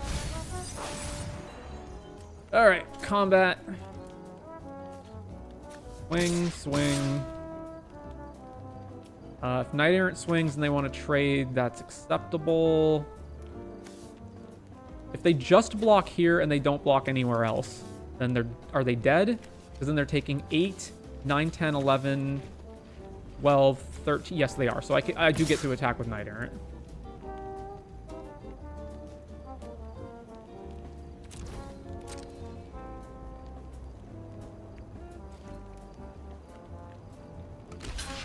Blocks Bart. Alright, what am I sacking? Not Vermin. I'm probably sacking Gorehound. Yeah, alright. Sack the Gorehound. Oh, right. The stupid chainsaw keeps triggering. I forgot about that. Well, never mind. Alright, I guess we trade.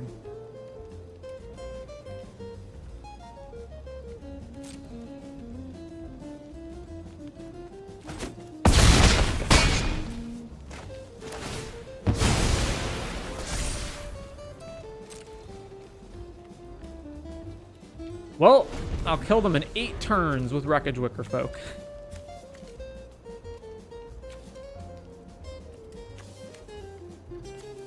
Three, 5. They're 2 away from being able to make 2 cats a turn.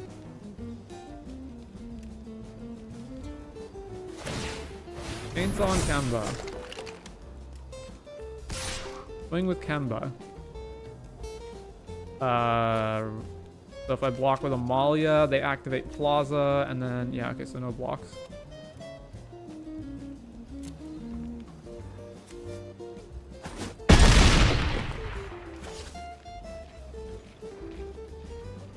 Make a cat, 4 blockers.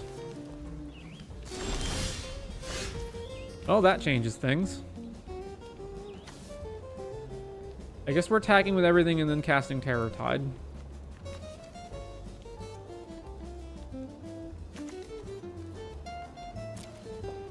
Actually, do I even need to do that? I could just hold on. I feel like the longer the game goes, the better it is for me.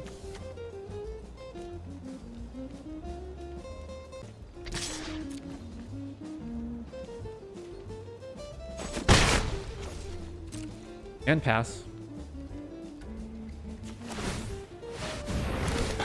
I guess this backfires if they draw, like, Rip, and then I can't Terror Tide anymore.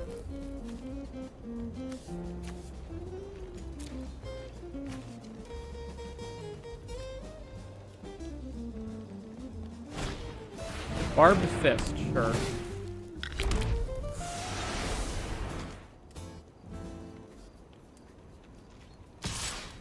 Swing there. Block here.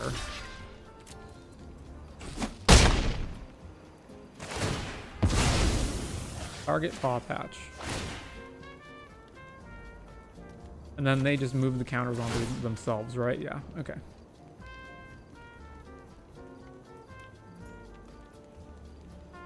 Alright, I am probably just going to need the Terratide. We're at 43, but let's just kill everything here. And then Chainsaw becomes huge as a result.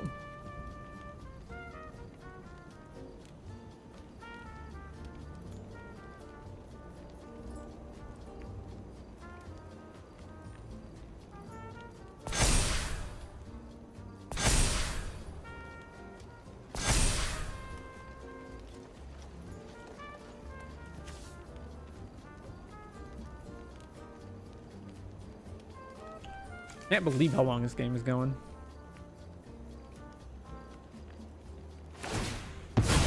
Chainsaw, yep. Okay.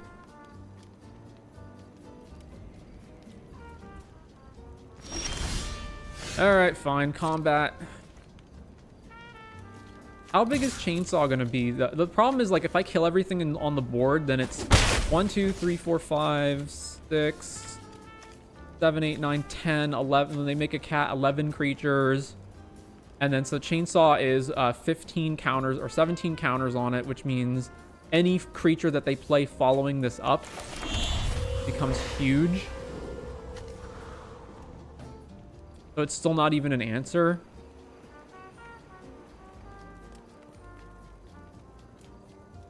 Yeah, let's just keep passing. How have we dug 33 cards into our deck and haven't found Raise the Past yet? Or I guess we have spent one of them.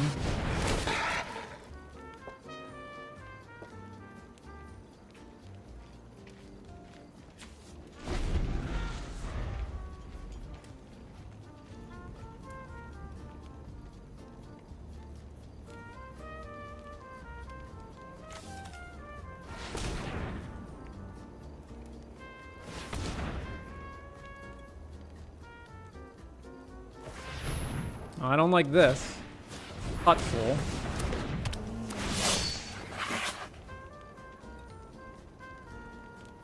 Alright, so we've got to try to mitigate the amount of cards that they're going to draw. This has trample, but nothing else does.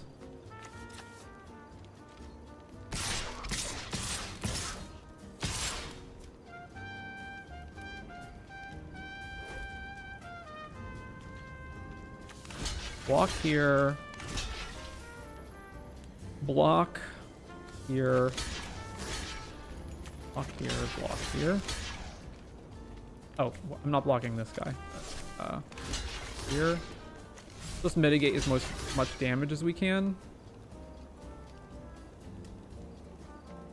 They're gonna get to draw a card. There's no way I can prevent them. Oh, and they'll get to draw 2 if this is trampling.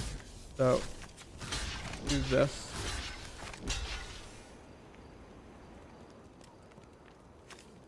Right? That should work out. Okay, let's do that.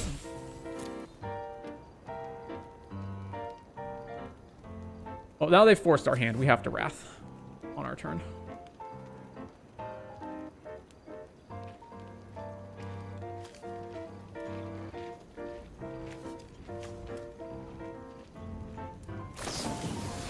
Guard Mage's Rescue here. That was the last card.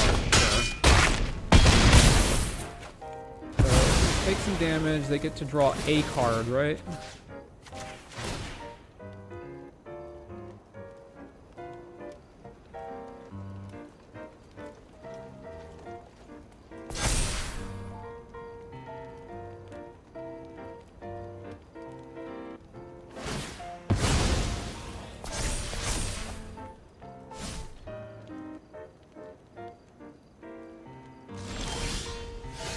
All right.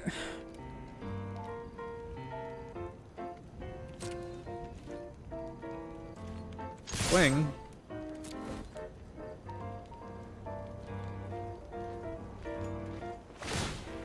Makes cat. Uh-huh.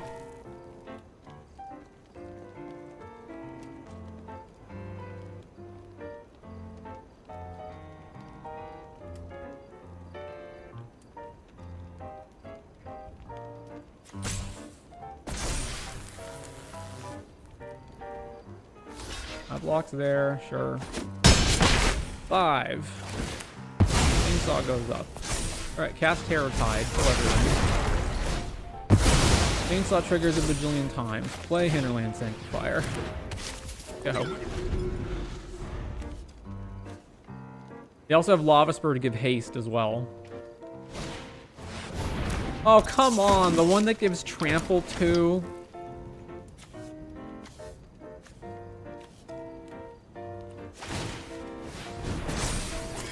So 14, 15, 18? No, 16.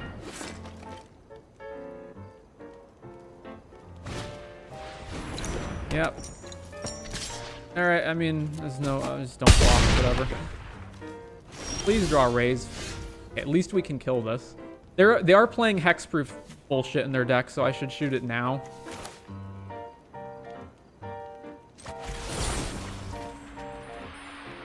Okay.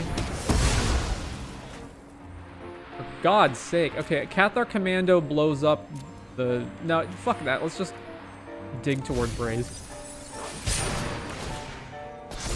This gives trample anyway, so just swing at them.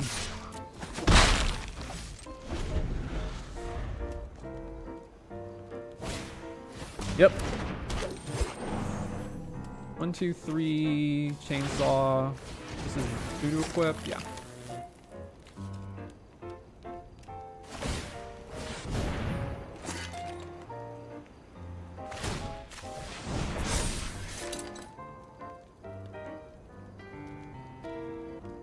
It gets vigilance as well, right?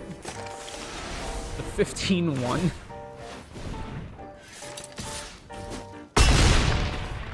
Oh my god. You gotta be fucking kidding me. How have we not found anything by now?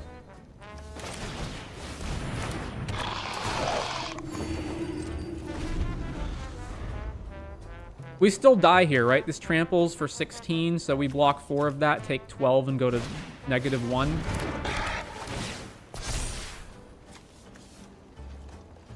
So if I hadn't attacked with Hinterland there, I could have actually blocked it, because it doesn't have First Strike or anything.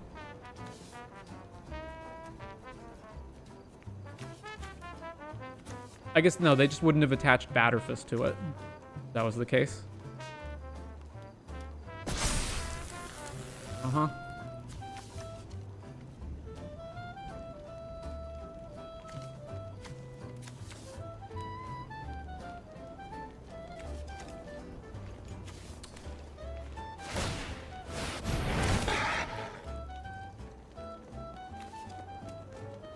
What a depressing game. Holy crap. This is trample, right? Oh, wait, did they? Well, it doesn't matter. I can't block anything.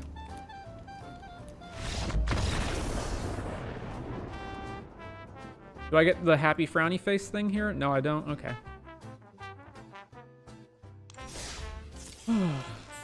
Alright, the more I play with the deck, the more I'm just liking the freebooter. So, what if we go down to 2 of these and up to 4 vermins? Or just more wicker folks? That could work too.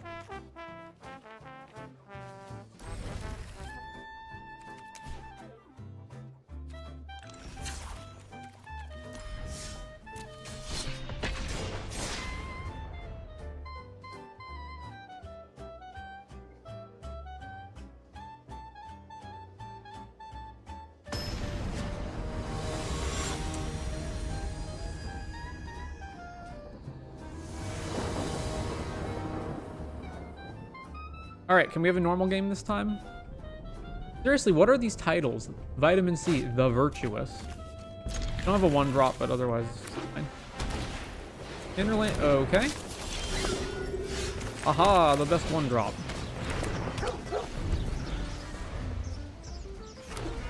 Plains, the Johnny's Bridesmaid, okay. I see what they're doing. No blocks. Alright, what's the best thing to do here? It's probably play... So we're not blocking this no matter what we play. I mean, I guess hypothetically they might not have another thing to make it gain life, and then we could ambush it with Cathart Commando, but that seems so unlikely. I could also ambush Hinterland.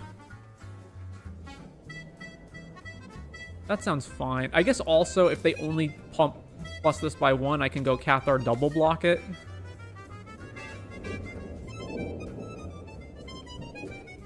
Alright, let's do that.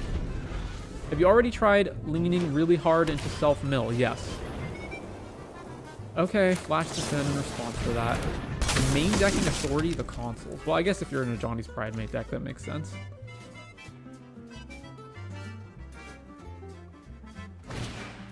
Essence Channeler. Gain life, counters.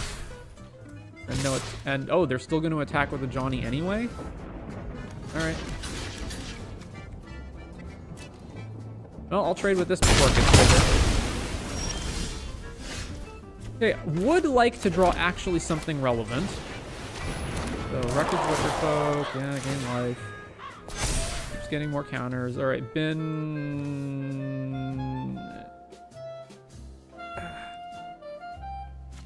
I don't know if we have enough time to survive this. Because next turn we're going Bart, Amalia.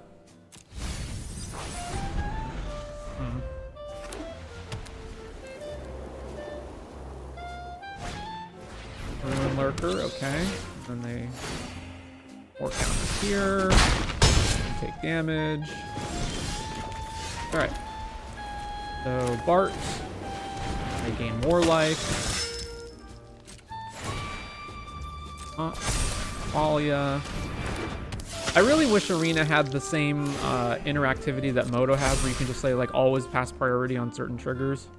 Am I blocking this turn? I guess, hypothetically, I might have to. Also, it matters to... What am I talking about? I'm not attacking here. It makes no sense. Like, whether I block or not has nothing to do with whether I'm attacking. Uh-huh.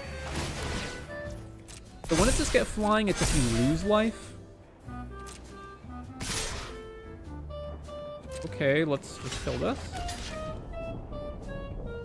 Take 9, go to 3.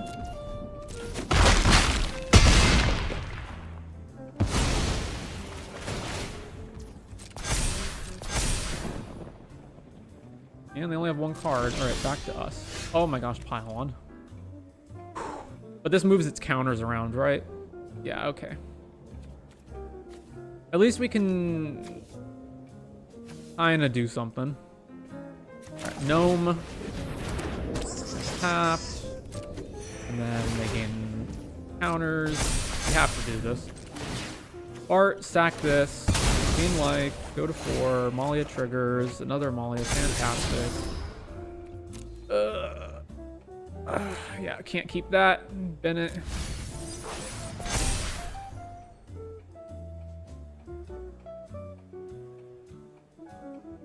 Okay, so... Alright, I know... So, okay. We have to block and then put Bartolome on this one. And then when they move the counters, pile... Well, no, we have to pile on... prior to damage? That's going to be an issue. Because then they just move the counters to the other one.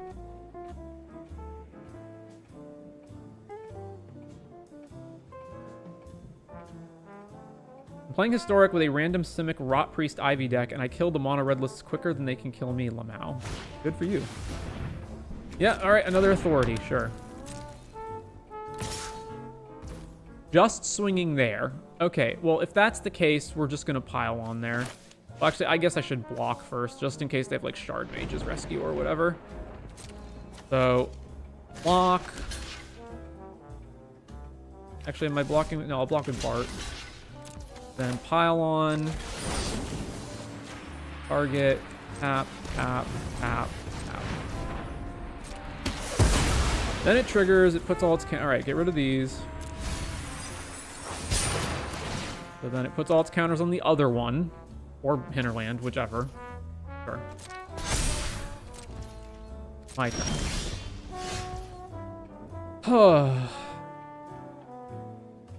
Rebooter, gain more life. All. Balls. Back to them.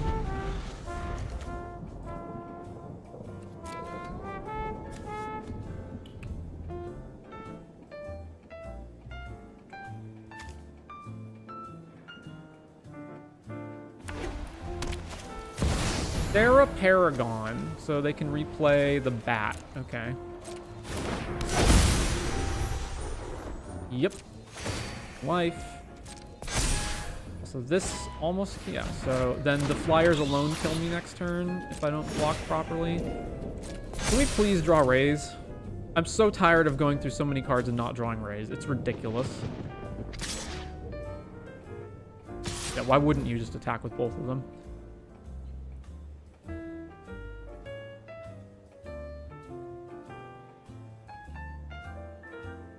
Alright, the problem is that no matter what I block with, I can't block again next turn, so I kind of have to win, like, immediately or gain enough life that I don't die. So, may as well sack this now just to see what I'm getting. Oh my god.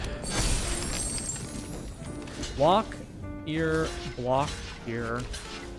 Is there any way that I can kill one of them? This is a 9-10, this is a 9-8.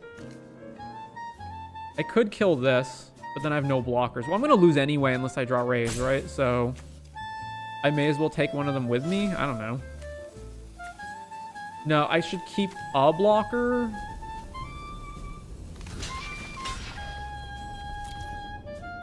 I don't even know if I survive even if I draw rays. And we didn't. This is so frustrating. All right, temp lockdown. Temp Lockdown, Felidar, Cub, and Cathar for sure. Aerotide. Do I want Knight Errant in this match? I guess so. And then Cutting. Vermins can kill an Essence Chandler prior to it getting a counter, but otherwise it can't kill it. Can't kill it. Can kill the bat, which doesn't matter that much either.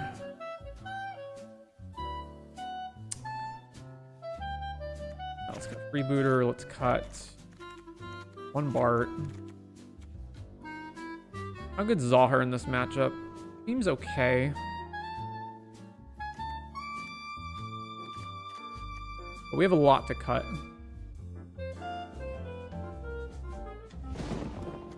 Cut all the Vermins. Let's cut. Ylon seems to absolutely suck against them. Like, they have guys that just move their counters around. They've got Sarah Paragon to get their guys back. Let's cut that down to 1. Because they're technically an aggro deck, but they're like not really an aggro deck.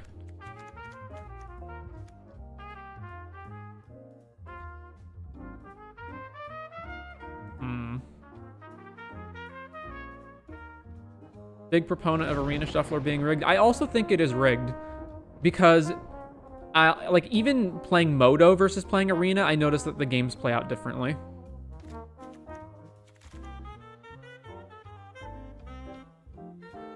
Have to cut 3. All right, let's cut Zahar and let's cut a gnome, not a gnome. One of the Amalias? Yeah, one of the Wicker folks.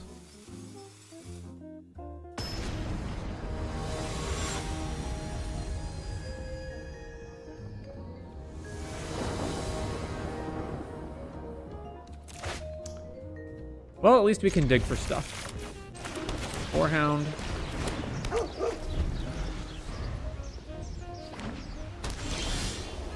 Alright, play Felidar Cub.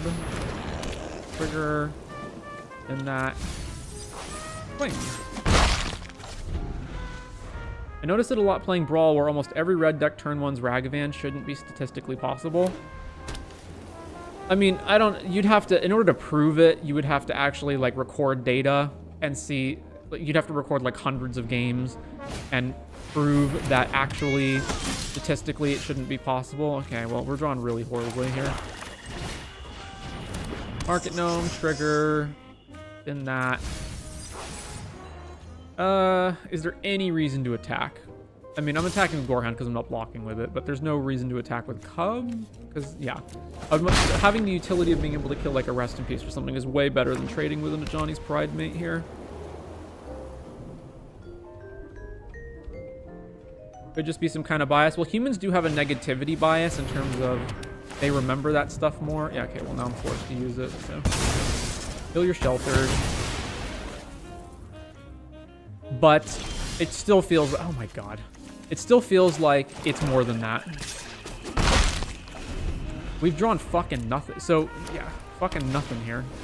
Oh, now you have Rest in Peace. Okay, sure. Uh-huh. Okay, block.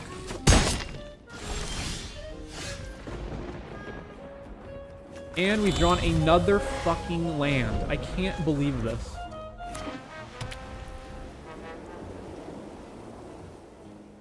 Also, Rest in Peace in the Sarah Paragon deck? Okay, sure.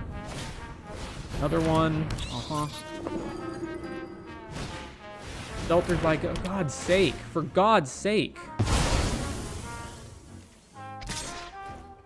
And now they gain life and they, you know, a million counters on their guys. So, there's no... Okay, fuck this. I was about to say, there's no way we can win because the Rest in Peace... Like, we have to deal with that and their aggro board and then still fill the graveyard up. But we've just drawn, like, lands every single turn, so yeah.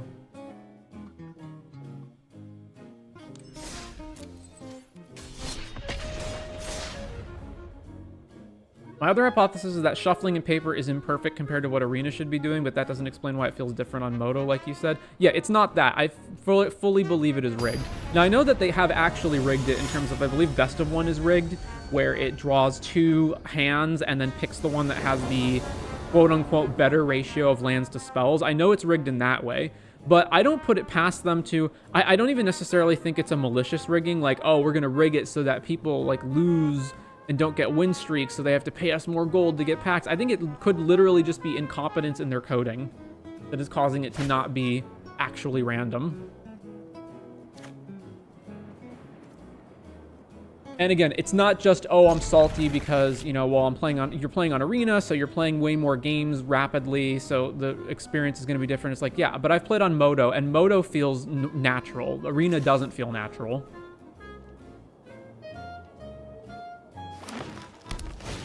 All right, we got stuff to go in the grid. Oh, that's going to be great. We can go Vermin turn 1, Diabolic Intent, kill it. Or Bartolome now, because we just drew Bartolome. Look at us. Land, yep.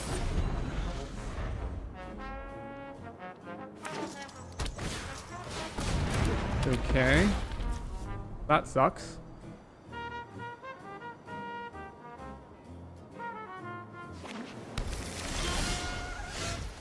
All right, let's play this. Attack them. And then eat this and kill Minor Worlds. So, Teamer ramp. Big Waz, and then they can improve the World Wagon. Yeah. Okay. What's it? It's Menace +2 and Naturalize? No blocks. Alright, so Amalia. Market Gnome, and then we're not attacking. So, back to them.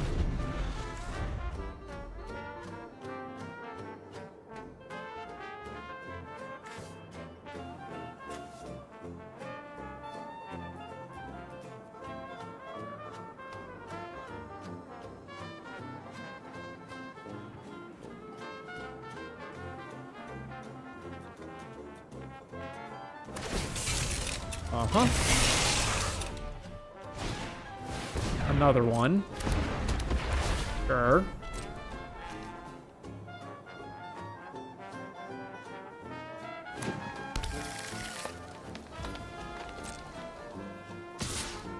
Trigger, and then they go get another one.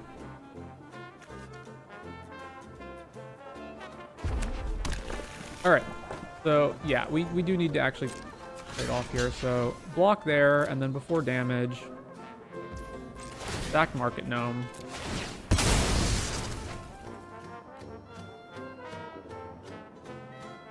Are you kidding? Do they actually have Torch the Tower for Amalia? You've got to be fucking kidding. Yeah, alright, sure. Well, I'm not going to let it get exiled, so sack it too. Alright.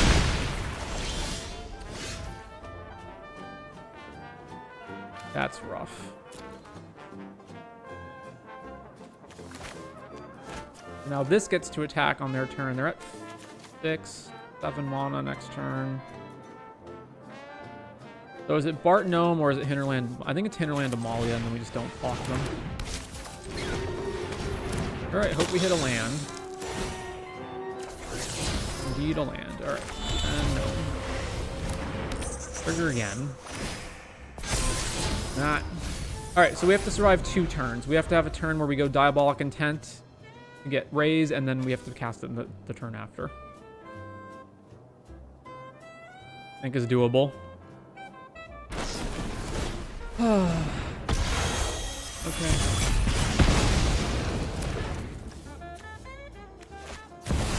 Oko Ringleader. What does this guy do? Draw 2 if you've committed a crime, whatever, make an elk. For each other non-land permanent you control, create a token that's a copy of that permanent. Wait, I'm sorry, what is happening? Beginning of combat, it becomes a copy of one other creature you control except something or other.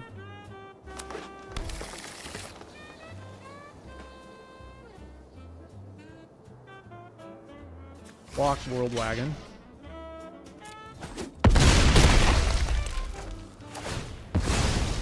Draw. Finally. Okay. So raise. Legend rule. Triggers. How many triggers do I have on the stack? Not enough to do Amalia, so sure.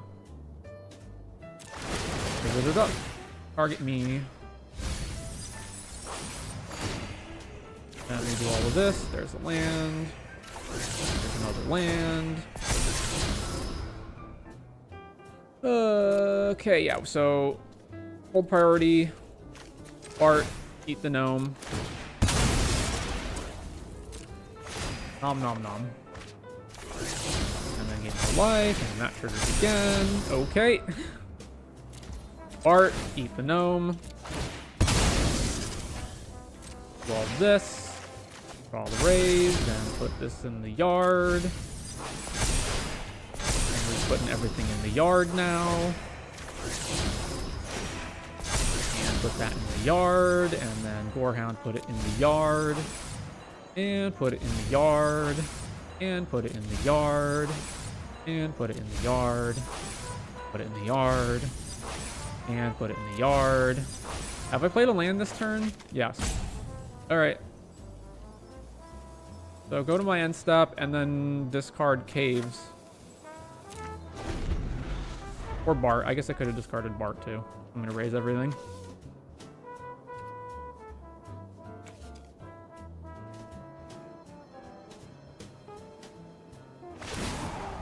I just folded that? Yeah, if I were them, I would fold. Like, they know we have... I mean, unless they have Negate in their deck. Yeah, okay, there we go. So they're just like, they're going to try to draw something. Okay, Simic, Ramp, bullshit deck, whatever it is. Terratide's not good because they have Planeswalkers and vehicles. I guess Cathar Commando's good. They have blue, so presumably Counterspell, so Voice is good, and we can bring in Knight Errant. And then we're taking out... Vermin doesn't kill anything except Llanowar Elves, so that seems pretty bad. Cut the freebooters, and then... cut a Bart. Yep, that seems fine.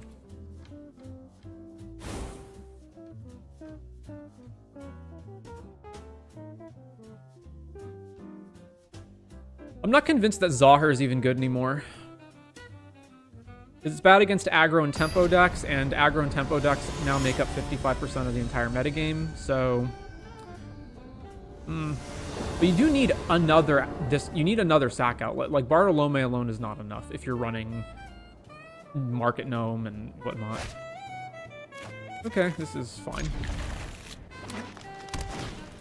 Elves. They land. Sentinel. Sure. I could just play Ellis to trade with it. If they don't have Torch. And if they have Torch, they have Torch. Like, you know, whatever. Swing. Alright, block. Goodbye, Sentinel. Bristlebud Farmer. What does he do? You make 2 foods. Whenever this creature attacks you, you may sack a food. If you do, mill 3, put a permanent from the milled cards into your hand. Sure. So it's not worth it to play Cathar Commando. This has Trample. I guess I could just play Ellis to block this as well. Alright.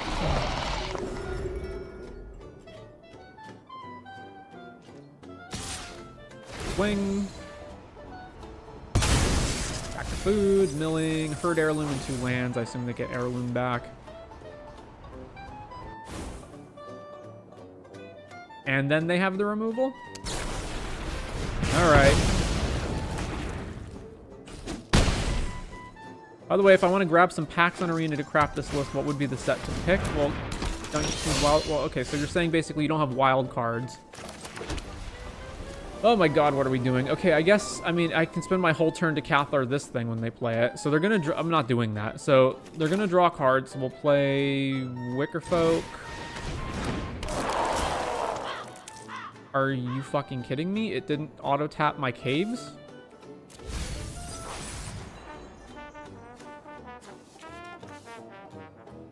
Okay, so I guess it doesn't matter. I can play Bart. So Bart sacks Wickerfolk and trades with Surak.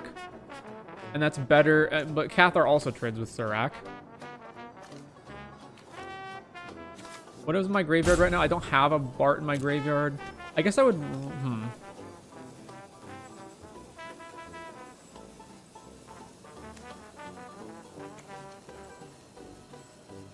I mean, does it matter?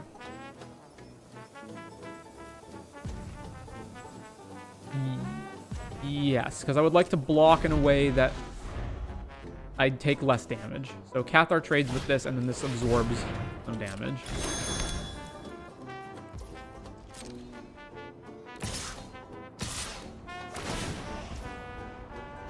Alright, let's see what they get out of this. So, back to food. Mill, land, Wild Wagon goes back and... Really? Alright, flash this in. Block here, block here. And I guess? No, everything would die. It would just be... It doesn't matter. They're just going to heirloom the other one. I guess this gives them the option of them not killing me. Whatever. It's the same damage saved either way. They didn't use heirloom, huh? And they didn't play... No, they have Lano up. Play goes back.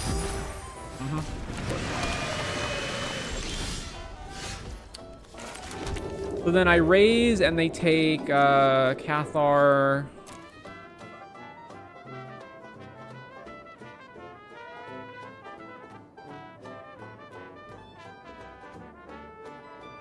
What's the other best thing I can do? It's Cathar, eat this, they take something, doesn't matter.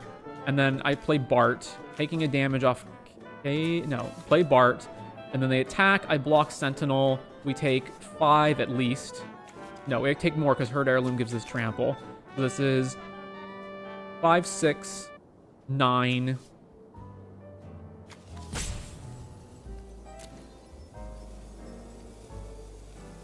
How many lands are you running? 21.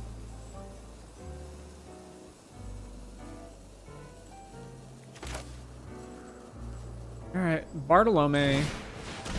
I'm not raising right now. And pass to them, and then they'll activate Vacuum, and then the response we go Cathar, kill it.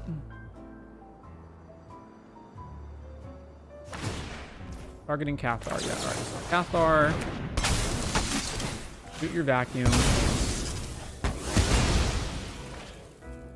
Now I have to survive this turn. Which, depending on... I mean, they can crack a bunch of maps, and then we might just die. Because the alternative was to raise and get back 3 creatures, one of which is an Ellis that's going to die. So we would have 2 things in play.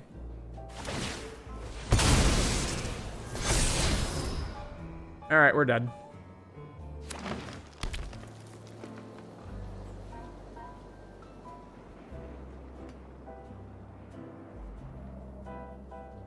Map here, I block, they give it trample. Take 10.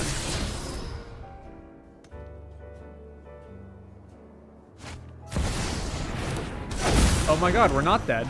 They tapped in a way that we're not going to lose to this. Okay. Sure. They literally had the win and they threw it. Block here.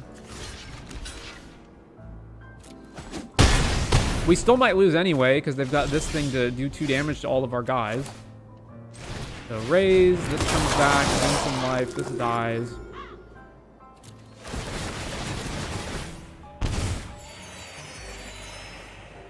Bin. Right, so then they go play this 2 damage all. We sack this and this so that Bart doesn't die. All of their guys survive.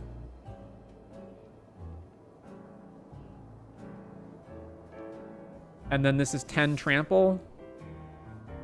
Plus this can get trample if I don't kill Herd Heirloom right now. But if I kill it right now, then Bart dies.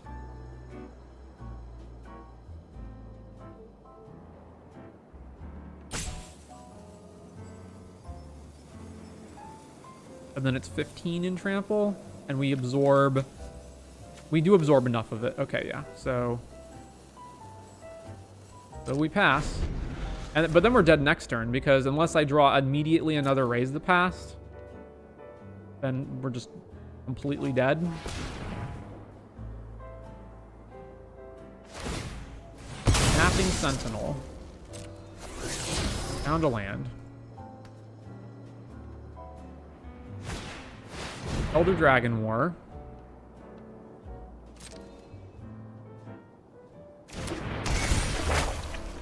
Alright, respond to that. That Cathar.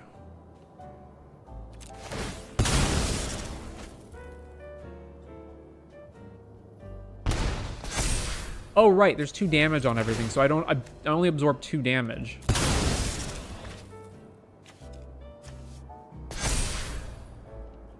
Oh, and it deals damage to me. Okay, yeah, so there was no getting around it.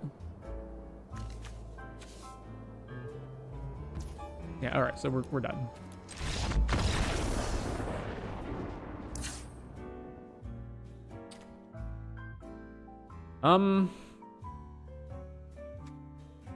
Okay, well, they have way more big creatures than I thought they did, so Terratide in.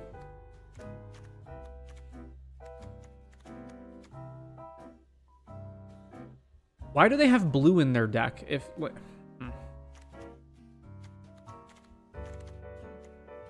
Got a voice.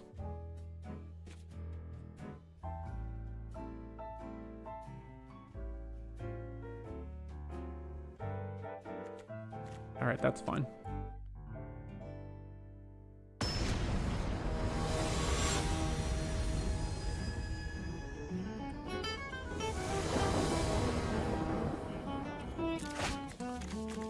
Alright.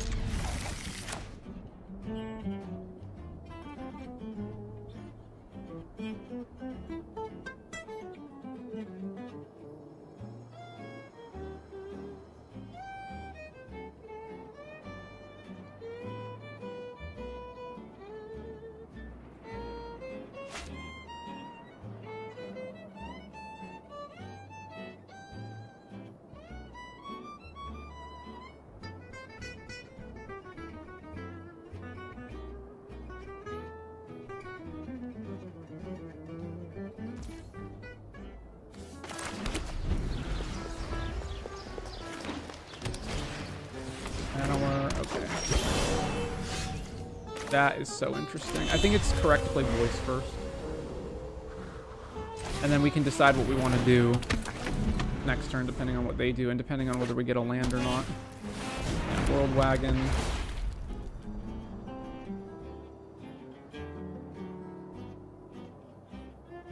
I think we're probably playing Zahir. All right.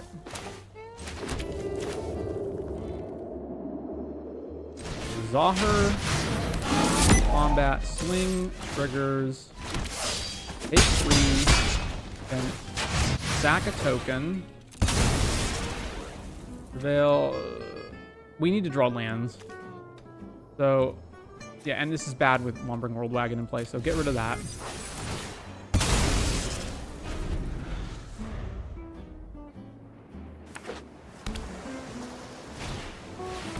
Glaws, okay.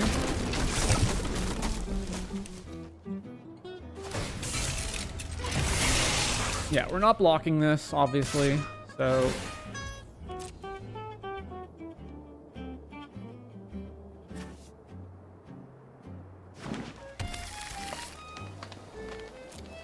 Five, 15.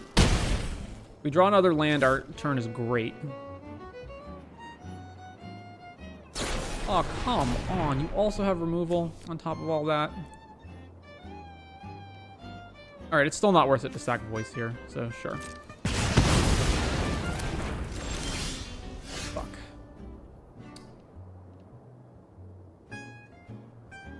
I really wanted to be able to play Ellis and Amalia in the same turn, so since that's not an option,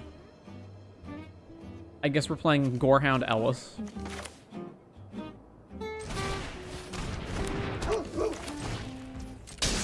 Take damage, Surveil, then that, go to combat, swing here, 2 more Surveils and 2 life. Then that, then that. These die, we go speed up. Ellis triggers. Alright, so if they just play another big creature, we're potentially taking... They conceded to this?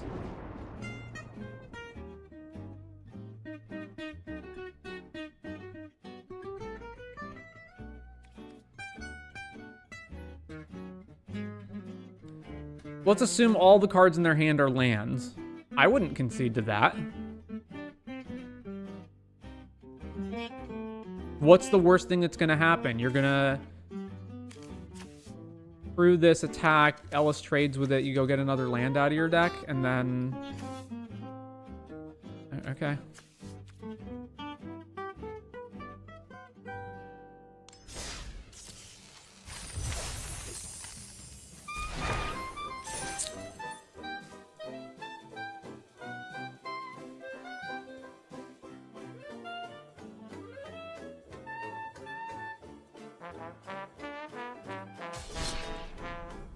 Alright, I think we're going to make this the last game.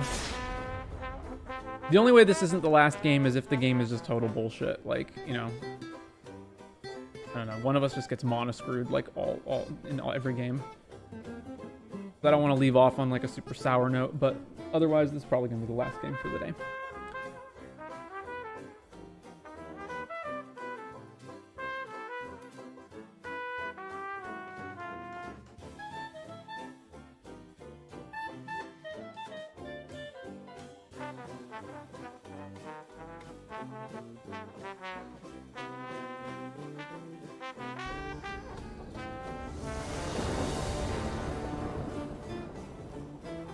Yeah, initiate. What are these for? No 1-drops again, but this is fine.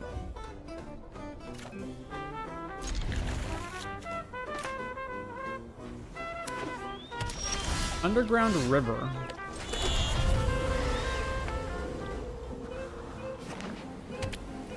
Alright, Pixie.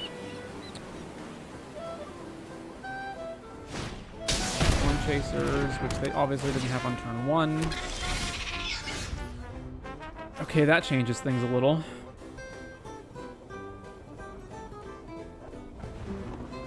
The thing is, like, anything I play, these kill with nowhere to run, so... I feel like they won't burn a nowhere to run on a Wreckage Wicker Folk, so I would prefer to play this first, control what we're about to draw, and then maybe we can play Zahir next and then attack them and get speed going. Alright, well, there's Raise. Actually, do I want to keep Gorehound? No, because if I keep Gorehound on top, and draw it, then the next Surveil I get is Raise. So let's bin that, but keep Raise.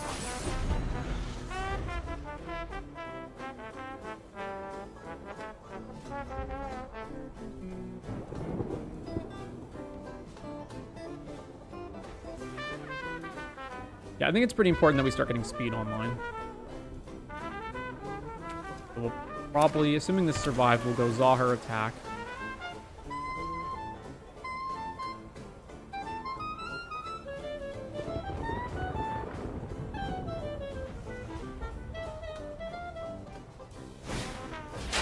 Momentum breaker. Alright, well, never mind. This is getting killed. 2. Alright, well, let's play out another Wicker Folk then. And bin.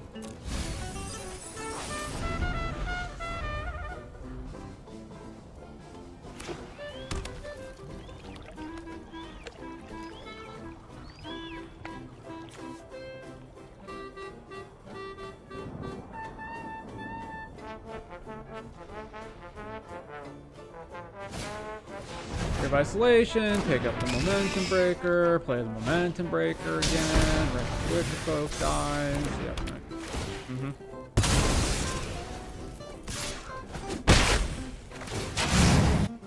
Alright, could raise right now, but I think I would rather get more value, so let's go. Ellis. Alia. Trigger. Put this in the yard. Back to them. Like play patterns, bro? Yeah. This isn't even the worst of it. Like, this card is tame compared to the rest of their deck. Alright, I assume Nowhere is about to hit Amalia at this point. Fine. I just need to find a window to recoup everything with Raise.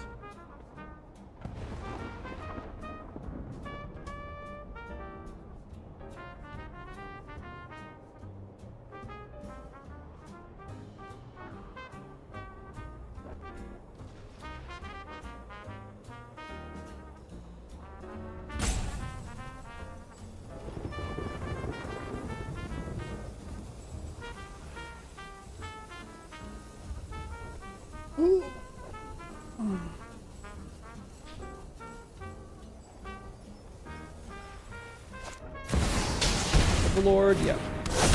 I don't feel like that should have been that difficult of a decision. Mill over a bunch of stuff, hit no creatures, sure. I guess I get some Aether Drift packs because of the lands. Well, I mean, I assume you can look up the list and then just sort them by set, can't you? Here, I'll, another Overlord, sure.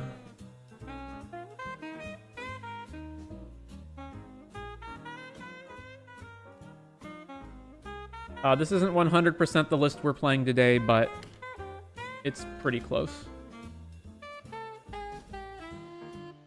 I don't know if Moxfield does a set sort function, but you can at least look at that. All right, what are we doing? So I could go Raise.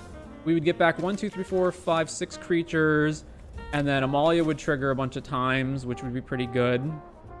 And this is, you know, they could have Spell Pierce in their deck, so if I do it now, this is a window of opportunity. So it's probably better to just do it now. Alright, raise the pass. Get everything back. Bajillion triggers. These go to the bottom. And this is on the top. Alright. Trigger, trigger, trigger. Target us. Life and Amalia. Bin it. Oop. And Amalia. Bin it. And Amalia. Bin it. And Amalia again. Bin it. They are dead this turn, by the way. They just don't know it yet.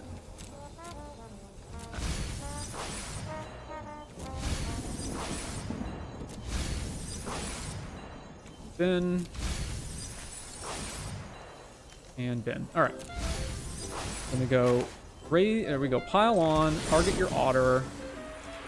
Tap down. This. This. This. This. And your otter. go to combat. Swing here.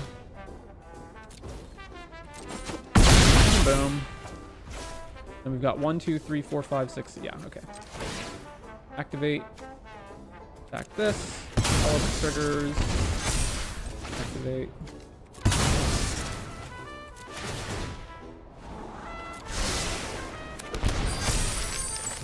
Gnome. Should have done that before combat because I would have gotten them more damage, but they're still gonna die.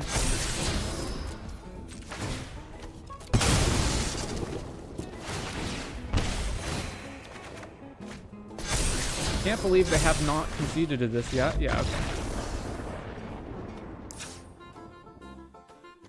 What was Pixie again? It's voice. Bring in all of this shit. Bring in Knight Errant. I still don't know if it's correct to bring in Temp Lockdown against them, but with them having this town, it just feels like I shouldn't.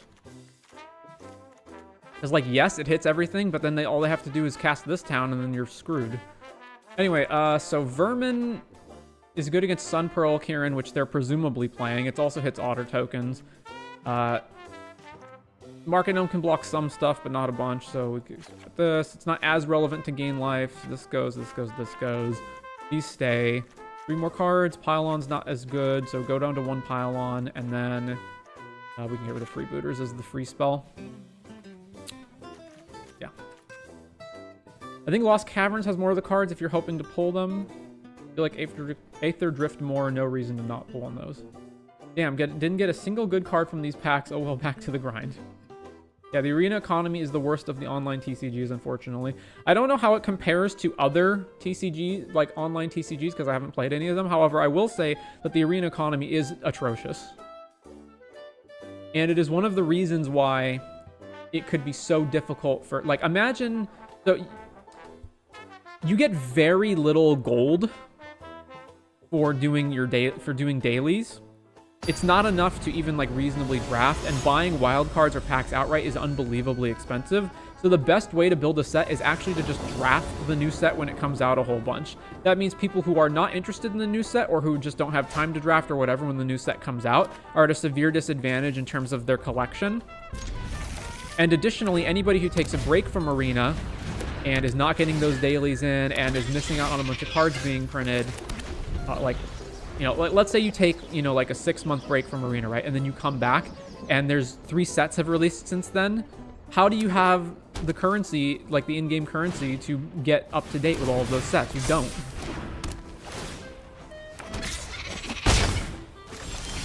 All right, well, I kept this under the assumption that I would draw something, but instead we've drawn 2 lands in a row.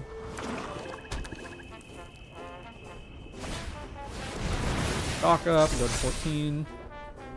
I only played Gwent. Gwent really spoiled me. Probably the best free-to-play model I've ever seen. Progress is fun and quick if you grind towards a specific deck. Is Gwent its own standalone thing? Because I know it's from The Witcher, but did they make a standalone Gwent?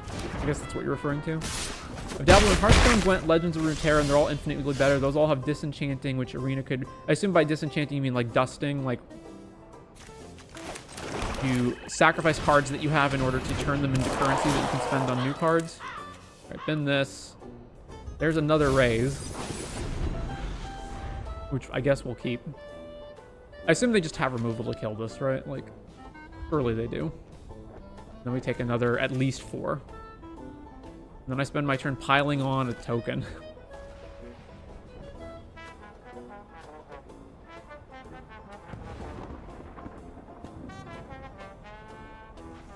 The problem, like, let's say you have a hand, you know, you have an opening hand of like double raise pile-on lands. Like, do you keep it or not, right? You've got your namesake card. You've got a way to interact. All you need to do is draw one of the 30 1 to 2 drop creatures in your deck, and you should be good. And instead, just lands. Yep, there's cut down. There's a standalone Gwent released in 2018. It still has a good player base. They stopped support but added a balance council where the top players can vote on changes each month. So at 1 mythic and like 3 gold wildcards after grinding for months. My getting a deck together even forced me to buy straight wildcards at the beginning plus the season pass. Alright, well, now we get 2 things back, so it is worth raising here. Because we need blockers. I mean, I guess I could pile on Fear, but then we're taking another at least 4 damage, if not more than that. Probably better to just raise. Get these, we get the Surveil 3 times, and that sets up the next raises pretty well. Alright, well, that has to go. And these go.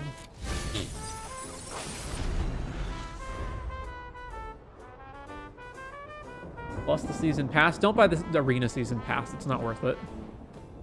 Legends of Runeterra is an unfair comparison to any of them, but you get an obscene number of cards and currency each week. I stopped playing a while ago, but I could still hop on and build 5 decks right now. What I don't understand is, why do I have to do dailies at all? Why can't I just gain gold passively? So that if I don't want to log in and play that day, I don't feel like I'm left behind. Because you know what that's going to do? That's going to cause me to log in and try to grind, and then eventually get burnt out and then not want to do it anymore. All right, this town, take 8, go to 2, and then they still have more shit next turn. All right, so we go. How many things am I getting back? 2. So if I raise with leaving 1 land open, I won't be able to pile on. So we're dead because every creature is 2. Yeah, every creature is 2 damage, and I can only block 2 of them. No, that's not true. I can block all, assuming they have 0 removal spells, I can block them all. Play this, play this.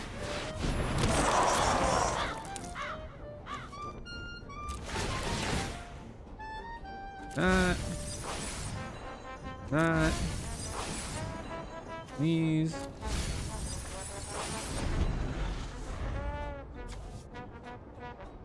All right, none of these cards can be removal, or we're dead.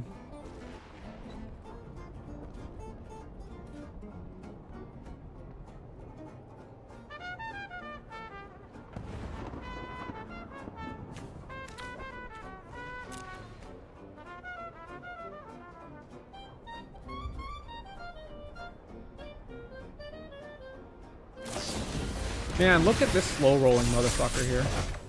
All right. It's like when you're at, 3 or less life and your opponent has a bolt in hand and they just stare at you and do nothing for a while and then eventually cast the bolt. It's like, for fuck's sake, dude. Like, this is not a difficult decision. Yeah, I think we're supposed to still keep it like this.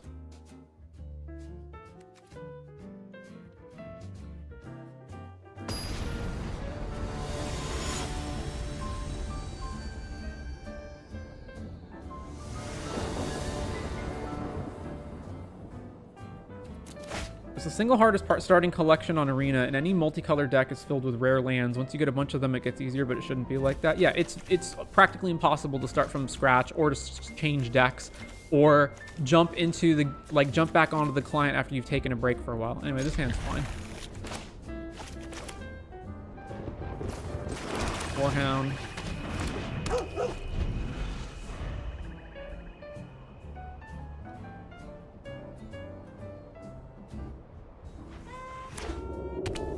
Saves is a cut down on turn 1. Yep. Or Hopeless Nightmare, sure. What do I even discard here? I guess...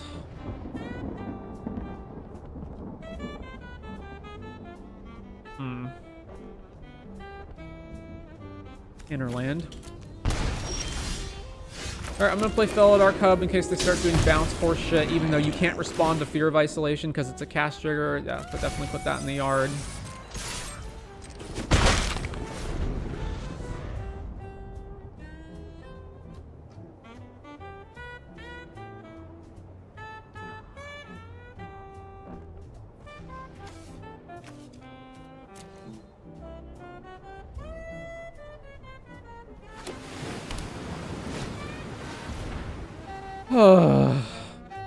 Yeah, okay.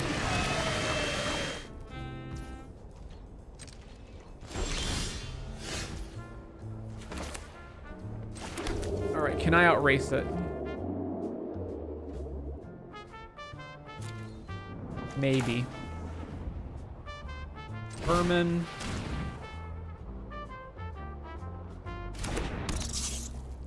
Trigger, mill myself.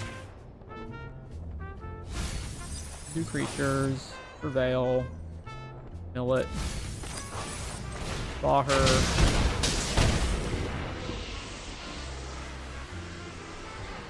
We still need another land and raise, so we're pretty far away. I assume they're just going to take rats.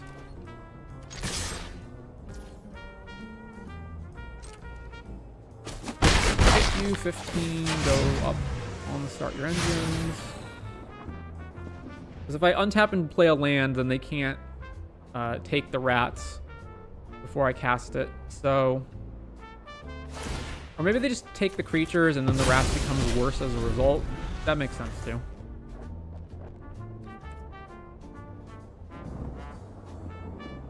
Sometimes you can race a ghost vacuum if you've got Gorehound. You just get enough surveils that it doesn't matter. Okay. Yep.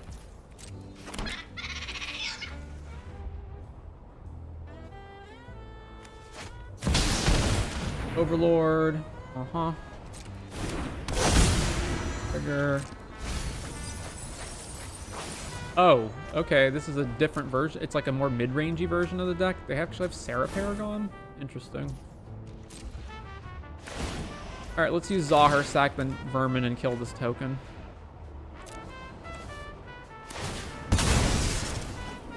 Death. I guess I could have waited because then I'm gonna play Ellis, maybe.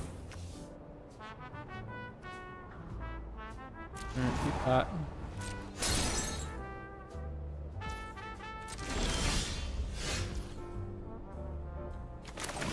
Cast the Revenge, then they respond by eating a card, and then we get 3 rats. No, they didn't respond. I don't understand. Bennett. Bennett.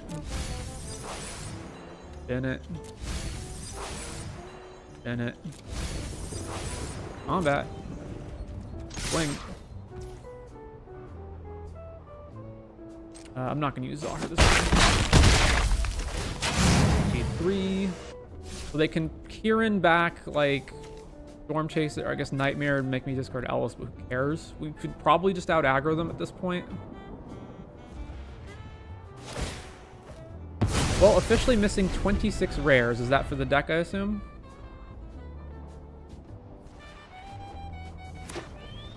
All right, land number 4. What are we doing?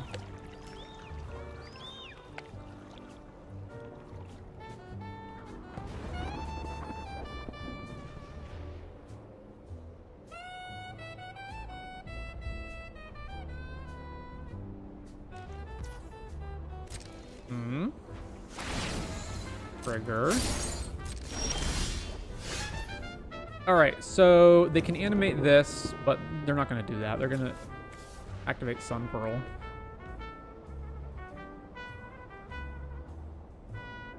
Alright, let's see. It's better if I play Ellis first. So, Ellis.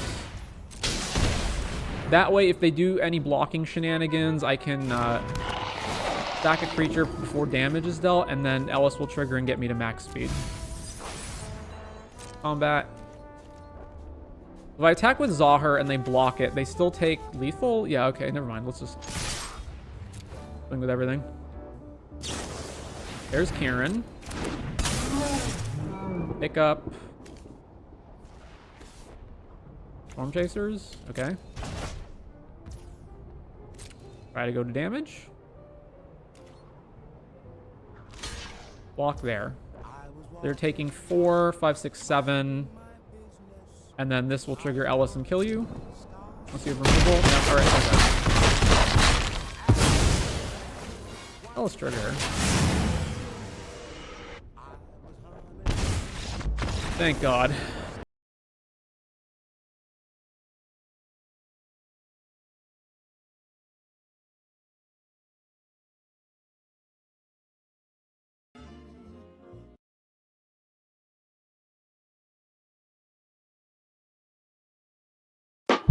Whoa, way too loud. All right.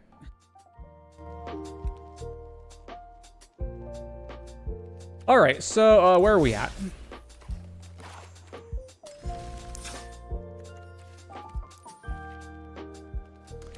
So the more I play, the more I dislike Greedy Freebooter, and I'm just trying to figure out, is there a different 1-drop that I can turn this into? Potentially we just need to be on 4 vermin. I don't know. Like, just get more stuff into the graveyard faster. Zahars I'm not sure about because they're bad against aggro and tempo and aggro are everywhere. But then there's time, like, sometimes it's not even bad in those matchups and it is good against other things. You just need other sack outlets. The problem is, like, you got your 4 Barts, and then if you're not playing Zahar, what are you playing? Gas Guzzler? Gas Guzzler, I think, is worse than Zahar. So, at that point, I'm not sure. I'm pretty sure you have to be on 21 lands.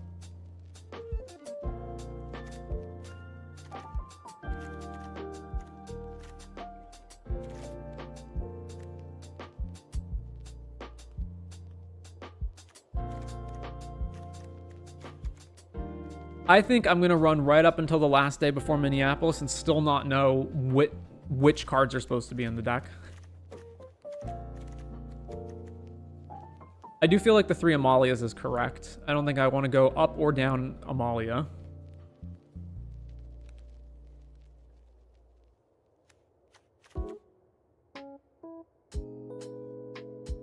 The lack of Oracle means that you don't have a safety valve, so you can always, like, randomly mill over your Raise the Pasts with Vermin. And before, that it meant that as long as you still had Oracle or at least one Raise the Past in your deck, that you could always get back Oracle to shuffle back the other raises. And now that's not true. So, but I think in practice it actually usually doesn't matter. Like, yes, hypothetically, there are scenarios where you mill over all your raises, or where, like, you mill over 1 or 2 of them and then you don't have a sufficient number to actually win. But in practice, I don't think it's normally going to play out like that. I also do think the deck probably, I feel like I don't have enough 1-drops right now because I'm cutting these freebooters, so it is possible, like, this should go back down to 1 Wicker Folk and then I should go up to, like, 4 Vermins or something. I'm not entirely sure. Bartolome also has this nasty habit of having 4 of them feels like it's too many of them. Like, anytime you have 2 Bartolomes in your hand, it always sucks. But then if you don't have enough Bartolomes, then you get into situations where you've got, like, all these market gnomes in play and you can't do anything with them. Or, like, you have Ellis, you've got the Raise, you bring everything back, but you can't sack your stuff, and then they die. You also need Bartolome to play around multiple spells. You need it to play around Temp Lockdown, you need it to play around Sunfall. So I feel like having 4 is just it is a necessary evil, and sometimes you just have 2 Bartolomes and it sucks. I don't know what the split here is. It should probably be more, I don't know. I haven't felt that strongly that should it be one or the other.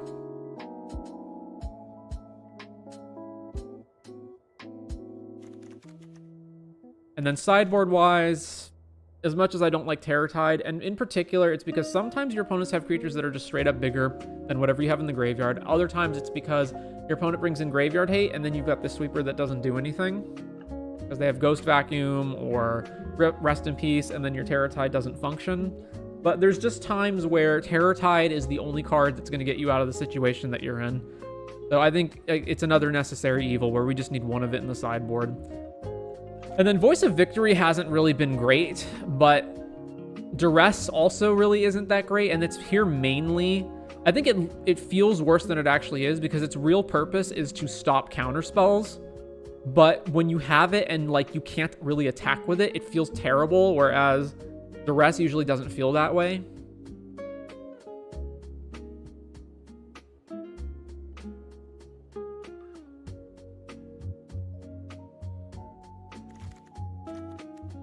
Stonebrain probably a necessary evil, mainly for Omniscience, but who knows? There's all sorts of random stuff that could be a problem. I don't know. So Leyline of the Void is also good against Omniscience, but Leyline's also good against the Oculus decks, and Stonebrain isn't. So and I have wanted another sideboard slot for Leyline of the Void, so it's possible I should just have 3 Leylines and not Stonebrain. But then this is also, it's in the same kind of category as Terror Tide is, which is that it's a catch-all. So if you just are facing the meta decks, then sure, maybe Stonebrain isn't as good as Leyline of the Void. But you never know when you're going to play some random combo deck that isn't like a tier 1 deck, but it's still good against them. So like the Simulacrum Synthesizer decks, like if you take Simulacrum Synthesizer out of their deck, they usually have nothing. like they'll have like a manland or something, you know, some other threat in their deck, but it's nowhere near as crippling as Synthesizer. Or you just play some like random combo deck that you didn't expect. Like at one of the RCQs within the last 2 months, I played against the Capricious Hellraiser Season of Weaving combo deck. So if you just take one of those 2 cards, their deck stops functioning. But I think it's fine to have one of Stone Brain. I do think you want to be on the 3-3 split of Cubs and Cathars because there's more artifacts now. In particular with Corey Steelcutter and more people playing Ghost Vacuum than they used to.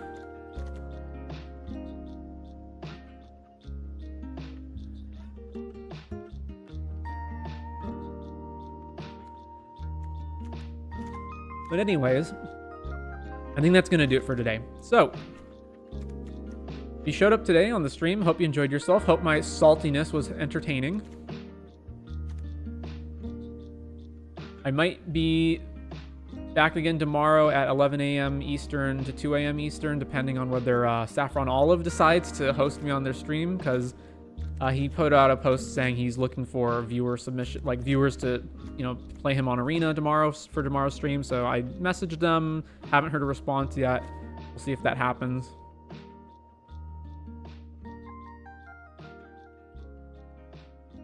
So let me check my messages to see if I've gotten any response. All right, I have not.